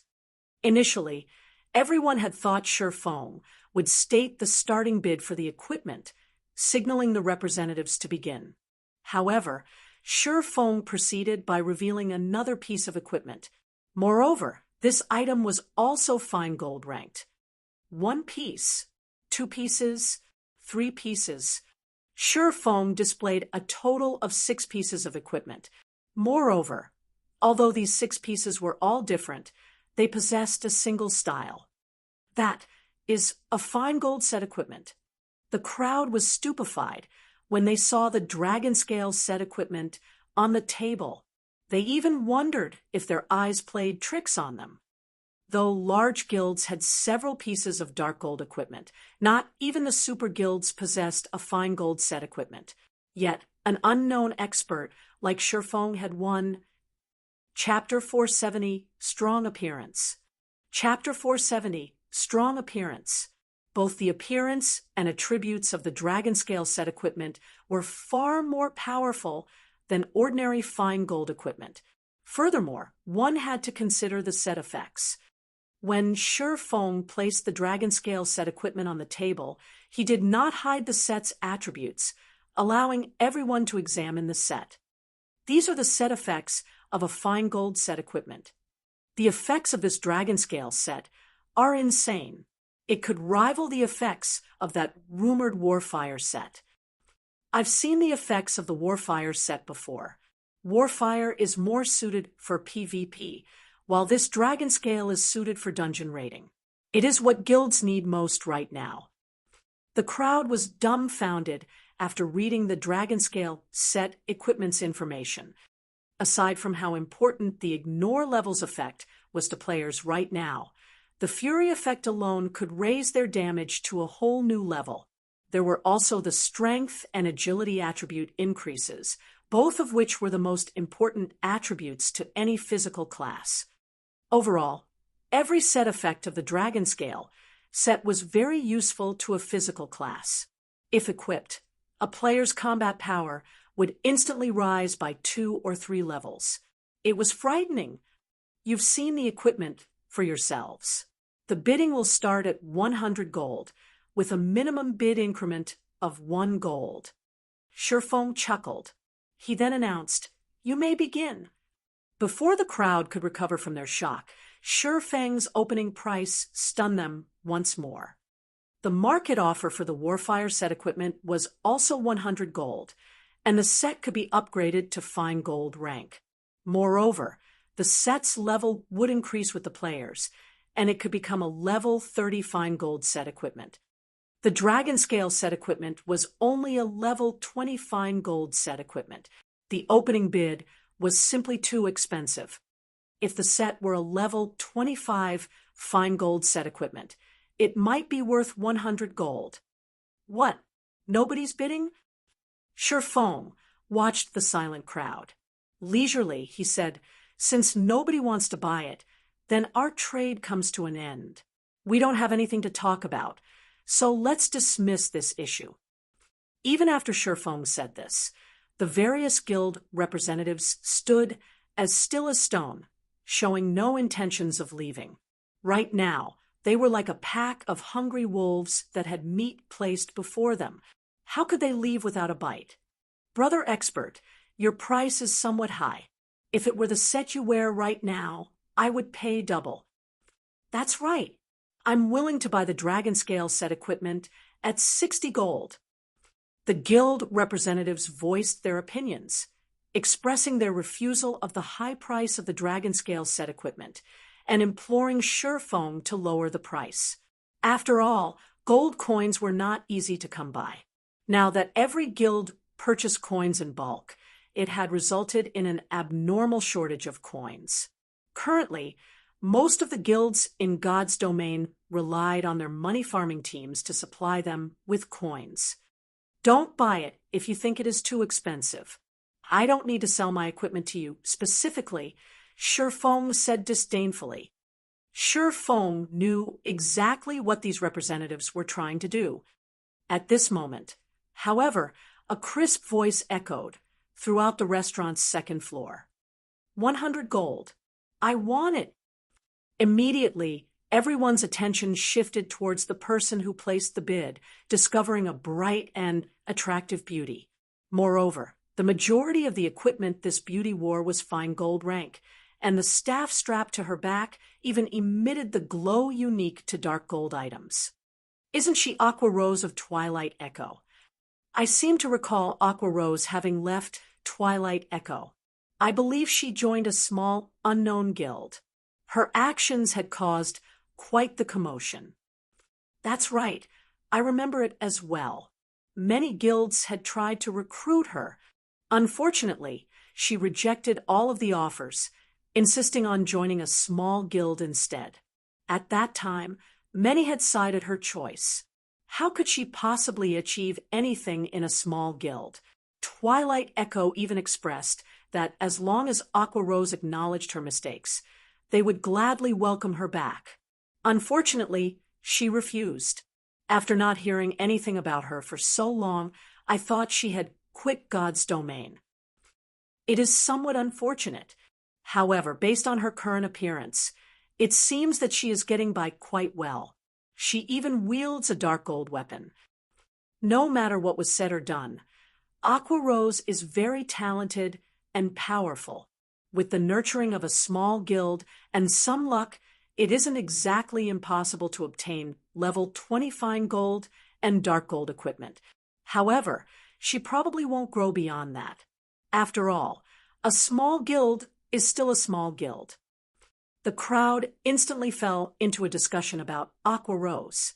She was quite famous in the virtual gaming world, and like the snow goddess, she had been nicknamed the Rose Goddess. Naturally, the guild representatives recognized her. The crowd's attention turned from Aqua Rose, shifting towards Twilight Echo's representative. Twilight Echo's representative, Brilliant War God, had also noticed Aqua Rose's appearance. He was visibly delighted. It was especially true when he heard everyone's evaluation of the woman. Ever since he had suffered defeat at Shifeng's hands, due to the punishment from the system, his leveling speed had slowed to a crawl. Even when he accompanied others, he could not level any faster. Having no other choice, he chose to act as the guild's representative and mingled in Blackwing City. He hated Shifeng fiercely for placing him in his current situation. Previously, he had allowed Aqua Rose to leave Twilight Echo with ulterior motives. He wanted to teach Aqua Rose that she was nothing without Twilight Echo, and in the end, she would beg to return to the guild. However, upon seeing Aqua Rose's equipment and level, Brilliant Wargod's expression sank, disappointed. Keep up your pretenses. I want to see just how long you can keep up the act. Brilliant Wargod had paid close attention to Zero Wing, so he knew that Zero Wing was currently engaged in an all-out war against Overwhelming Smile. Others might not know Overwhelming Smile's backer, but he did.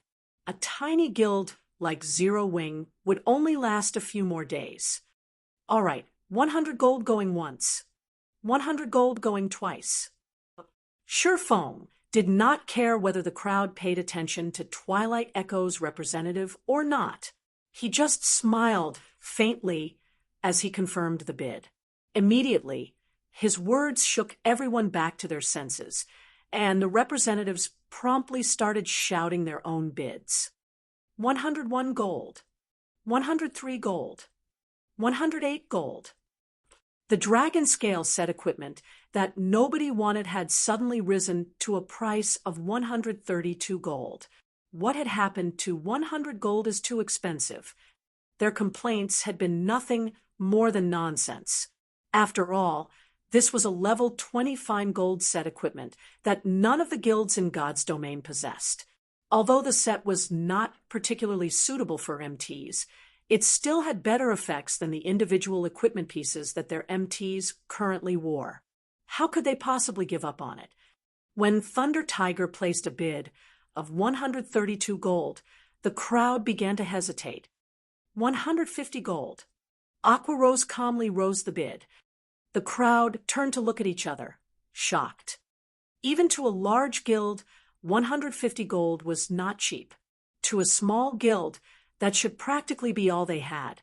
Yet, Aqua Rose seemed not to care about the price at all. The representatives began to wonder what kind of guild supported Aqua Rose. 155 gold. Swallow 9 stated, 158 gold. Flourishing colors began to bid as well. 150 gold was almost the limit a first-rate guild would willingly bid. Any more would be too expensive. However, the 3 super guilds did not care about this price. Just as the 3 super guilds began to compete with each other. 200 gold. Although Aqua Rose's voice was not particularly loud, her bid swept through the crowd like a chilling wave. Chapter 471. It is difficult to breed true dragons in shallow waters. Chapter 471. It is difficult to breed true dragons in shallow waters. 200 gold coins. The crowd immediately fell silent. Everyone turned to Aqua Rose, the rose goddess who had left the first-rate guild, Twilight Echo. She's insane. Spending 200 gold coins just to garner some fame is foolish. Does the guild behind her really possess so much money that they can disregard 200 gold? Every representative had their own speculation. Some believed that Aqua Rose was trying to use the money to buy fame, while some believed that the guild supporting her possessed an extraordinary background. However, regardless of the reasons behind her actions, everyone's admiration for Aqua Rose grew. Every guild here could afford to spend 200 gold. After all, before Shurfeng had started his auction, he had required that anyone who wanted to trade with him must first carry 1,000 gold on them.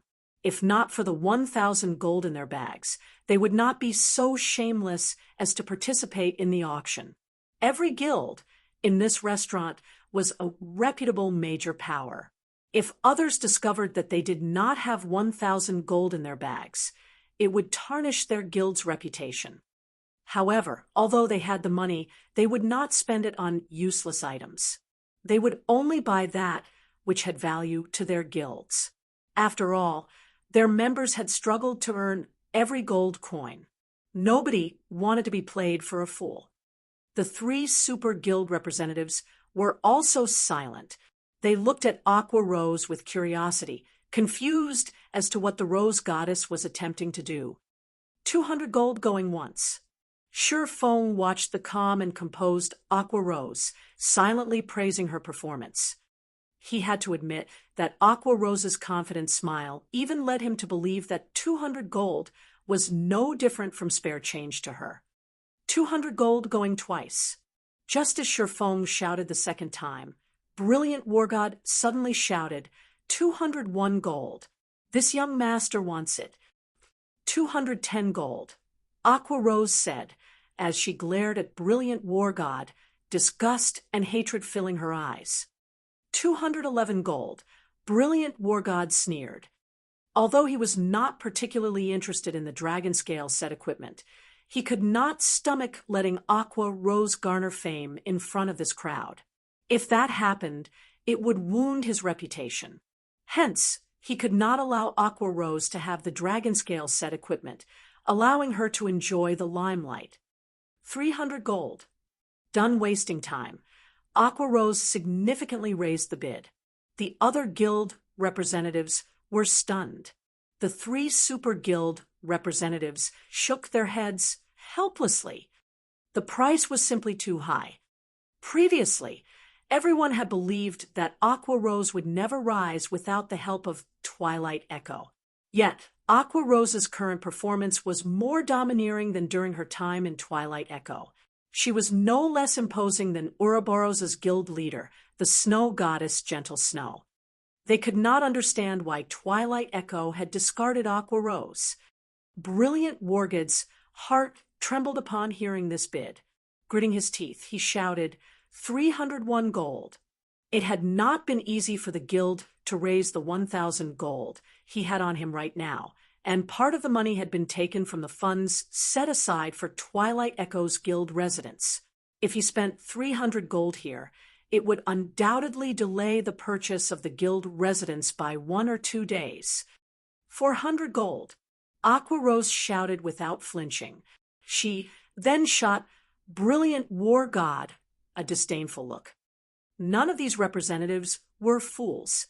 They could tell that, rather than purchasing an item, Brilliant War God and Aqua Rose currently competed via wealth. However, when they saw Aqua Rose's resolve as she called out a bid of 400 gold, they could not help but admire the Rose Goddess. Just what kind of financial power did she possess to ignore 400 gold? Seeing Aqua Rose's contemptuous glance, Brilliant War God had never felt such humiliation. Suddenly, he gritted his teeth and shouted, "Aqua Rose! Don't even think of taking what's mine. So, what if you bid 400 gold? I bid 500 gold. 500 gold going once. 500 gold going twice." As Shifeng announced the price, Brilliant Wargod's anxiety grew. He was deeply afraid that Aqua Rose would place an even higher bid. At that time, he would have to raise his bid even further. Only when Shifeng shouted the third time did Brilliant War God reveal a victorious smile. He then shifted his gaze towards Aqua Rose, smirking at the woman with pride. 500 gold, Shifeng said as he walked up to Brilliant War God, placing the dragon scale set equipment in front of the man. He did not care about whatever thoughts occupied Brilliant War God's mind. When the crowd watched Brilliant War God hand over 500 gold in exchange for the dragon scale set equipment, envy, admiration, and disdain filled their hearts. However, they admitted that the dragon scale set equipment was currently the only level 20 fine gold set equipment available in God's domain. Although it was somewhat foolish to spend 500 gold, once they had the dragon scale set equipment, the profits they could reap with it might exceed 500 gold. Thinking up to this point, the various guild representatives felt somewhat regretful. Why had they not competed over the set? What if they could gain far more than 500 gold with the use of this set? After obtaining the dragon scale set equipment, a sense of indescribable joy filled Brilliant Wargod's heart as he watched the silent Aqua Rose. However, before he could ridicule the woman, Shifeng suddenly spoke again. "Let's begin the auction for the second item. Then, the auctioned item is another dragon scale set equipment. Like before, the starting bid is 100 gold with minimum increments of 1 gold. Saying so, Shifeng placed another dragon scale set equipment on the table. How? Why do you have a second?" Brilliant War God felt his heart shatter when he saw an exact copy of the dragon scale set equipment he had just purchased. "Who said I only had one set?" Shifeng rolled his eyes at Brilliant War God before proceeding with the auction. Brilliant Wargod's elation deflated. When he saw Aqua Rose's laughing expression, he even had the thought of killing himself. When the crowd saw the second dragon scale set equipment on the table, they all glanced at their fellow representatives. Nobody had expected Shifeng to have a second set. The regret that they had felt immediately vanished. They had somewhat admired Brilliant War God for spending 500 gold to purchase the first level 20 fine gold set equipment in God's domain. Now, however, that admiration turned into ridicule. 150 gold. I bid 155 gold. Previously, everyone had felt that 100 gold was too expensive. Now, however, multiple guilds simultaneously began the bid with 150 gold. However, just like before, Aqua Rose immediately dashed everyone's hopes by bidding 200 gold. This time, the 3 super guild representatives did not hesitate as they shouted higher bids. Items of rarity were expensive. It was especially true during the early stages of God's domain. Just a single piece of equipment could significantly affect the future development of a guild, not to mention a fine gold set equipment. In the end, Aqua Rose purchased the second dragon scale set equipment at 280 gold. The many guild representatives envied and admired her. Simultaneously, They also could not help but acknowledge that Aqua Rose was really amazing. Even after leaving Twilight Echo, she was still so well off. One could just imagine how capable she was. On the other hand, Twilight Echo had been so blind as to chase Aqua Rose out of the guild. As everyone admired Aqua Rose, interest in her guild also began to grow.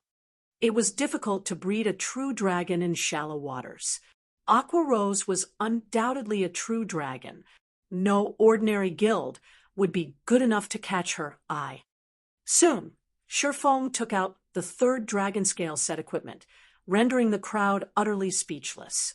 They had even started to suspect that the dragon scale set equipment was some kind of common good that could be purchased anywhere. However, nobody complained. On the contrary, they all were elated because they had another chance to compete. Shifeng had never mentioned how many sets he had on hand. What if this one was the last? Hence, everyone gritted their teeth and placed their bids. In the end, Swallow 9 won the third set for 291 gold.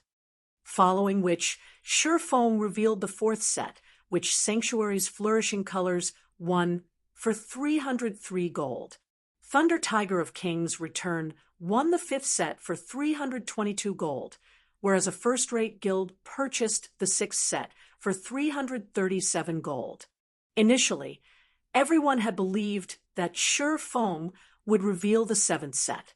In the end, however, Shifeng announced that the sixth was the last he had on him.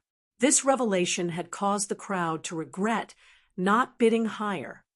None of the guilds had cared much for obtaining a fine gold set equipment when no one else had owned one. However, now that some guilds had obtained one, things had changed. It was highly possible that due to the dragon scale set equipment, these guilds would take the lead in conquering level 20 large-scale team dungeons. At that time, these guilds would gain a massive advantage over the others.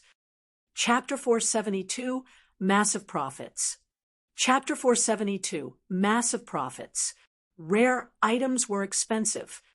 Although Shifeng had over 100 copies of the dragon scale set equipment, if he wished to sell them at a good price, he could not sell too many at once. He needed to regulate the number of sets he sold. Currently, the 6 sets he had actioned would not sate these guilds' thirst. Even if he tripled or quadrupled that number, the price they were willing to pay would not decrease. However, Shifeng would not do so. 6 sets were the limit. If he sold any more, it would lead to everyone to believe that the dragon scale set equipment was easily obtainable. If he tried to sell it later, it would become impossible to get a good price. Although Shifeng had produced over 100 sets of dragon scale set equipment, they were not cheap to forge. Aside from the basic materials, each set piece required 10 starfire essences. One dragon scale set equipment cost more than 10 gold to produce. After factoring in the forging success rate, a single dragon scale set equipment cost 30 gold. If anyone else forged the set, it would cost them over 100 gold. Naturally, Shifeng could not sell the dragon scale set equipment for a low price. Despite Shifeng stating that he did not have another dragon scale set equipment on him, none of the various guild representatives believed him. Shifeng had been able to reveal 6 sets in a row, no matter how one looked at it. Shifeng must have found a special channel to obtain the dragon scale set equipment. Unfortunately, only he knew his source. However, they could do nothing if Shifeng insisted that he had run out of stock. Many of the representatives who had failed to purchase a set for themselves struggled with their reluctance to accept the situation. On the other hand, Aqua Rose's appearance had incited a heated discussion. The crowd was quite curious about the guild behind Aqua Rose. Even first-rate guilds like theirs had to hesitate before finally deciding to bid for the dragon scale set equipment, their hearts aching at the expense. The guild behind Aqua Rose, on the other hand, was actually willing to spend so much gold just to purchase a dragon scale set equipment. It was really surprising. After the auction concluded, Shi Feng did not linger in the restaurant. Instead, he left and searched for a hotel to rest and change his appearance using the demon mask once again. Sure enough, there are quite a number of people following me. Shi Feng glanced at the players inside the hotel's lobby. The moment he came downstairs, these players had promptly turned to look at him. No matter what was said or done, the Dragon Scale set equipment was a level 20 fine gold set equipment. The various guilds' desire for the Dragon Scale set equipment was self-evident. Even if he did not sell the set in bulk, it's difficult to avoid attracting attention. These guilds would naturally try to discover the origin of the Dragon Scale set equipment. If these guilds learned that the Dragon Scale set equipment originated from Zero Wing would become a target. It was already troublesome enough dealing with one overwhelming smile. If other first-rate guilds and super guilds joined the fray, Zero Wing would be cut off from its path of survival. Currently, unlike other guilds that branched out to various cities and kingdoms, Zero Wing developed itself solely in White River City. In general, the guild was only famous in Starmoon Kingdom. Outside of Starmoon Kingdom, it was simply another unknown guild. To these first-rate guilds and super guilds in Blackwing City, Zero Wing was not even a speck of dust. It was not worthy of their attention in the least. No lion recognized the ants beneath its feet. Shi Feng could cope in White River City while facing one overwhelming smile. However, Zero Wing would end up in an extremely precarious situation should the many large guilds present move against it. This was also why Shi Feng had called Aqua Rose. The first reason was to hike up the price of the Dragon Scale set equipment. The second was to avoid attracting these large guilds' suspicion when the set appeared in Zero Wing. You guys have fun waiting here. Then, Shi Feng smiled faintly as he left the hotel. From the moment he entered the lobby to the moment he left, none of the trackers paid him any mind. After leaving the hotel, Shi Feng immediately hailed a horse carriage and rode it to the Blackwing auction house. Other than holding the weekly large-scale auctions, the Blackwing auction house was also a hub for players to sell their items. However, the items sold here were only available through the Blackwing auction house. These items would not be available elsewhere. Although the sales scope was very narrow, Blackwing City's main role was to act as a trade hub. Guilds and players from various kingdoms and empires preferred to sell their items in the Blackwing auction house, as it was far more lucrative to sell them here than it was to use their respective auction houses. Upon his arrival at the Blackwing auction house, Shi Feng placed 80 sets of the Dragon Scale set equipment up for sale without hesitation. He sold the sets in batches, selling only 2 or 3 sets at a time at intervals of around 1 hour. Meanwhile, the starting bid he set was 200 gold. After Shi Feng finished his tasks, he left Blackwing City. However, shortly after Shi Feng's departure, the Blackwing auction house exploded. It's actually the Dragon Scale set equipment. It can't be, right? Someone is actually selling the Dragon Scale set equipment on the auction house. The price is high. That person set the starting price at 200 gold. Players who frequented the Blackwing auction house drooled when they saw the Dragon Scale set equipment, who knew how many items they had to sell to afford the price tag of this set equipment. News of the situation swiftly spread throughout Blackwing City. Previously, due to Shi Feng auctioning the Dragon Scale set equipment, information regarding the set had long since flowed between the various large guilds. Moreover, the fact that the 3 super guilds had each purchased a Dragon Scale set equipment had placed a significant amount of pressure on the first-rate guilds, increasing their desire to own one for themselves. However, since Shi Feng no longer sold the sets, they could only dream of owning one. Now that they had received news of more sets being available, they had to compete for them. For a time, the Dragon Scale set equipment's price increased rapidly. In a short moment, the bids had risen from 200 gold to 280 gold. In the end, the first 3 sets of dragon scale set equipment in the Blackwing auction house had sold for 316 gold, 324 gold, and 328 gold. In an instant, Shi Feng had made a massive profit. However, Shi Feng knew that this was only the beginning. The competition between the various large guilds was intense. It was of utmost importance to have a strong MT. Although the dragon scale set equipment was not particularly suitable for MTs, the set effects could increase an MT's strength significantly. This alone was enough to drive the large guilds crazy over the set. Hence, the price of the dragon scale set equipment would only increase from this point forward. Meanwhile, all of these gold coins secretly flowed into Shi Feng's pockets, with none the wiser. The speed at which he currently earned money far surpassed the Starstreak trading firm. However, this could not be helped. The Starstreak trading firm's scope of operations was limited to White River City and the few surrounding cities. Meanwhile, Blackwing City catered to players across all of God's domain. Even a dozen Starstreak trading firms could not compare to the Blackwing auction house. During Shi Feng's visit to Blackwing City, Overwhelming Smile had not sat idle. The slightly over 100 mysterious experts had suddenly increased to more than 200, although these mysterious experts had slaughtered Zero Wing's members. Zero Wing was no pushover either. The guild's 50-plus tier 1 experts had similarly caused a significant amount of trouble for Overwhelming Smile. The experts of both sides had suffered some losses. However, as Zero Wing had fewer members on their side, it began to fall behind.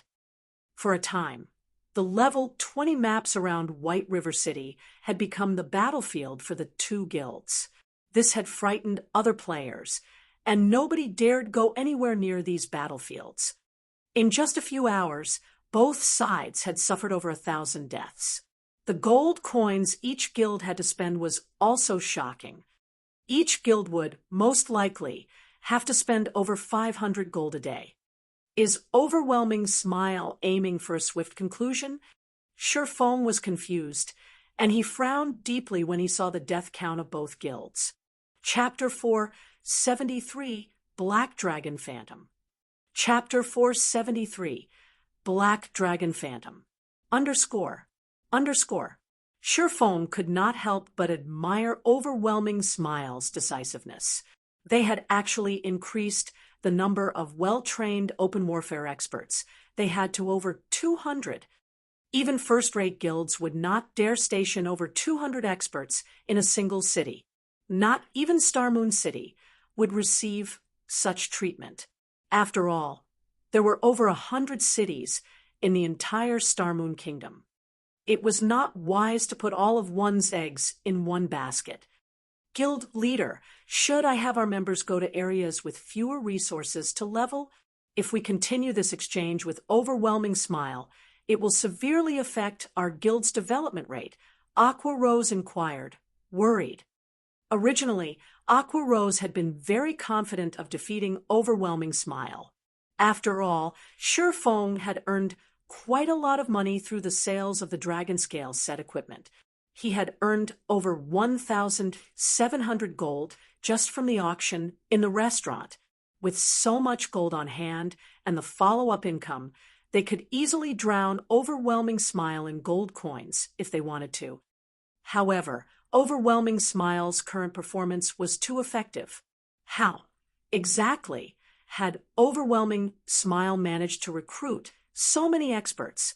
Overwhelming Smile gave them no room to breathe as its attacks became stronger with each consecutive wave. Although the experts on their side were more powerful, their opponents would flee whenever they encountered Zero Wing's Tier 1 players. Moreover, Overwhelming Smile had more experts on their side than Zero Wing. When comparing the number of players each side could kill, Zero Wing was outmatched. Sure enough, these mysterious experts are a big problem. Shi Feng scowled. If he did not deal with this matter properly, Zero Wing would fall.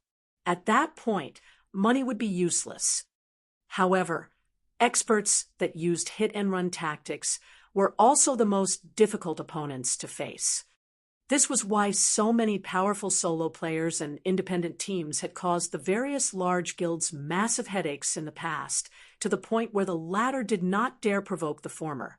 After all, when these powerful independent players were forced into a corner, they could simply turn to guerrilla warfare and ambush the guild's members. By the time the guild's experts arrived, these independent players would be long gone.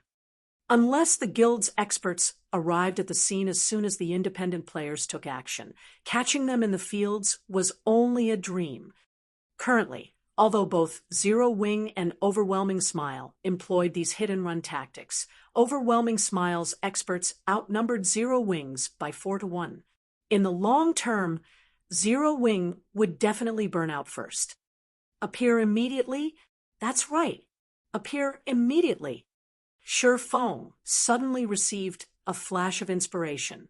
Smiling faintly, he said, "Aqua, notify the members out in the field to report their coordinates through the guild channel should they meet Overwhelming Smile's experts."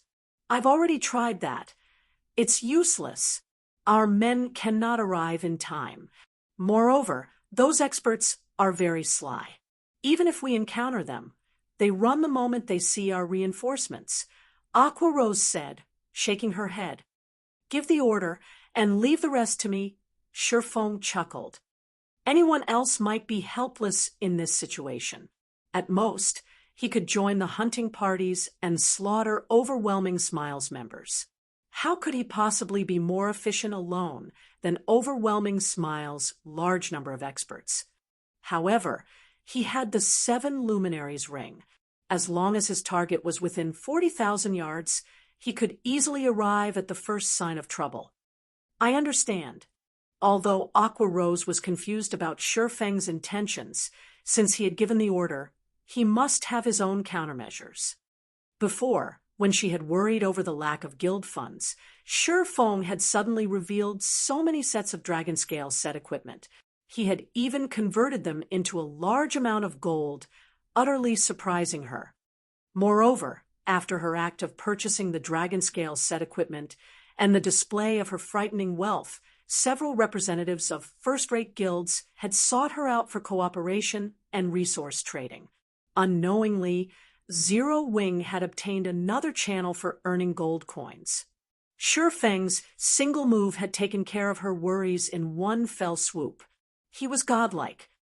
Aqua Rose struggled to believe that someone like Shi Feng had actually remained unknown all this time. "It's about time I make Overwhelming Smile pay back some of its debt." Following which, Shi Feng placed the remaining sets of the dragon scale set equipment in the guild's warehouse. Of them, 2 were available for guild members. He then took out 1 level 25 fine gold weapon and 10 level 25 secret silver weapons. Although his current combat power was already quite high, like a lion pouncing on a hare, it was necessary to go all out even when fighting a small enemy or tackling a minor problem. Hence, Shi Feng intended to upgrade the Abyssal Blade's level. He was currently level 26. He could upgrade the Abyssal Blade to level 25. However, every time he upgraded the Abyssal Blade, the weapon would create quite a commotion. Hence, Shi Feng left White River City, teleporting to the Watch Cemetery. Due to war, the Watch Cemetery had become a land of death. Even the sky here remained dusky, and tombs crowded the cemetery. The majority of the monsters that appeared here were undead type, and although there were a lot of them, their HPs were relatively low, as it was a level 22 to level 28 map with an extremely abundant amount of resources. Over a quarter of White River City's level 20-plus players had come here to level up. The Watch Cemetery contained many treasure chests and hidden quests. However, the cemetery was most famous for its treasure chests. In the past, countless lucky independent players had encountered mysterious iron and even secret silver treasure chests here. obtaining plenty of top-tier equipment and items. Because of this, battles between players had frequently happened in the Watch Cemetery. Similarly, over half of the battles between Zero Wing and Overwhelming Smile occurred here. There sure are a lot of players who have died here. The moment Shifeng teleported to the Watch Cemetery, he was greeted by the sight of corpses littering the ground. The tragic scene could easily match the one in White Fog Canyon. This scene may have even been more tragic. After all, usually only elite players visited the White Fog Canyon, whereas ordinary players had come to the Watch Cemetery. One could just imagine how intense the battle here had been. Nobody should be able to discover me here. Shifeng found a hidden underground tomb. After investigating his surroundings and failing to discover any nearby players, he unsheathed the abyssal blade. Devour! Shifeng lightly tapped the abyssal blade's level up button. After Shifeng selected a level 25 fine gold weapon and 10 level 25 secret silver weapons, the silvery gray abyssal blade suddenly released a black fog. Compared to the previous level-ups, the black fog was denser this time. The 11 sacrificial weapons instantly transformed into ash when they came into contact with this black fog. In the next moment, the power within these weapons flowed into the abyssal blade. Immediately, Shifeng felt the abyssal blade release a massive pulse. Rather than a pulse, it was more like a heartbeat. Underscore thump. Thump underscore. Each consecutive heartbeat grew clearer and more intense. In the next moment, the abyssal blade struggled free from Shifeng's hands, sending Shifeng flying into one of the walls of the tomb. What's happening? Shifeng watched the hovering abyssal blade, surprised. This was the first time he had encountered such a rejection. As the pulses grew more intense, the tomb began to tremble. Suddenly, a large boom resounded as the entire underground tomb collapsed and vanished, revealing the dark gray sky above. Soon after, the abyssal blade fragmented and transformed into a massive pitch-black heart. Along with the heartbeat, the phantom of a massive black dragon emerged. The black dragon was over a dozen meters tall, and its bone-chilling eyes focused on Shifeng. Suddenly, it spread its maw and released a thundering roar. Chapter 474, Abyssal Upgrade. Chapter 474, Abyssal Upgrade. The black dragon's roar shook the sky, loud enough that anyone nearby would notice it. What a powerful roar! A high-level monster must have spawned somewhere nearby. We'll be rich if it's a chieftain. Let's go and take a look. We can't let others snatch it from us. When a team of over 20 players a short distance from the tomb noticed the black dragon's roar, they finished off the monsters they currently faced and rushed over to the tomb. The Watch Cemetery was a land of treasures, and one could even discover a treasure chest by accidentally falling into a hole. However, powerful monsters were rare in the Watch Cemetery, and normally these monsters lingered near treasures. This had already become a publicly acknowledged trend. This monster's roar alone was already so powerful. No one who heard it would risk missing this opportunity.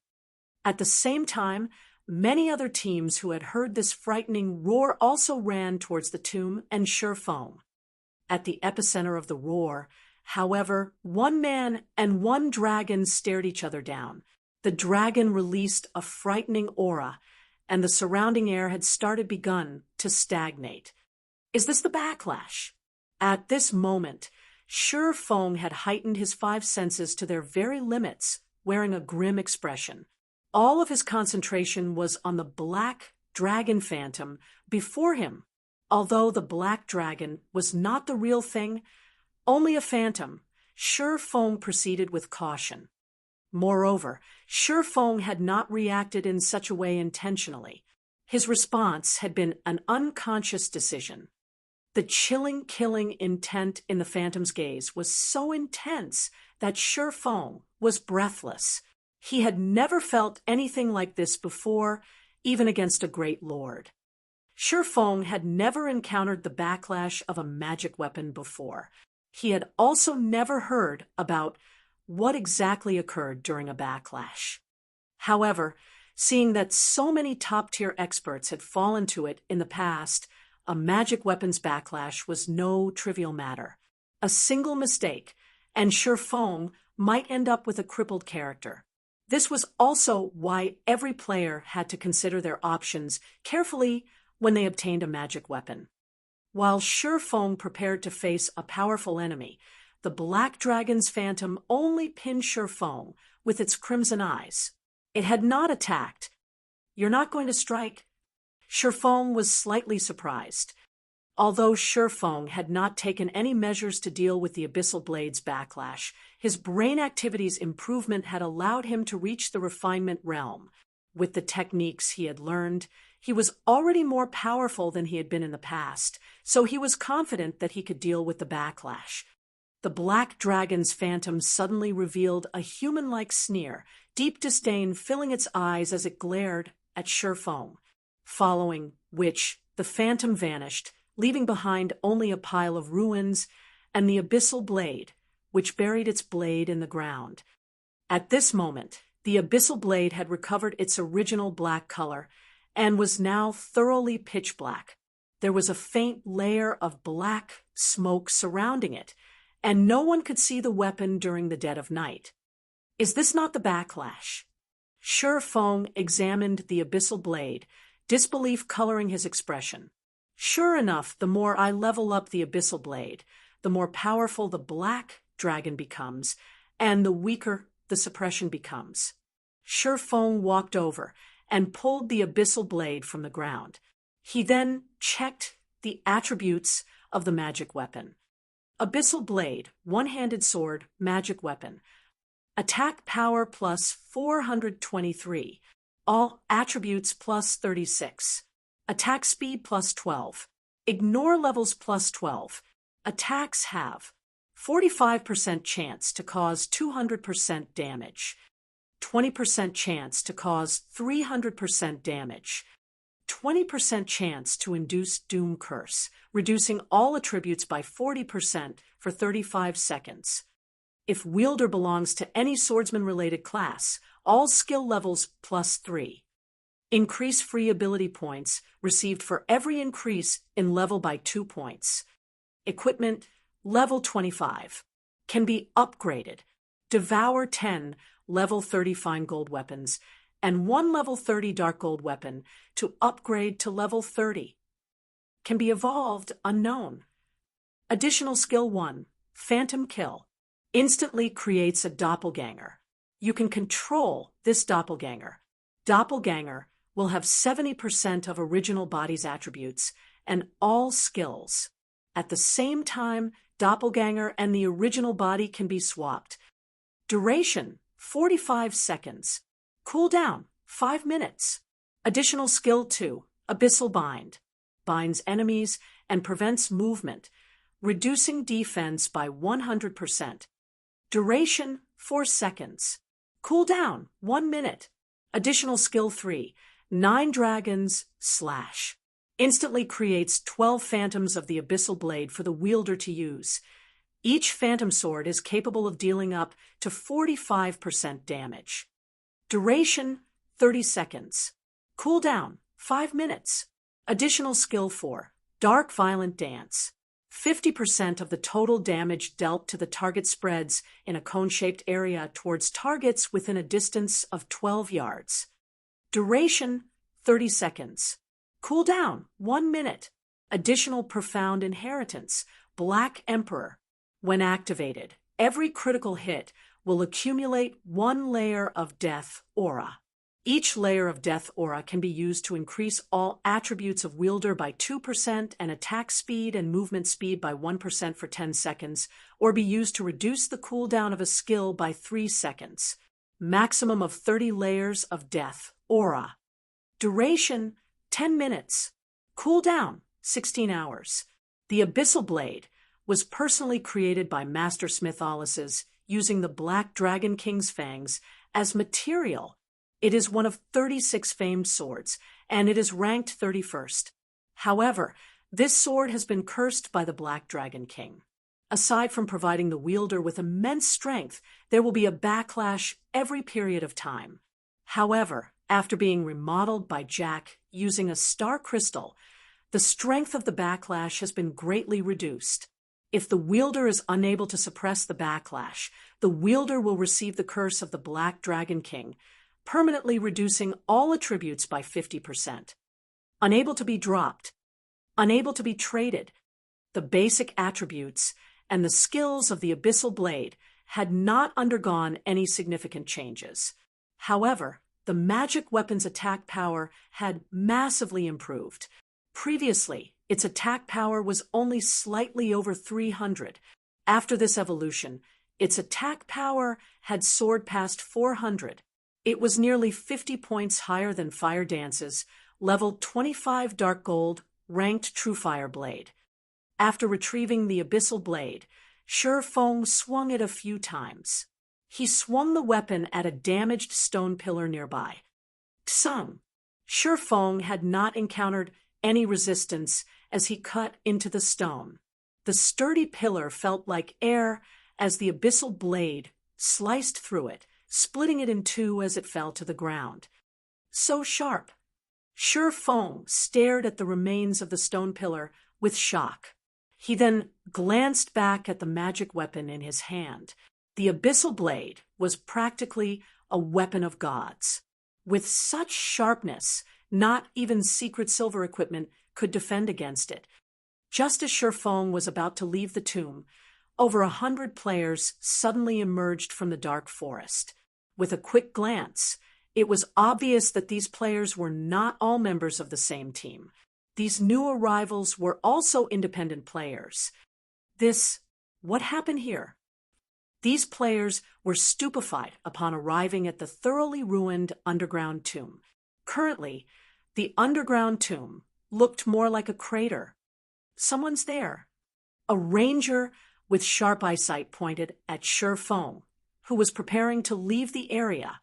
Suddenly, everyone shifted their gaze towards Shi Feng. At this moment, Shi Feng wore a black cloak that obscured his appearance. He had also hidden the glow effects of his equipment. However, judging by the fine workmanship of his equipment, it should be of high quality. At the very least, his equipment should be mysterious iron rank or above. Shi Feng was also level 26, so one could easily tell that he was not someone to provoke. Just as these independent teams hesitated over whether to take action against Shi Feng or not, another party emerged from the forest. Every member of this party was level 25 and above, and all of them were as robust as a bear. The other players avoided eye contact with these newcomers, intimidated by their cold gazes. Most importantly, all of their names were crimson. Brother Deep, we seem to have good luck today. With such a large commotion, a treasure must have spawned here. That brat definitely has the treasure. Yeah, his level is quite high as well. If we kill him, we will not have wasted a trip even if there is no treasure. This 6-man party paid no attention to the 100+ independent players standing in the distance. Instead, their eyes were glued onto Shi Feng, looking at him as if he belonged only to them. Just who are these people? They actually dare act so arrogantly. A male player from one of the independent teams grumbled. The leader of said party glanced the party of 6 red names. Immediately, cold sweat beaded on his forehead as he hurriedly said, "Enough, we're leaving. But what about the treasure? Why should we let a single party have it? We outnumber them," the male player asked, confused.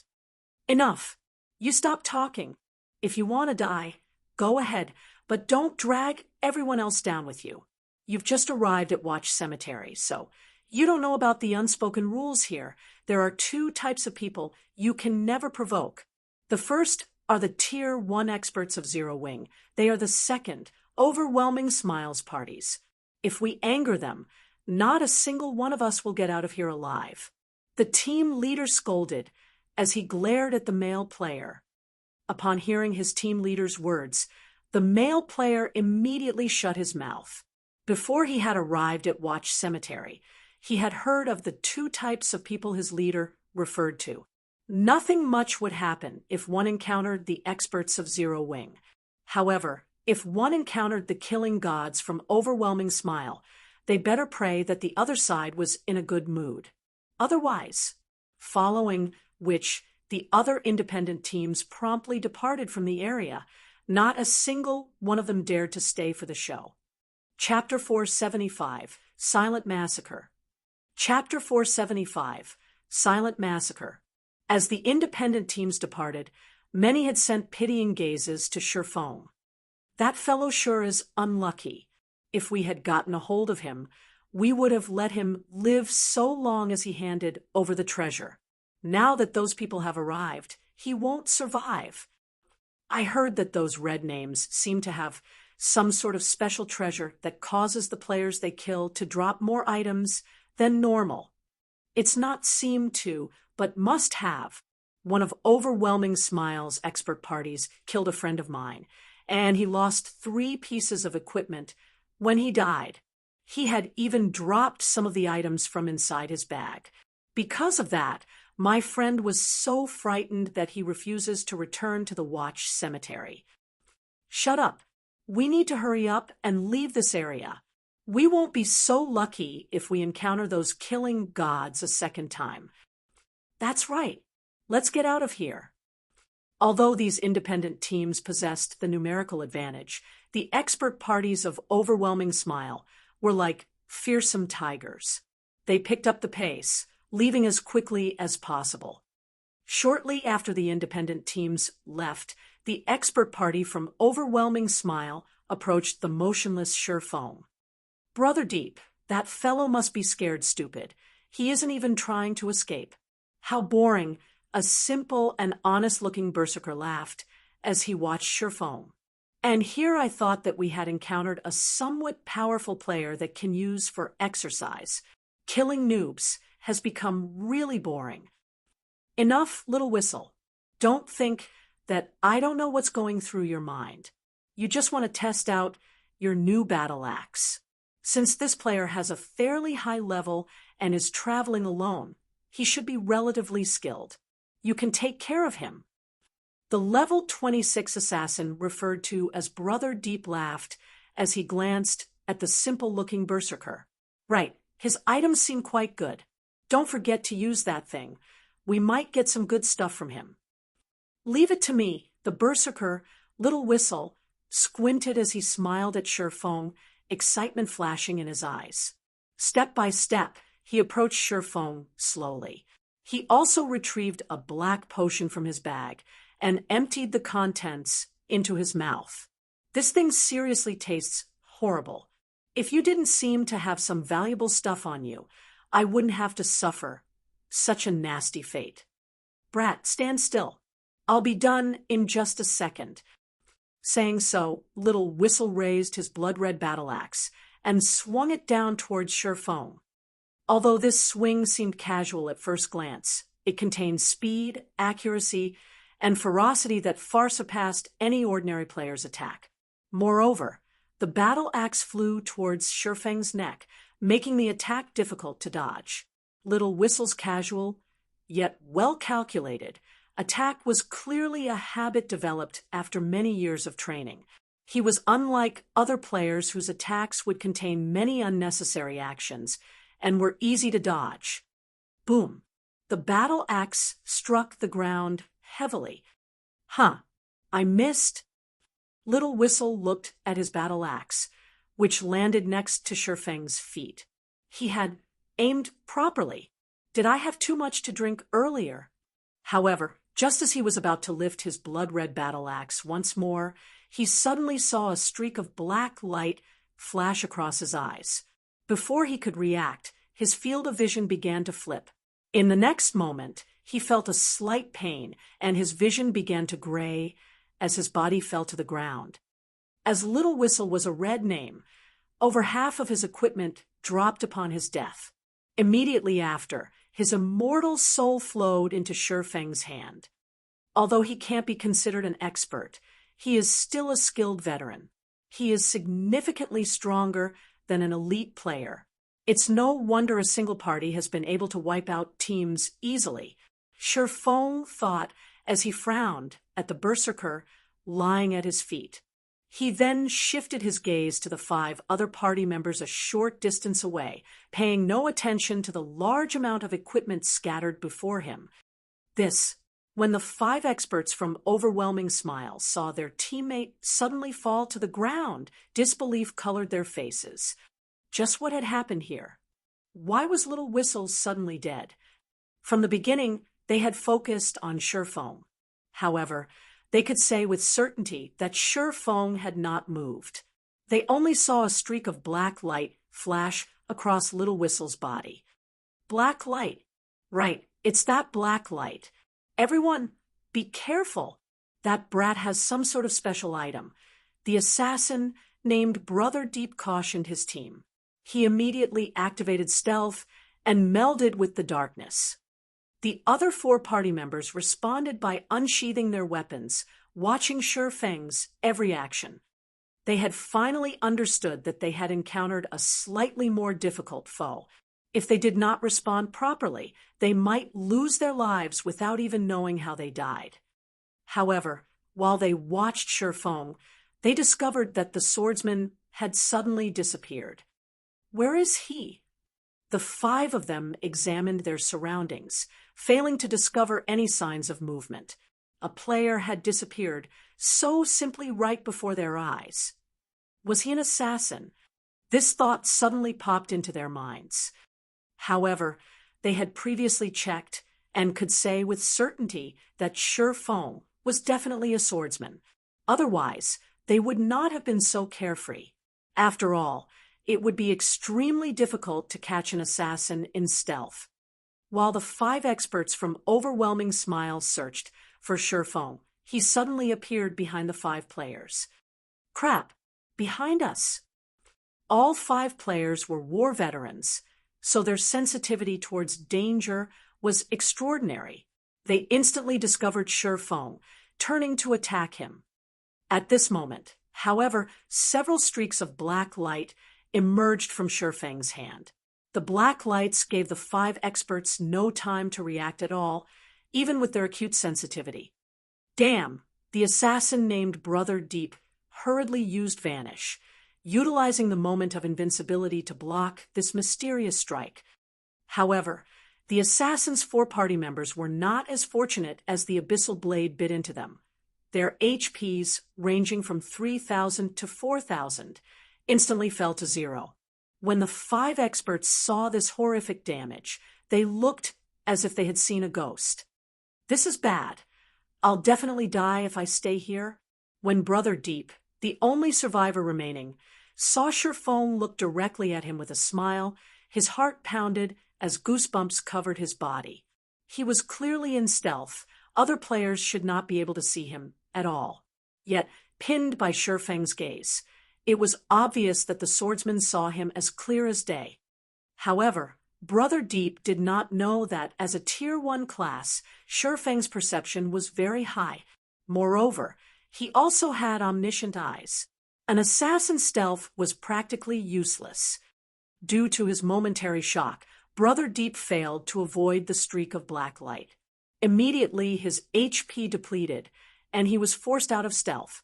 Before he knew it, his body had fallen to the ground. Such a quick sword. Even in death, the assassin could not figure out when Shifeng had attacked. Their party had consisted of people who had experienced life-or-death situations many times, so their awareness of danger was particularly sensitive. However, none of them had detected the slightest precursor to Shifeng's attacks. They had not been able to detect Shifeng's sword when it was a few inches from their faces, much less been able to defend themselves. "You'll be the 6th. Shifeng spoke softly as he looked down at the shocked assassin. "Relax. You'll have more companions soon." "Just who are you?" Upon hearing Shifeng's words, Brother Deep craved the answer to this question. However, as his HP had reached 0, he could no longer open his mouth. When Brother Deep thought about such a person slaughtering his companions, goosebumps rose all over his body. If such an expert suddenly decided to take action against them, none of them would have any hope of survival. Chapter 476, Haunted. Chapter 476, Haunted. Only after finishing off Overwhelming Smile's expert party did Shi Feng begin to loot the items they had dropped. Since Overwhelming Smile and Zero Wing had labeled each other hostile guilds, none of the members of either guild would receive any crime value when killing each other. However, aside from slaughtering the members of Zero Wing, the expert parties of Overwhelming Smile also frequently killed players who possessed high-quality equipment, resulting in them becoming red names. As red names, the penalty they received for dying multiplied, resulting in them dropping an abundance of items when they died. The 6 Overwhelming Smile experts had dropped a total of 54 items. Of them, 45 pieces were equipment, with a majority of the equipment being secret silver rank, and only 8 being fine gold rank. However, this was a significant harvest. In addition, there were 9 items had dropped from the experts' bags. Of the 9 items, 7 had dropped from the first Berserker Shi Feng had killed. In God's domain, the chance of players dropping items from their bags upon death was minuscule. However, as the Overwhelming Smile experts were red names, this chance had been multiplied by several times. Even so, it was still a very small chance. The fact that Shi Feng had obtained 7 items from a single player's bag, in addition to the 45 pieces of equipment from killing a 6-man party, was mainly due to this berserker dropping all of his equipment. He had nothing left. It was unbelievable. Just how abysmal is this fellow's luck? Did he do something to anger the heavens? Not even someone who had killed thousands would have such a fate. Shi Feng could not help but pity the berserker lying at his feet. Regardless of how Shi Feng felt, he still pocketed the berserker's items. However, when he looked through the items, he discovered a dozen bottles of a black potion. Isn't this the potion that Berserker drank before the battle? Shi Feng examined the black potion and suddenly recalled the Berserker's comment. He had not given the man's words much thought at the time, but as he looked at the potion now, he realized that it was something special. The black potion would actually increase the drop rate when killing players. However, the potion's effects similarly affected its user, and if the user died, their drop rate would multiply as well. This was the first time Shi Feng had seen or heard of such a potion. There were over 10,000 types of potions in God's domain. Although he had played the game for over a decade, he was still ignorant of many of the items in the game. It was especially true for original creations of master alchemists, master forgers, and other lifestyle masters. Shi Feng then read the black potion's data. Sure enough, this potion was crafted by a player. Shi Feng could not help his shock upon reading the information of the black potion. This potion is called Haunted. Once consumed, the PvP drop rate increases from 100% to 300%. Meanwhile, if the user is killed by another player, their drop rate increases from 200% to 600%. Haunted has a duration of 5 minutes and a cooldown of half an hour. Whoever made this potion is amazing. Shi Feng wanted to meet Haunted's creator. Unfortunately, the creator was displayed as unknown. It was clear that Haunted's creator wanted their identity to remain hidden. Shi Feng had a significant understanding of God's domain. There were indeed tools that could increase a player's drop rate when killing other players, and every one of these tools were precious. However, Shi Feng had never heard of a potion with such a function. It was inconceivable that such a potion had appeared. The current players of God's domain were still very low level, and the materials they could obtain were limited. To create such a powerful potion with such limited materials, This alchemist must be a genius. No wonder Overwhelming Smile is so zealously slaughtering other players. With Haunted, they can easily obtain plenty of valuable equipment. Shifeng suddenly understood the reason behind Overwhelming Smile's abnormal actions. Currently, as both Zero Wing and Overwhelming Smile fought in an all-out war against each other, both sides had suffered significant losses in terms of equipment. With Haunted, however, Overwhelming Smile could fund their battles with battles. The more well-equipped the player they killed was, the higher the quantity and quality equipment they could obtain. Normally, players would only drop one piece of equipment upon death. A single player had over 10 pieces equipped. If only one out of those many pieces dropped, the chances of obtaining a good equipment was relatively low after consuming Haunted. However, the members of Overwhelming Smile could obtain up to 3 pieces of equipment from the players they killed, significantly increasing their chances of obtaining good equipment. Since this is the case, I won't have to be polite with them. Shifeng revealed a faint smile as he stored the 12 bottles of Haunted in his bag. In reality, the PvP drop rate relied heavily on the luck attribute. Shifeng's current luck was relatively high. If he activated Divine Providence, he could raise his luck to 25 points. If Shifeng killed an ordinary player, even without consuming Haunted, it was almost certain that player would drop 2 or 3 pieces of equipment. Moreover, there was a relatively high chance for those 2 or 3 pieces to be the best pieces said player wore. If he included the effects of Haunted, considering the situation, Shifeng began to search through the guild channel, looking for any guild members in Watch Cemetery who had encountered an ambush. Perfect, you'll do. After a moment, sure enough, some members had reported through the guild channel that Overwhelming Smile's experts had ambushed them. They were in the Watch Cemetery. Immediately, Shifeng input the coordinates into the 7 Luminaries ring and activated space movement. He then jumped into the spatial crack that appeared before him.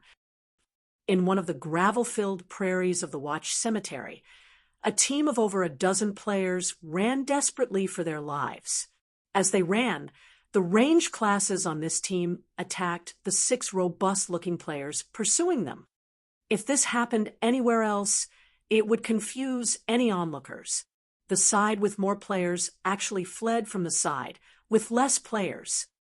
In the Watch Cemetery, however, nobody would find this scene surprising because the side with less players consisted of bloodthirsty lunatics with astonishing strength. Moreover, this party of lunatics consisted of only melee classes. There was not a single ranged class in their party. Damn, why aren't any of my attacks hitting them? One of the escaping male elementalists grumbled, dismayed as he watched the distance between his team and their 6 pursuers decrease. Hold on for a little longer. The Tier 1 experts of our guild are heading towards us right now. A level 24 ranger, the leader of the team, tried to encourage his team members as he attacked with a frostbolt. Everyone on the team nodded to their team leader's words, newfound hope blooming in their hearts. The group of Overwhelming Smile experts behind them was simply too powerful. Before they had realized they were being ambushed, 4 of their team members had died. Although they tried to retaliate, the experts dodged or blocked most of their attacks. Only a small number of control skills had any effect. Unfortunately, none of those skills were fatal. As soon as the battle had begun, they had sent out distress messages through the guild channel, reporting their current location. Fortunately for them, one of their guild's Tier 1 expert parties was only a short distance away from them. They would be safe as long as they could reach that Tier 1 expert party. Everyone, stop! The ranger shouted when he saw a cloud of cold air rising from the ground in front of them. Before any of them had noticed, another party had appeared. Moreover, the shield warrior standing in the lead was currently using a magic scroll. Unfortunately, The ranger's command was too late as a gigantic icicle suddenly emerged from the ground. The icicle struck the players at the forefront of their team, a damage of over -1,000 points appearing above their heads. Simultaneously, frost shrouded their bodies, massively reducing their movement speed. "We're finished." Despair filled the ranger's eyes as he stared at the massive icicle in front of them. They had barely survived the pursuit of a single party of experts. Now that another party had appeared, blocking their path, they no longer had any hope of escape. "Ha ha ha. Come on. Keep running. I want to see how far you can get." One of Overwhelming Smile's experts sneered upon seeing the Zero-Wing team's predicament. At this moment, however, a spatial crack appeared in the air and a human figure suddenly emerged. "Oh, it seems that I am quite lucky today." After Sherphone landed, he swept a glance over the two expert parties from Overwhelming Smile, a faint smile appearing on his face. Chapter 477, Yolan's Worries. Chapter 477, Yolan's Worries. In White River City, shortly after Overwhelming Smile had established its guild residence, the street outside the guild residence was already packed with players hoping to join the guild. Over 10,000 players waited for their evaluation, far surpassing Zero Wing's guild recruitment. Currently, Overwhelming Smile offered 3 to 4 times more benefits than their rival. In addition, Overwhelming Smile had already become the unshakable overlord of Maple City. Now that Overwhelming Smile had its own guild residence, its momentum was unstoppable. As a result, many independent players who had observed the situation from the sidelines had decided to take action. In White River City, Zero Wing only had 3 advantages. The first was the presence of Black Flame, the #1 expert of Starmoon Kingdom. There were also plenty of experts in Zero Wing, making the guild a good place to seek guidance and improve oneself. The second was the guild residence. Members of Zero Wing could receive a large number of high-level guild quests, allowing them to level up and earn money easily. The fact that members could accumulate a double EXP buff while resting in the guild residence was also quite attractive. The third was Zero Wing's guild warehouse. A lot of top-tier equipment was constantly available for guild members to earn. These items were not available outside of Zero Wing. However, to the majority of the players in White River City, Zero Wing's most attractive benefit was its guild residence. It was the reason that many had hesitated when choosing between Zero Wing and Overwhelming Smile. However, that issue had been resolved. Now that the well-funded Overwhelming Smile had its own guild residence as well, Zero Wing had lost its advantage. Currently, compared to Overwhelming Smile, the overlord of a city, Zero Wing was inferior. It was obvious which guild they should join. We are too late, a level 23 female cleric sighed, helplessly when she saw the long line of players outside Overwhelming Smile's guild residence. The cleric then turned to the level 25 female elementalist beside her, grumbling to the innocent-looking girl in silver clothing, "Rain, this is your fault. I told you that, as long as Overwhelming Smile establishes its guild residence, a ton of players are going to try to join. Now, we've got to wait so long if we want to join. Blue Bamboo, I've said it before. I'm only playing God's Domain because I am curious about this world. I want to understand more about this realistic fantasy world. And I don't really mind not joining a guild." Thoughtful Rain shook her head in response to her friend's words. She was not particularly interested in joining any guild. "Rain, you're wrong about this. God's Domain is such a vast world, and there are plenty of dangerous places. If we're not strong enough, how can we explore those places? Meanwhile, joining a guild is undoubtedly the fastest way to grow stronger," the female cleric named Blue Bamboo countered. "Just look at how poorly we are faring right now. We bought a majority of our equipment. To make things worse, Our equipment is crappier than what guild members have. In that case, shouldn't we join Zero Wing? Thoughtful Rain asked, confused. I hear that Zero Wing's warehouse contains plenty of top-tier equipment that no other guild can match. Speaking of Zero Wing, Thoughtful Rain suddenly recalled the man named Yifeng who had helped her before. She remembered that he was one of Zero Wing's members. The library emblem he had given her had helped her greatly, and she wondered how that man was faring. Don't you know? A war has recently broken out between Zero Wing and Overwhelming Smile, and each report is more amazing than the last. As a result, the independent players who had originally hesitated are now desperately trying to join Overwhelming Smile. Do you know why? Blue Bamboo asked mysteriously. That's because Zero Wing no longer has an advantage over Overwhelming Smile.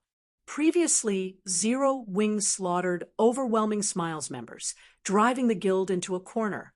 Now, however, the situation has completely changed.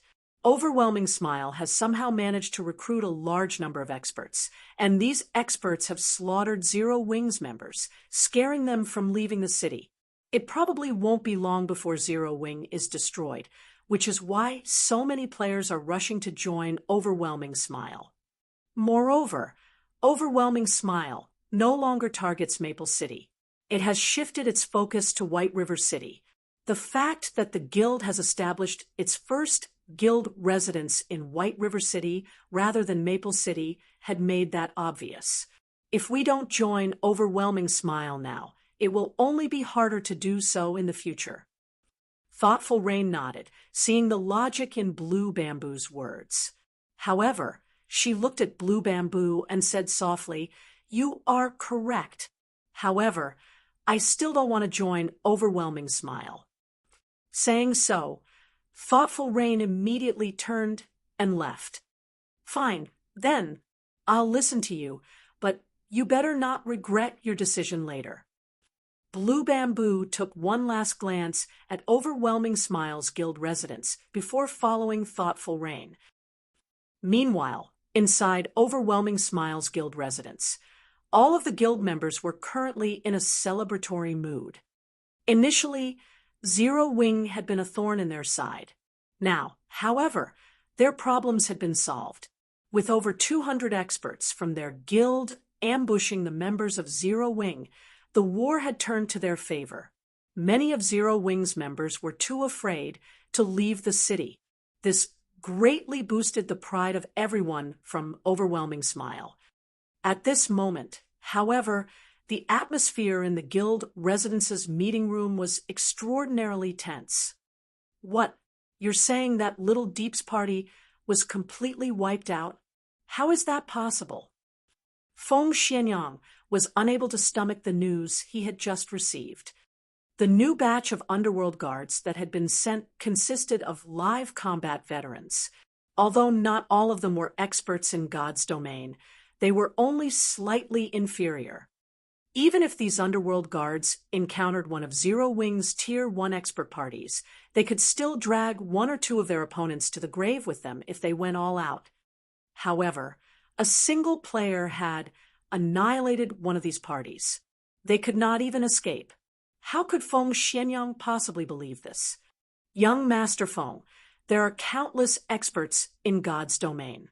The underworld guards aren't invincible either. There is nothing strange about the slaughter. However, based on Little Deep's report of their assailant, it is likely that they ran into Black Flame.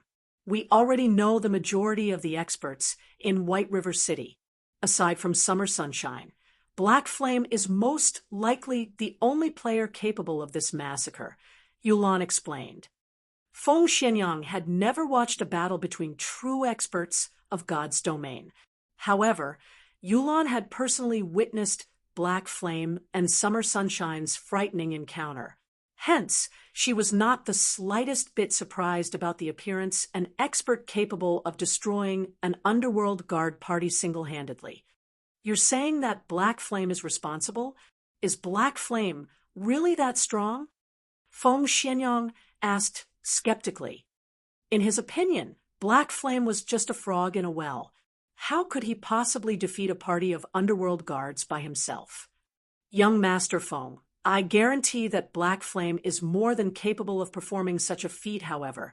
This is not the most important information we have received.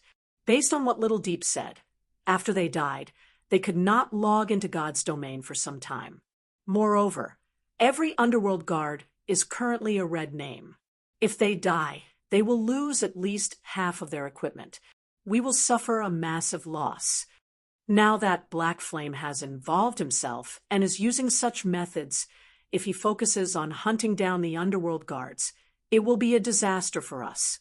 I suggest that we have the underworld guards stop their ambushes, retreat from the Watch Cemetery, and go elsewhere to level up, Yulan suggested.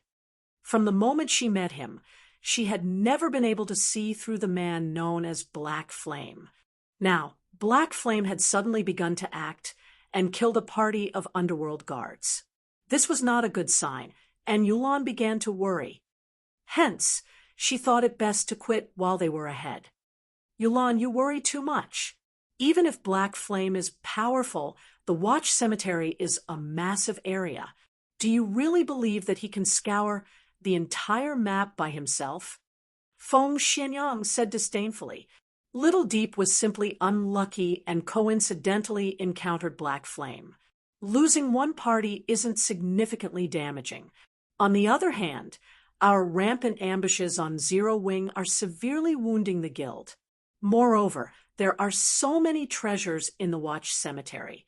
If we give the area up, not only will it greatly reduce our guild's morale, but we will also lose a huge source of income. Besides, while Zero Wing has Black Flame, do you think that Underworld does not possess experts aside from the Underworld guards? Feng Xianyang laughed. Chapter 478, 7 Ghosts. Chapter 478, 7 Ghosts. Have they arrived as well? Yolan's beautiful eyes widened upon hearing Feng Xianyang's words, shock coloring her features. Although the Underworld guards were the core combatants of Underworld, they were not the peak combatants. Even so, the Underworld guards were only slightly inferior to the peak combatants of other first-rate guilds. They were more than enough to deal with second-rate guilds. Since Feng Xianyang had said as much, the new arrivals were not members of the Underworld guards. Instead, they should be the peak combatants of Underworld, the 7 Ghosts. That's right, to eliminate Zero Wing quickly and ensure that we obtain White River City, upper management has sent us 2 ghosts. With the 2 of them, Black Flame's good fortune will come to an end. Feng Xianyang laughed. Since 2 of the 7 ghosts have arrived, Black Flame's hunting spree will no longer be an issue. On the contrary, this is our chance. Yulan nodded as she revealed a smile. Underworld was a massive organization, and those who joined the Underworld guards were already considered experts. Meanwhile, the 7 ghosts stood out among the Underworld guards and stood at the peak of the organization. The 7 ghosts held very high positions in Underworld, and even Feng Xianyang had to treat them with respect. Every one of the 7 ghosts was an extraordinarily talented expert, carefully selected by Underworld. Moreover, they had received Underworld's unreserved nurturing and hell-like training. Their strength had long since surpassed the realm of ordinary humans. If several ghosts worked together, even an expert like Summer Sunshine would be helpless. Now that Black Flame was going all out in his hunt of the Underworld guards. This was very good news for Overwhelming Smile. If the 2 ghosts found Black Flame while he was on his hunting spree, perhaps they could kill Black Flame and utterly destroy Zero Wing. Just as Feng Xianyang and Yulan discussed Shifeng, the man currently faced off against 2 Underworld guard parties in the Watch Cemetery. Good luck! What an arrogant little brat! The 2 Underworld guard parties glared at Shifeng before turning to each other, smiling. The members of Zero Wing also watched Shifeng, who currently hid his appearance under his black cloak, astonishment filling their eyes. Shi Feng had accidentally appeared and claimed to have good luck. Did he not know that the two parties surrounding them were the famous killing gods? Every one of these players was a demon who could slaughter people without batting an eye. Those who encountered these killing gods had only one ending: death. We have to hold our ground. Our guild's Tier 1 experts are almost here. We'll be saved as long as we hold on for a little longer, the leader of Zero Wings' team said, gritting his teeth. A thread of hope appeared in the eyes of Zero Wings members. When they looked at the two underworld guard parties surrounding them, their gazes burned with fighting spirit. Oh, you guys must have a death wish. Old Six, you deal with these guys. I'll deal with the new brat, a youthful-looking level 26 swordsman named Fifth Ghost ordered with a deep voice. The youth was tall and robust, and he was currently garbed in golden battle armor. Brother Five, you're too cunning. This is the first expert we've found after such a long hunt, yet you're sending me to deal with the trash while you steal the expert for yourself. The level 26 berserker named Sixth Ghost complained. That brat is a swordsman. I'm also a swordsman, while you're just a berserker. Naturally, I should deal with him. If we meet a berserker, you'll deal with them. Deal. Fifth Ghost laughed. The berserker, named Sixth Ghost, could only nod in response. He then looked towards the underworld guards, saying, "Leave these people to me. You guys only need to prevent them from escaping." Yes, the underworld guards immediately took up their formation. However, when Zero Wings members heard that the man named Sixth Ghost intended to deal with them alone, they rejoiced. Each side had about the same number of players. If the enemy faced them as a team, they stood no chance. If only one person attacked, however, they could probably kill that player and escape. We'll charge together. After we get rid of him, we can take the opportunity to break through the encirclement, the ranger team leader whispered. At this moment, when Shi Feng saw Sixth Ghost approach the group, he suddenly said, "No, you guys aren't his match. In a moment, run in the opposite direction. Elementalists use ice walls and frozen circles while I hold them back." Zero Wings' elite team was strong enough that they had a good chance of defeating any ordinary expert. However, the berserker before them was not an ordinary player. The killing intent and pressure he radiated did not belong to an ordinary expert, so much so that even Shi Feng sensed danger from the berserker. Moreover, when Shi Feng used omniscient eyes to inspect everyone's data, Sixth Ghost's data surprised him.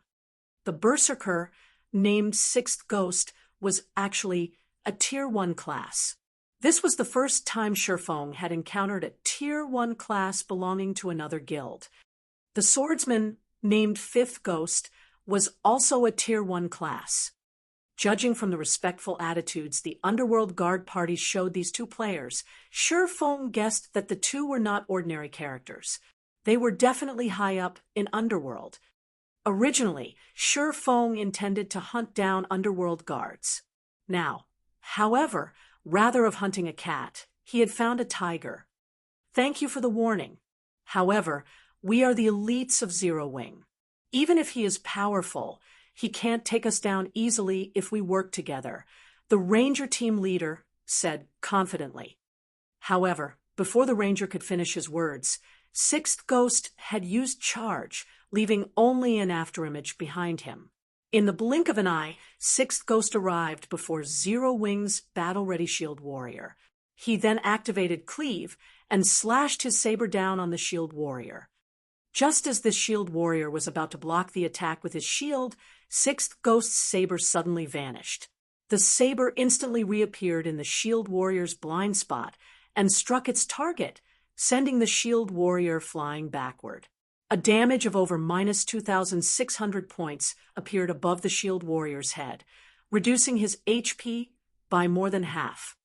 The entire process was as smooth as flowing water. None of the surrounding Zero Wing members had reacted to Sixth Ghost's attack. They could only watch as their MT was sent flying. 6 Ghost's damage shocked Zero Wing's elites. None of them could believe that a Berserker could actually deal over minus 2,600 damage to a shield warrior. However, 6th Ghost was not done with the shield warrior. Twisting his feet slightly, 6th Ghost transformed into an afterimage as he weaved through the crowd of players. He arrived behind the still airborne shield warrior and sent out another slash. Nobody had ever expected a Berserker to be so agile. Although the entire process seemed slow, in reality, everything had happened in an instant. Just as 6th Ghost Saber was about to strike the shield warrior's back and end his life, 6th Ghost suddenly spun and used Whirlwind Slash. Pung! Dazzling sparks scattered around him. 6th Ghost's battle saber collided with a pitch-black sword. Meanwhile, the owner of this sword was none other than the mysterious newcomer, Sherfone. Brat, you sure are in a hurry to die. 6th Ghost licked his lips, a hint of excitement appearing in his eyes as he smiled at Sherfone. Since you can attack soundlessly, you should have also reached that realm. If not for his many years of combat experience and his senses picking up on Sherfeng's faint killing intent, he would not have detected Sherfeng's attack. Fortunately, he sensed the attack at the very last moment and instinctively used Whirlwind Slash. Otherwise, Sherfeng's attack would have been successful. Other than his sparring sessions with the other ghosts, this was the first time he had encountered such a situation. Chapter 479, Triple Cut. Chapter 479, Triple Cut. Saber and sword intersected, scattering sparks. Following which 6th Ghost and Sherfone exchanged moves continuously.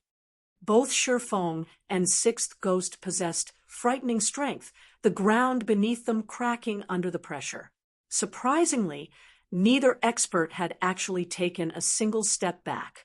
However, it was a different story for the players' watch from the sidelines. Due to the resulting impact from the weapon's collision, the spectators were forced to retreat. They are so powerful. Even from this distance, I can feel how intense the impact is. No wonder Little Horse was sent flying, the Ranger team leader muttered as he watched the scene before him. Fear filled his gaze as he watched 6th Ghost.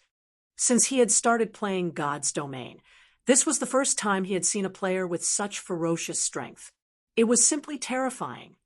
However, the fact that Sherfone could contend with such a monster was just as astounding. At this moment, the Tier 1 swordsman, 5th Ghost, gaped at the two combatants with utter disbelief. Just who is that? He can compete with old 6's strength. 5th Ghost's gaze sharpened as he began to watch Sherfone carefully.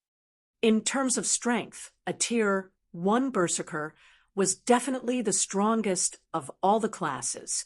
Moreover, 5th Ghost knew how 6th Ghost had allocated his free attribute points. They had all gone into his strength. Every piece of 6th Ghost's equipment was also strength-based. Yet, a swordsman like Sherfone was on equal footing with 6th Ghost. It was inconceivable. Among the 7 ghosts, 6th Ghost's strength ranked 3rd.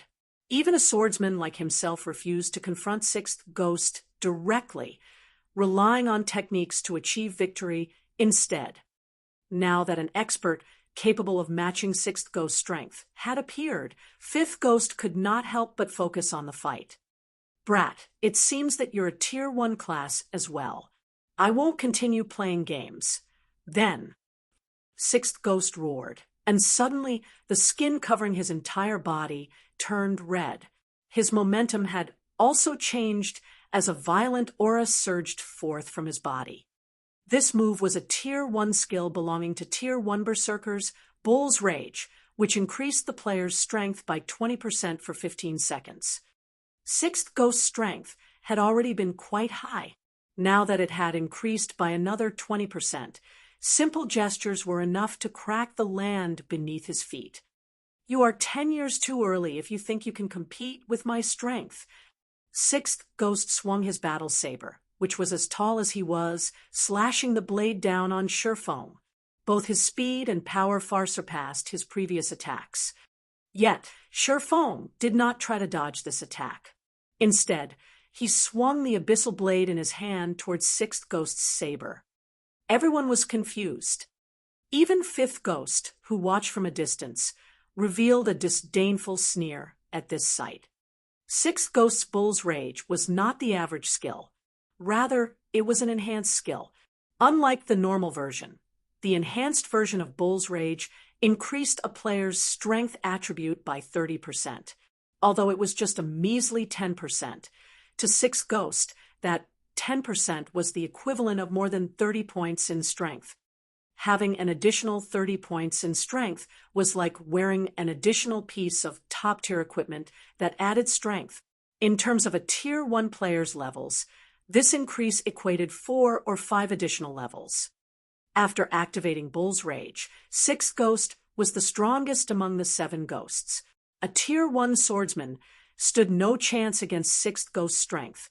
Shifeng overestimated himself if he thought he could challenge Sixth Ghost's attack head-on. The only way to deal with Sixth Ghost's attack was to dodge. However, even dodging was impossible. After all, even experts like them, who had reached that realm, found it extremely difficult to dodge Sixth Ghost's saber techniques. Everyone pictured Shifeng's figure flying backward the instant the saber and sword collided. Boom! The ground beneath both combatants' feet cracked, the impact of the collision creating a dust storm that enveloped the battle. Sixth Ghost's eyes widened with shock upon seeing Shifeng block his attack with just one hand. He had already activated Bull's Rage, yet Shifeng still blocked his attack. The skill had increased his strength attribute by over 100 points. This increase alone was already as much as what an ordinary player possessed. Yet, Shifeng had blocked it. The onlooking crowd gaped when they saw the small crater below the fighter's feet. Are they NPCs? None of them could believe what they saw. Was this really a battle between players? If not for the player-specific diamond-shaped markers hovering above both sides' heads, they would have suspected that the two were monsters of God's domain fighting over territory. So he really was telling the truth. Only now did Zero Wings members realize why Shifeng had warned them before the battle had begun. With such frightening strength, even if Sixth Ghost had not utilized any skills and relied solely on his techniques and attributes, he would not have needed long to annihilate their team. Just who are you? After this single exchange, Sixth Ghost hurriedly retreated from Shifeng. He was on high alert as he watched his opponent, no longer as calm as before. Even a fool could tell that Shifeng's basic attributes were far superior to Sixth Ghost's. From their previous exchange, Sixth Ghost realized that Shifeng had only been testing his strength. With this realization, an indescribable anger overtook Sixth Ghost's heart. All this time, he had been the one to test others' strength, never the other way around. Now that someone had done the same to him, Sixth Ghost's pride, as one of the 7 ghosts, had been wounded. You attacked first. Why are you the one asking this question? Shifeng chuckled. Brat, you're courting death. As Sixth Ghost bellowed, the battle saber in his hands transformed into 3 saber images.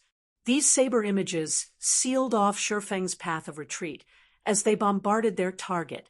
At this moment, it looked as if Sixth Ghost held not 1, but 3 battle sabers in his hand. Soundlessly, Sixth Ghost appeared right in front of Shifeng.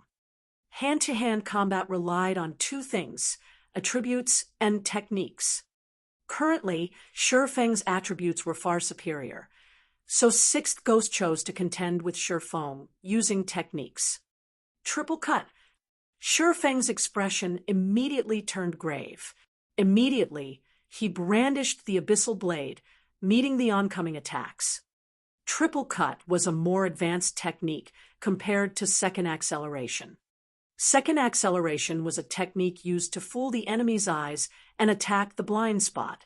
However, triple cut was an advanced attack technique that relied on the body's center of gravity to focus all power into a single point. The attack was extremely fast, to the point that others would see 3 weapons instead of 1. In reality, these were only afterimages. Dang, dang, dang. The sound of metal clashing echoed through the air. For a time, the area between Sixth Ghost and Sure Feng had become a whirlwind of blades. The constant and deafening clangs of metal on metal made everyone's ears ring.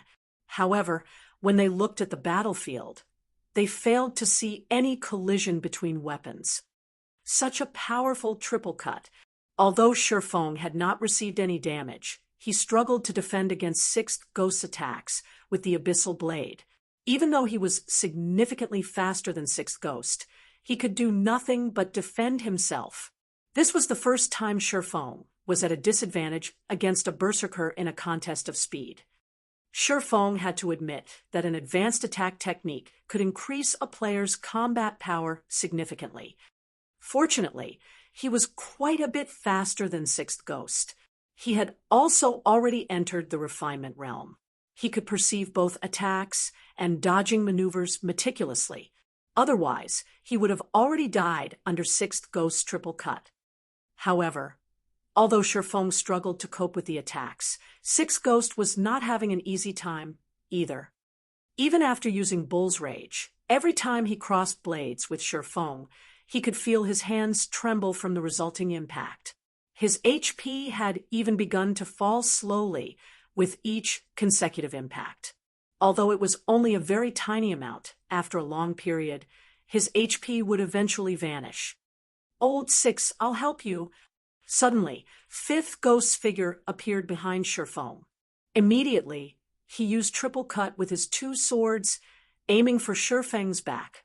Chapter 480, Stepping into the Second Phase. Chapter 480, Stepping into the Second Phase. Fifth Ghost was a Tier 1 swordsman. Although he did not possess Sixth Ghost's frightening strength, in terms of speed, he was significantly superior to the berserker. In particular, Fifth Ghost's control over his center of gravity when using the advanced attack technique triple cut surpassed Sixth Ghost's. In addition, Fifth Ghost had used Wind Blade, increasing his speed significantly. At this moment, one could even vaguely see a 4th afterimage of his sword. Presently, Sure Feng had already focused all his power into defending against Sixth Ghost's attack. He simply had no time to consider Fifth Ghost. When Fifth Ghost saw his sword piercing Sure Feng's chest, a sinister smile appeared on his face. "Brat, although your strength is quite good, you are still 10 years too early if you think you can fight against us 7 ghosts. Brother 5, be careful."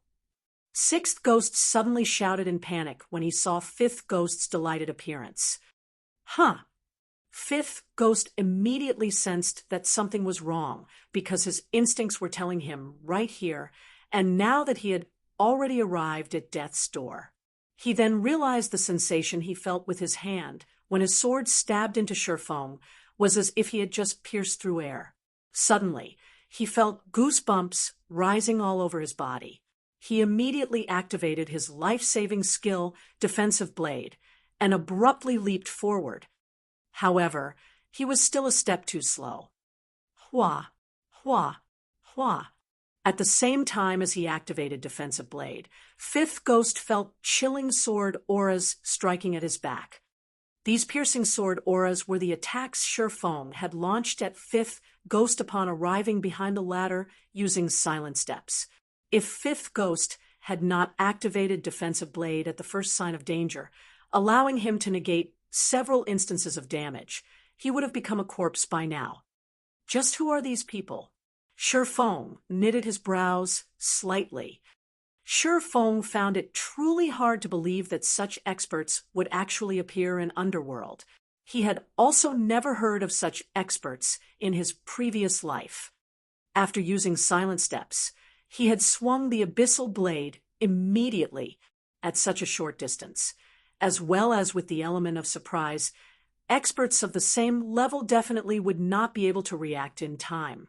Yet, Fifth Ghost actually managed to activate Defensive Blade and leap forward before the Abyssal Blade landed on his body. Furthermore, from the attack Fifth Ghost had sent out before, Surefeng could clearly perceive just how powerful Fifth Ghost was. When Sixth Ghost used Triple Cut, he was able to apply the technique only to a normal attack. He could not use the technique with a skill. On the other hand, Fifth Ghost was able to integrate Triple Cut together with a skill. In fast-paced close combat like this, other than some special skills like silent steps and instantaneous movement, the difficulty of using attack skills in battle was extremely high. Such attack skills simply had too long a cast time and required one to go through fixed motions before the skill could be activated.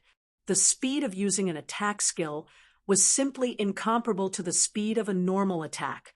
Moreover, even if one was highly proficient with a skill and could activate it very quickly, excessive speed could easily result in distortions in the motions and, consequently, a drop in completion rate, rendering the skill practically useless.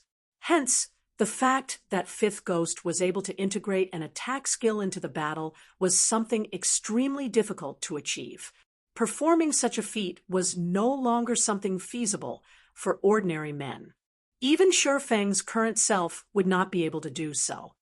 Moreover, Surefeng had clearly been the one to attack first, yet he was still a step behind Fifth Ghost. This situation reminded Surefeng of Soaring Snake's godlike reaction speed. Fifth Ghost might be similar to Soaring Snake, both of them possessing a reaction speed of less than 0.1 second. Surefeng estimated Fifth Ghost's reaction speed at around 0.7 second. However, it was obvious that Fifth Ghost was more proficient at utilizing his reaction speed to his advantage. Originally, Surefeng had thought of following up his victory with a hot pursuit. However, upon noticing Sixth Ghost charging at him, he had no choice but to shift his focus. "Brat, not bad. Not only are your attributes so overpowered, you actually possess that sort of skill as well. You very nearly did me in just now. However, you will no longer get another chance like that." After regaining his composure, Fifth Ghost turned around to look at Surefeng, a hint of greed flashing across his eyes. He then took out a bottle of Haunted and drank it. Every piece of equipment they had on them was top tier, yet Surefeng had still managed to overwhelm them with his attributes. This showed that Surefeng's equipment was a cut above theirs.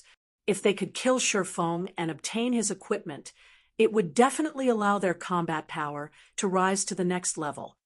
In a 2-on-1 situation, Surefeng no longer held back as he used Purgatory power, increasing his attack speed by 100%. He then used Void Steps, vanishing from everyone's eyes. He disappeared. Sixth Ghost was stunned. Before he could figure out what was going on, he suddenly discovered that Surefeng had already appeared directly beside him, the Abyssal Blade mere centimeters from his neck. Sixth Ghost hastily bent his body away with all his might. However, he was still too late as a fountain of blood sprayed out from his neck, a critical damage of over -3,000 points appearing above his head. From this attack alone, Sixth Ghost had lost more than half of his HP. Immediately after, Surefeng followed up with another strike. One more hit was all he needed to finish off Sixth Ghost. However, Fifth Ghost's sword was already curving towards Surefeng. Moreover, Sixth Ghost was now aware of the danger, his saber moving to greet Surefeng's sword. In this situation, Surefeng had no choice but to break off his attack. He then used Void Steps once more and disappeared from everyone's sight. So you're Black Flame. However, if you think you can rely on this footwork to defeat us, think again. Before coming to the Watch Cemetery, Fifth Ghost had already received information on Black Flame from Yulan. He had also watched the battle between Black Flame and Summer Sunshine, so Surefeng's Void Steps was still fresh in his mind. Now that he was seeing the footwork in action, he determined Surefeng's identity right away. Then, Fifth Ghost abruptly changed his sword's trajectory, swinging the weapon at the empty air beside him. Fifth Ghost's action confused the spectators. They could not understand what the swordsman was trying to achieve with this action. In the next instant, however, everyone immediately received an answer to their questions when Shifeng suddenly appeared in the path of Fifth Ghost's sword. At this moment, Shifeng was using the abyssal blade to defend against Fifth Ghost's attack. He's adapted to void steps already? Shifeng was slightly surprised. Shifeng knew full well that void steps was not an invincible technique, although the footwork could force others to ignore his own presence, making it seem as if he had vanished from thin air. Someone who had undergone special training could still catch him once they let their eyes adapt to the technique. There was nothing strange in people like Fifth Ghost and Sixth Ghost being able to perform such a feat, however. The speed with which Fifth Ghost managed to adapt to the technique still exceeded Shifeng's expectations. During Shifeng's moment of surprise, Sixth Ghost had also slashed his saber at Shifeng's back, forming a pincer attack around Shifeng. Left with no other choice, Shifeng activated Windwalk as well as Void Steps to retreat. Although the two ghosts had adapted themselves to Void Steps, there was still a brief moment of delay before their eyes could locate Shifeng. Hence, Shifeng still persisted in using Void Steps to retreat.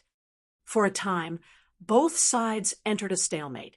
The exchange between saber and swords created a storm that engulfed the audience. The surrounding spectators were shocked by this scene, and not even their eyes could keep up with the three combatants' actions. Looking at the high-speed battle between the three, even breathing seemed superfluous. Despite Shifeng's attack speed receiving a huge boost and the significant effect of Void Steps, Shifeng was still forced into passivity. The two ghosts' attacks were extremely tricky to deal with. In particular, Fifth Ghost's attacks would always strike from various different blind spots, and never once would the swordsman face Shifeng in a direct confrontation. If not for the fact that Shifeng had already entered the refinement realm, his grasp over attacks and movements becoming extremely precise, he would have long since lost his life to the two ghosts. Although Shifeng was currently locked in a passive state, he was enjoying every moment of this high-speed battle. Ever since the increase in his brain activity, he had not had a chance to familiarize himself with the sudden boost to his perception as well as the sudden enhancement in his control over his own body. This battle was the perfect opportunity to get used to his new improvements. Chances to fight against experts were extremely rare, let alone against experts who were capable of forcing him into such dire straits where even the slightest mistake could cost him his life.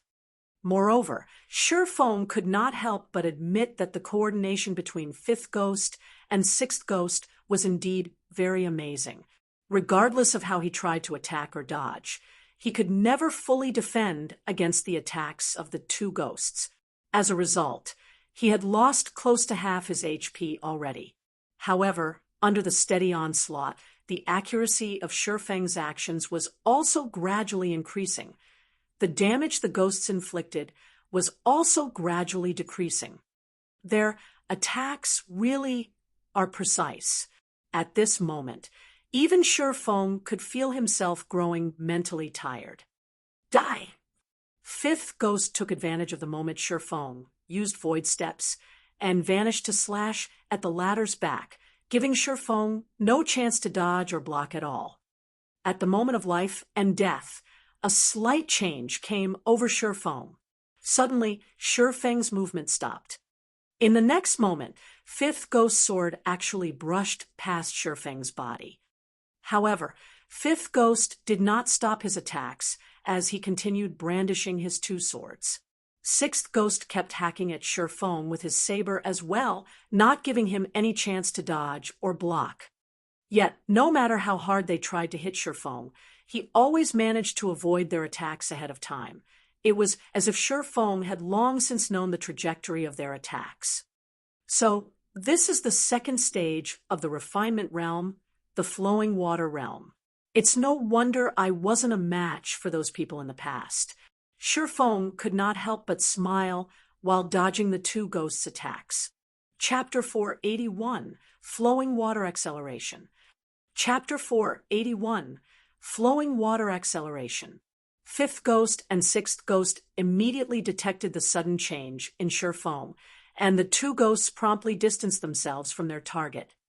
As experts of God's domain, their perception of danger was far superior to ordinary players. On the other hand, the dazed players watching Shifeng's battle were confused by the two ghosts' actions. There were no visible changes to Shifeng's outer appearance, and neither were there any changes to his attributes. So, why did fifth ghost and sixth ghost suddenly choose to back away from him? Was it just my imagination? Fifth ghost somewhat doubted his own senses. He could not understand why Shifeng would suddenly undergo such a drastic change. Originally, the pressure fifth ghost felt from Shifeng was that of a tiger. However, in the blink of an eye, Shifeng had transformed into a violent dragon. Moreover, it was a violent dragon with extremely sharp fangs and claws. Let alone them, even ordinary people would know to distance themselves from Shifeng upon sensing such a radical difference. Since you guys aren't going to take action, then don't mind if I do, Shifeng said, as he revealed a meaningful smile. He then raised his sword and slowly approached his two opponents. The refinement realm could be said to be what differentiated a true top-tier expert from an ordinary expert. As for players who set foot into the refinement realm, not one of them was not an expert who could single-handedly turn the tides of a battle. Once players entered the refinement realm, they would be able to exert the minimum amount of strength to achieve the maximum effect. This was especially notable when players were attacking or dodging.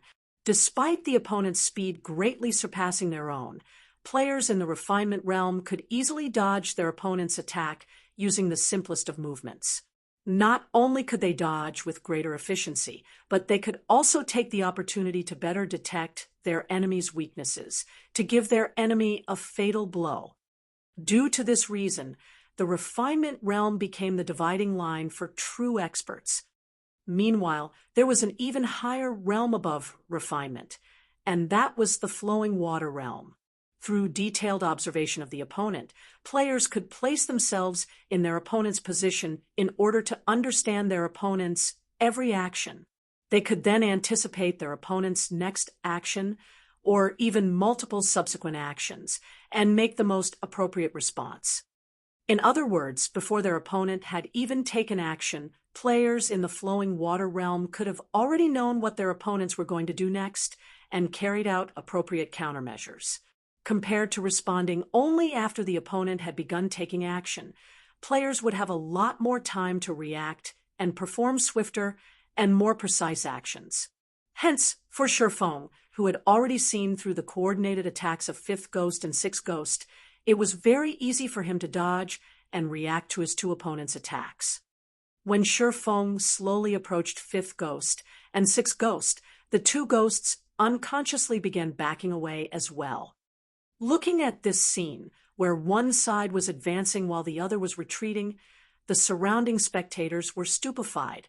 In particular, the underworld guard's jaws nearly fell to the ground upon witnessing this scene. The seven ghosts were underworld's most formidable weapons, yet the two ghosts before them were actually displaying cowardice right now. How could this be any more inconceivable? Meanwhile, Shifeng also wore a helpless expression on his face as he took in this situation. He promptly fished a bottle of Haunted from his bag and drank it. He then used Wind Blade on Fifth Ghost, his body transforming into an afterimage. In the blink of an eye, Shifeng appeared in front of Fifth Ghost and swung the abyssal blade at the other swordsman. Shifeng's slash was unimaginably fast. The spectating crowd only saw a flash of black light. They could not make out Shifeng's sword at all. So fast, Fifth Ghost was greatly alarmed. It was definitely impossible for him to dodge Shifeng's attack. However, with his godlike reaction speed, Fifth Ghost still managed to react before Shifeng's sword landed on his body, instinctively using triple cut to block this fleeting sword. Dang! Sparks scattered into the surroundings. At the moment of imminent peril, Fifth Ghost succeeded in blocking Shifeng's attack with the sword in his hand. As a result of the impact, however, Fifth Ghost was forced to retreat numerous steps before he could stabilize his body. His entire hand also numbed from the impact. How could this be? This is triple cut. Fifth Ghost and Sixth Ghost both looked at Shifeng with horror-filled expressions, as they were extremely familiar with Shifeng's previous attack. Triple cut was an advanced technique that they had trained in bitterly in order to grasp. At this moment, however, Shifeng had actually effortlessly used that technique against them. How could they not be shocked? So there's such an effect as well. Shifeng looked at the abyssal blade in his hand, similarly surprised. Just now, he had taken advantage of the pressure Fifth Ghost and Sixth Ghost had placed on him to enter the flowing water realm. However, he had not expected that, after he entered the flowing water realm, his attack would also receive such a boost. Originally, he had relied on eliminating excess actions in order to increase the speed of his attacks. At this moment, however, maybe because his control over his body had received a huge improvement, the instant he attacked, he was able to apply all his physical power into that single slash. As a result, not only were there no excess movements in his attack, but his attack had also received a huge acceleration, which allowed his sword to reach its maximum speed in the shortest amount of time possible. Taking Fifth Ghost as example, if the initial acceleration of Fifth Ghost's sword was counted as 100 and his sword's maximum speed as 20, then from the moment he started swinging his sword, he would need 0.2 seconds for his sword reach its maximum speed. As for Shifeng, his current initial acceleration would be 200. If his maximum speed was similarly 20, then he required only 0.1 second to reach his maximum speed. Hence, his sword could reach his target much faster than Fifth Ghost's. However, this was assuming both sides possessed the same maximum speed.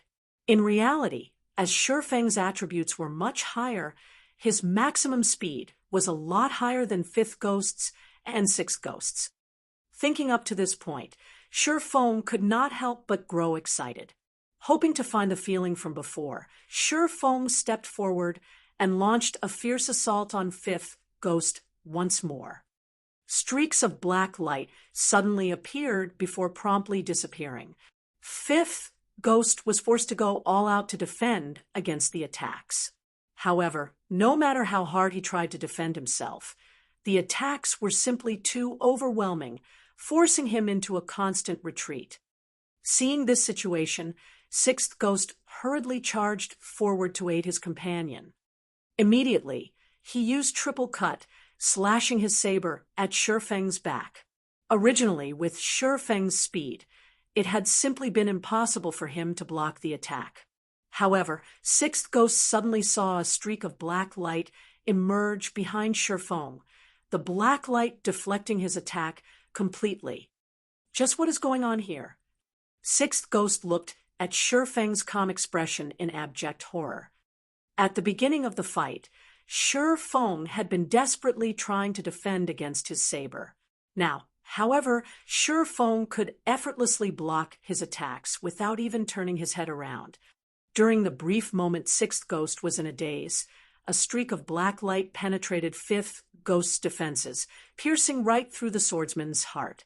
A critical damage of over -3,000 points promptly appeared above his head as the massive impact sent his body flying backwards.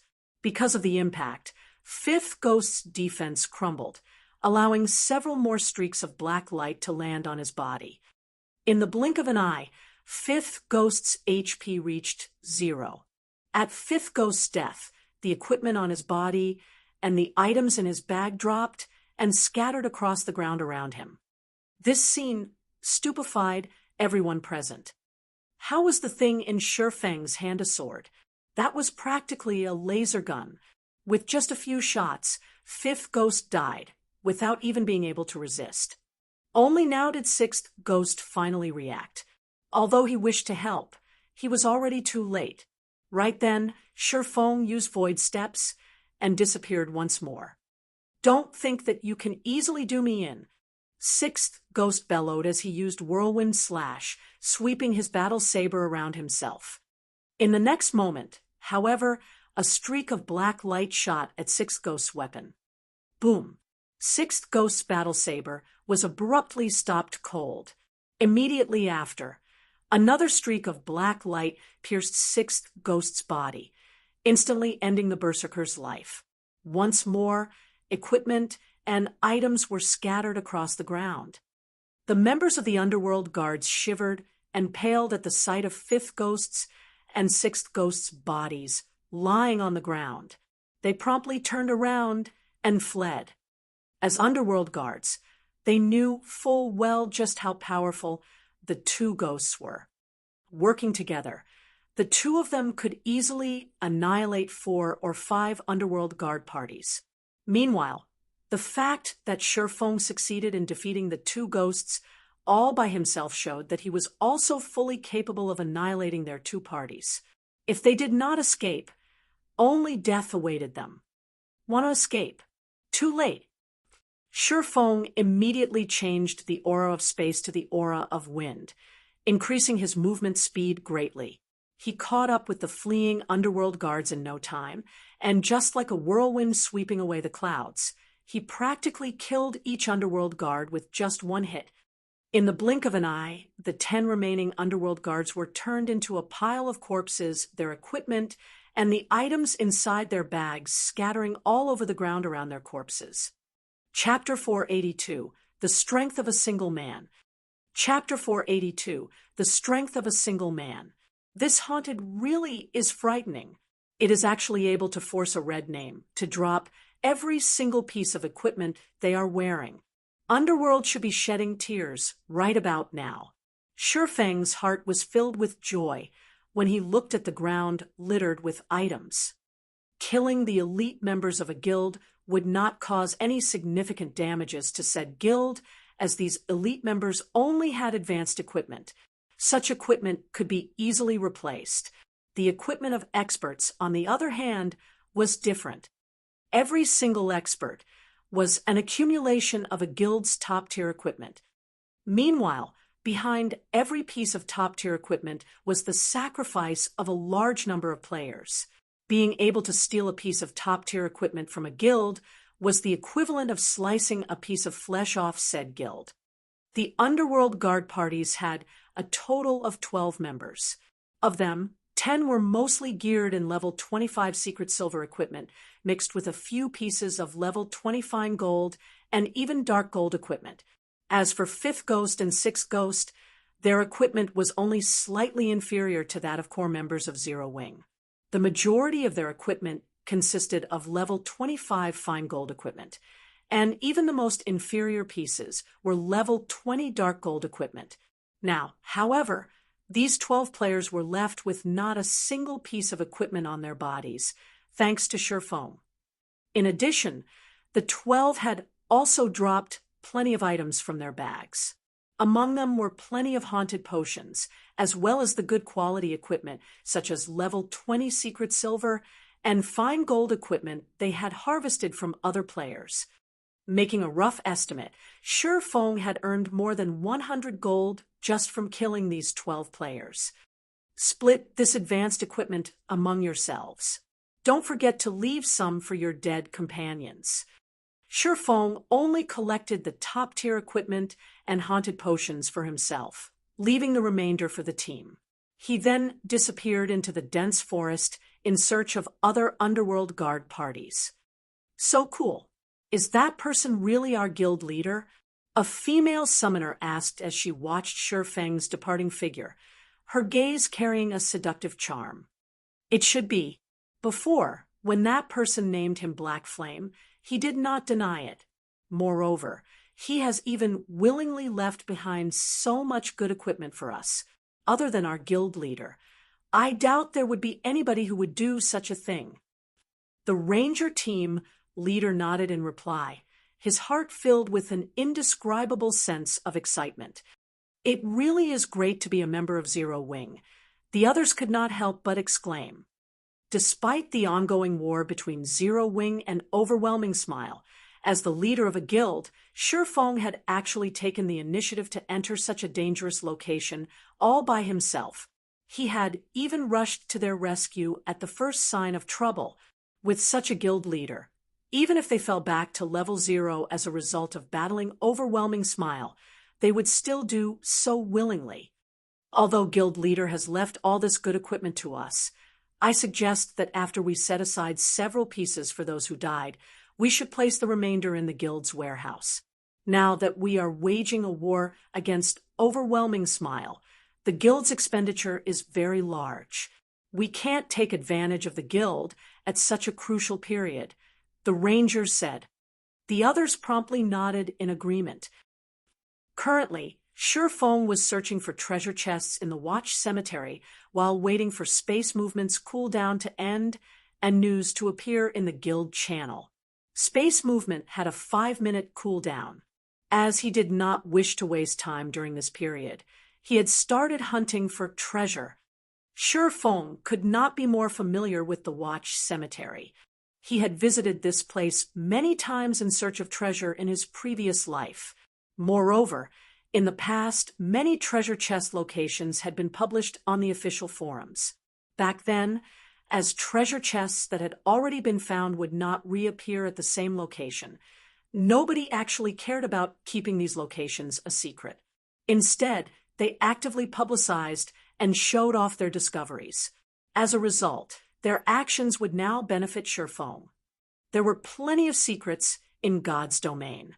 In reality, Shifeng had just taken a casual glance at these treasure chest locations back then. He had not paid any particular attention to them. Even if his memory was very good, he could only vaguely remember these locations now. After all, nobody knew that they would reincarnate into their past lives. However, due to the improvement of Shifeng's brain activity, even his memory had received a huge boost. The things he could only vaguely remember before were now as clear as the sun at noon to him. Hence, his search for treasure chests became a very easy task. It was as if he was looking at a treasure map while treasure hunting.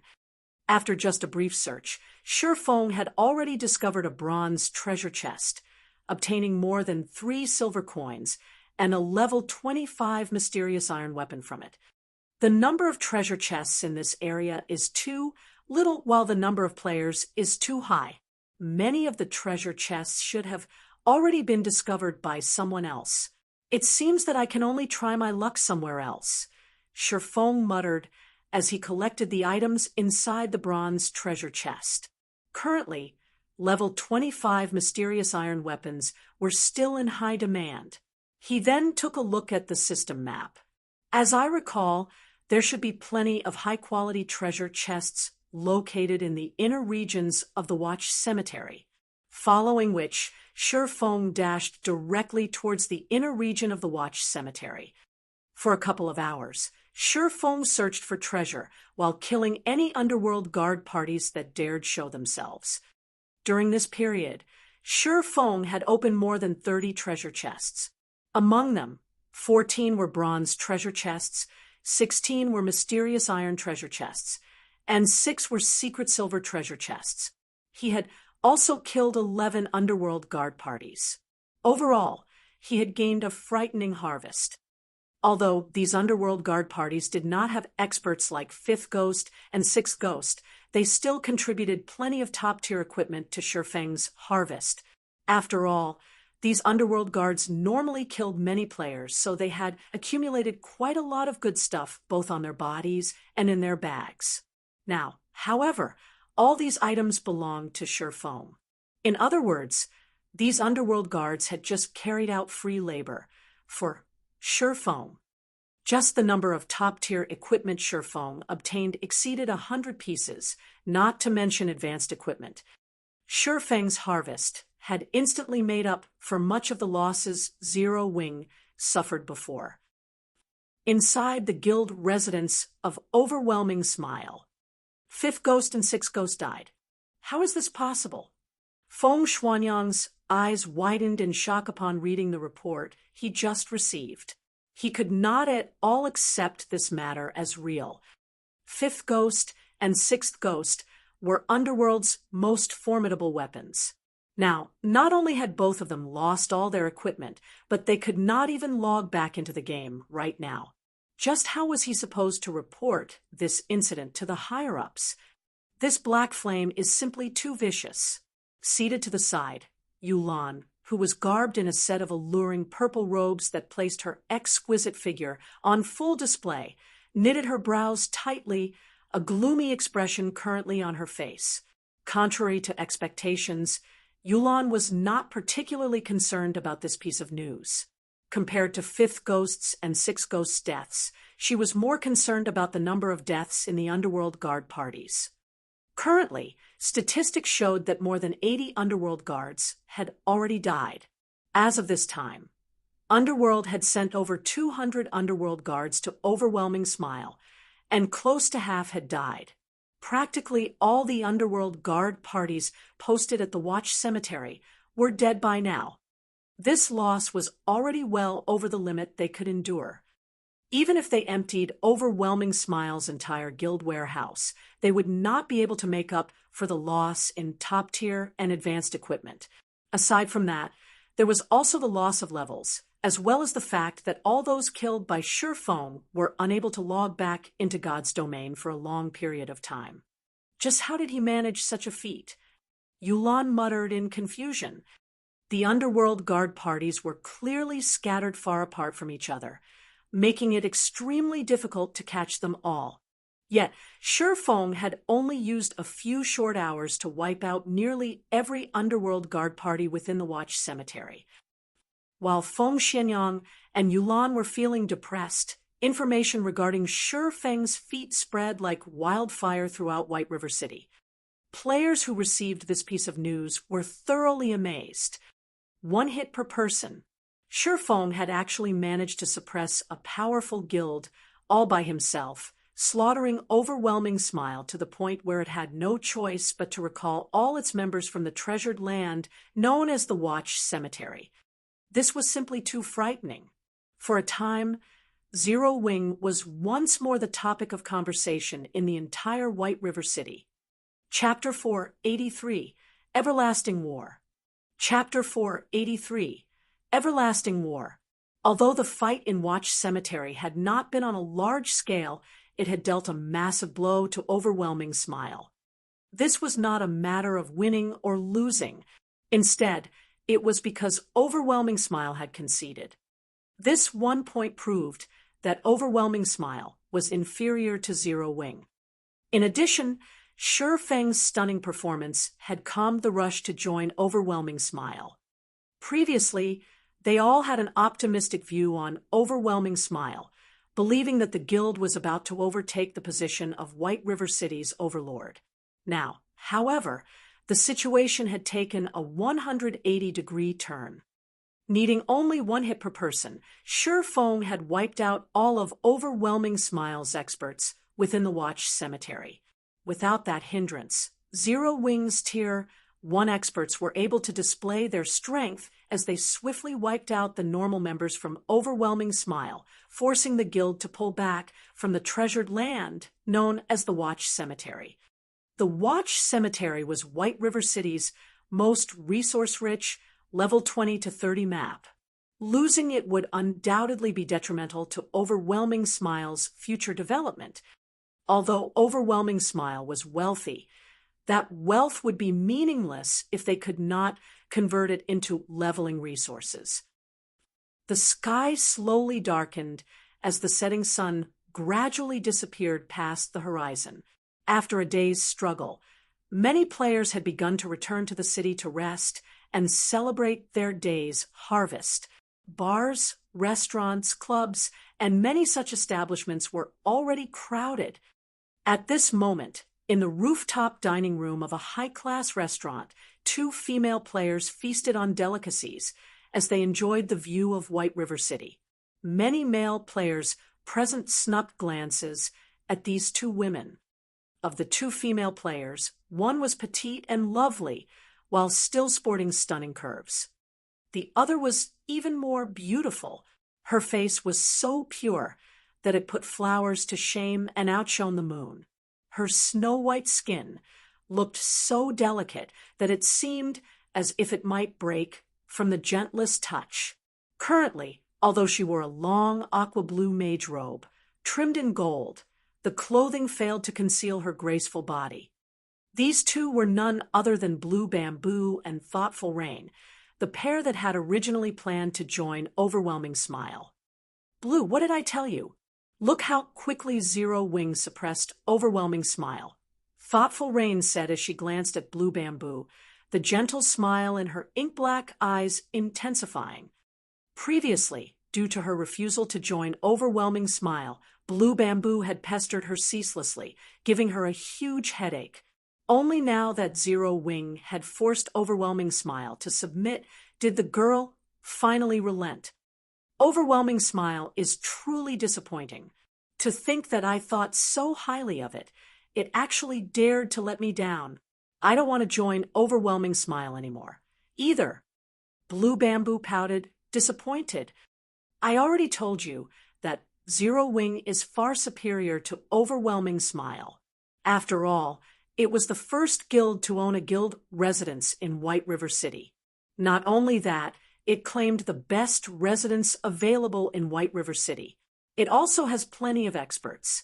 Currently, the various guilds in White River City barely have any Tier 1 experts in their guilds. Yet, I hear that Zero Wing already has over 50. Zero Wing has long since taken the lead. Furthermore, its guild leader, Black Flame, is a titled expert. Thoughtful Rain's thin lips shifted slightly as she explained, smiling tenderly. Since that's the case, why don't we join Zero Wing? Blue Bamboo could not help but have expectations. Zero Wing's exam is very strict. I might be able to pass it, but I'm afraid that you— Thoughtful Rain shook her head after evaluating Blue Bamboo. Humph. Who says my techniques are bad? I've only recently begun playing virtual reality games. After some time, I'll be more amazing than even Black Flame. Besides, Blue Bamboo's ink-black eyes suddenly shone as she revealed a meaningful smile, saying, Rain, I know that you've encountered one of the higher-ups of Zero Wing before. His name was Yifeng. I think he gave you a permanent pass to the library. All of my classmates turned green with envy when I told them about that item. Since he gave you such a precious pass, he should be able to admit us into the guild without any issues with his position. I am only acquaintances with him. Blue, stop overthinking things, Thoughtful Rain hurriedly explained. Besides, if he invites you into Zero Wing and you perform badly, what then? Others will question his ability to manage the guild. Are you my best friend or his? You're actually defending him, yet you claim that there is nothing going on between you two? I don't care. In any case, I want to join Zero Wing. I have always wanted a piece of level 25 fine gold equipment. With your felonious body, you just have to say the word, and he'll let me into the guild and smother us with fine gold equipment. Blue Bamboo stated as she swept a glance at Thoughtful Rain's graceful body, her lips hooked up into a deep, suggestive smile. Thoughtful Rain was suddenly speechless.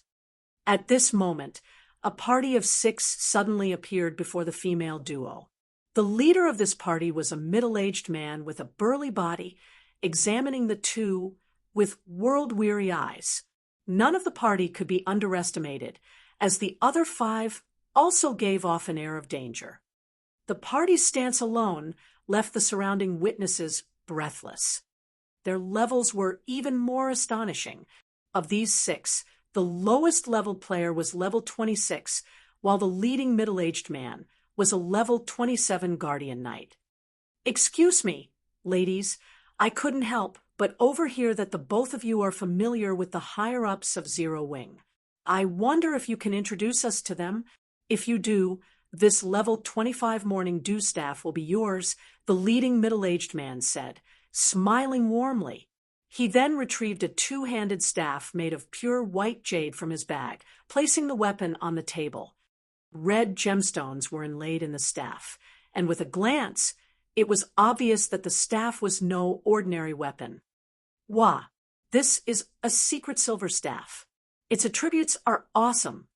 Blue Bamboo was immediately mesmerized by the morning dew staff. She then turned to thoughtful Rain, saying, Rain, we're heading over to Zero Wing anyway, so why don't we take them with us? I don't know. Why do you want to meet Zero Wing's higher-ups? Thoughtful Rain only swept a glance over the morning dew staff before shifting her gaze back to the middle-aged man.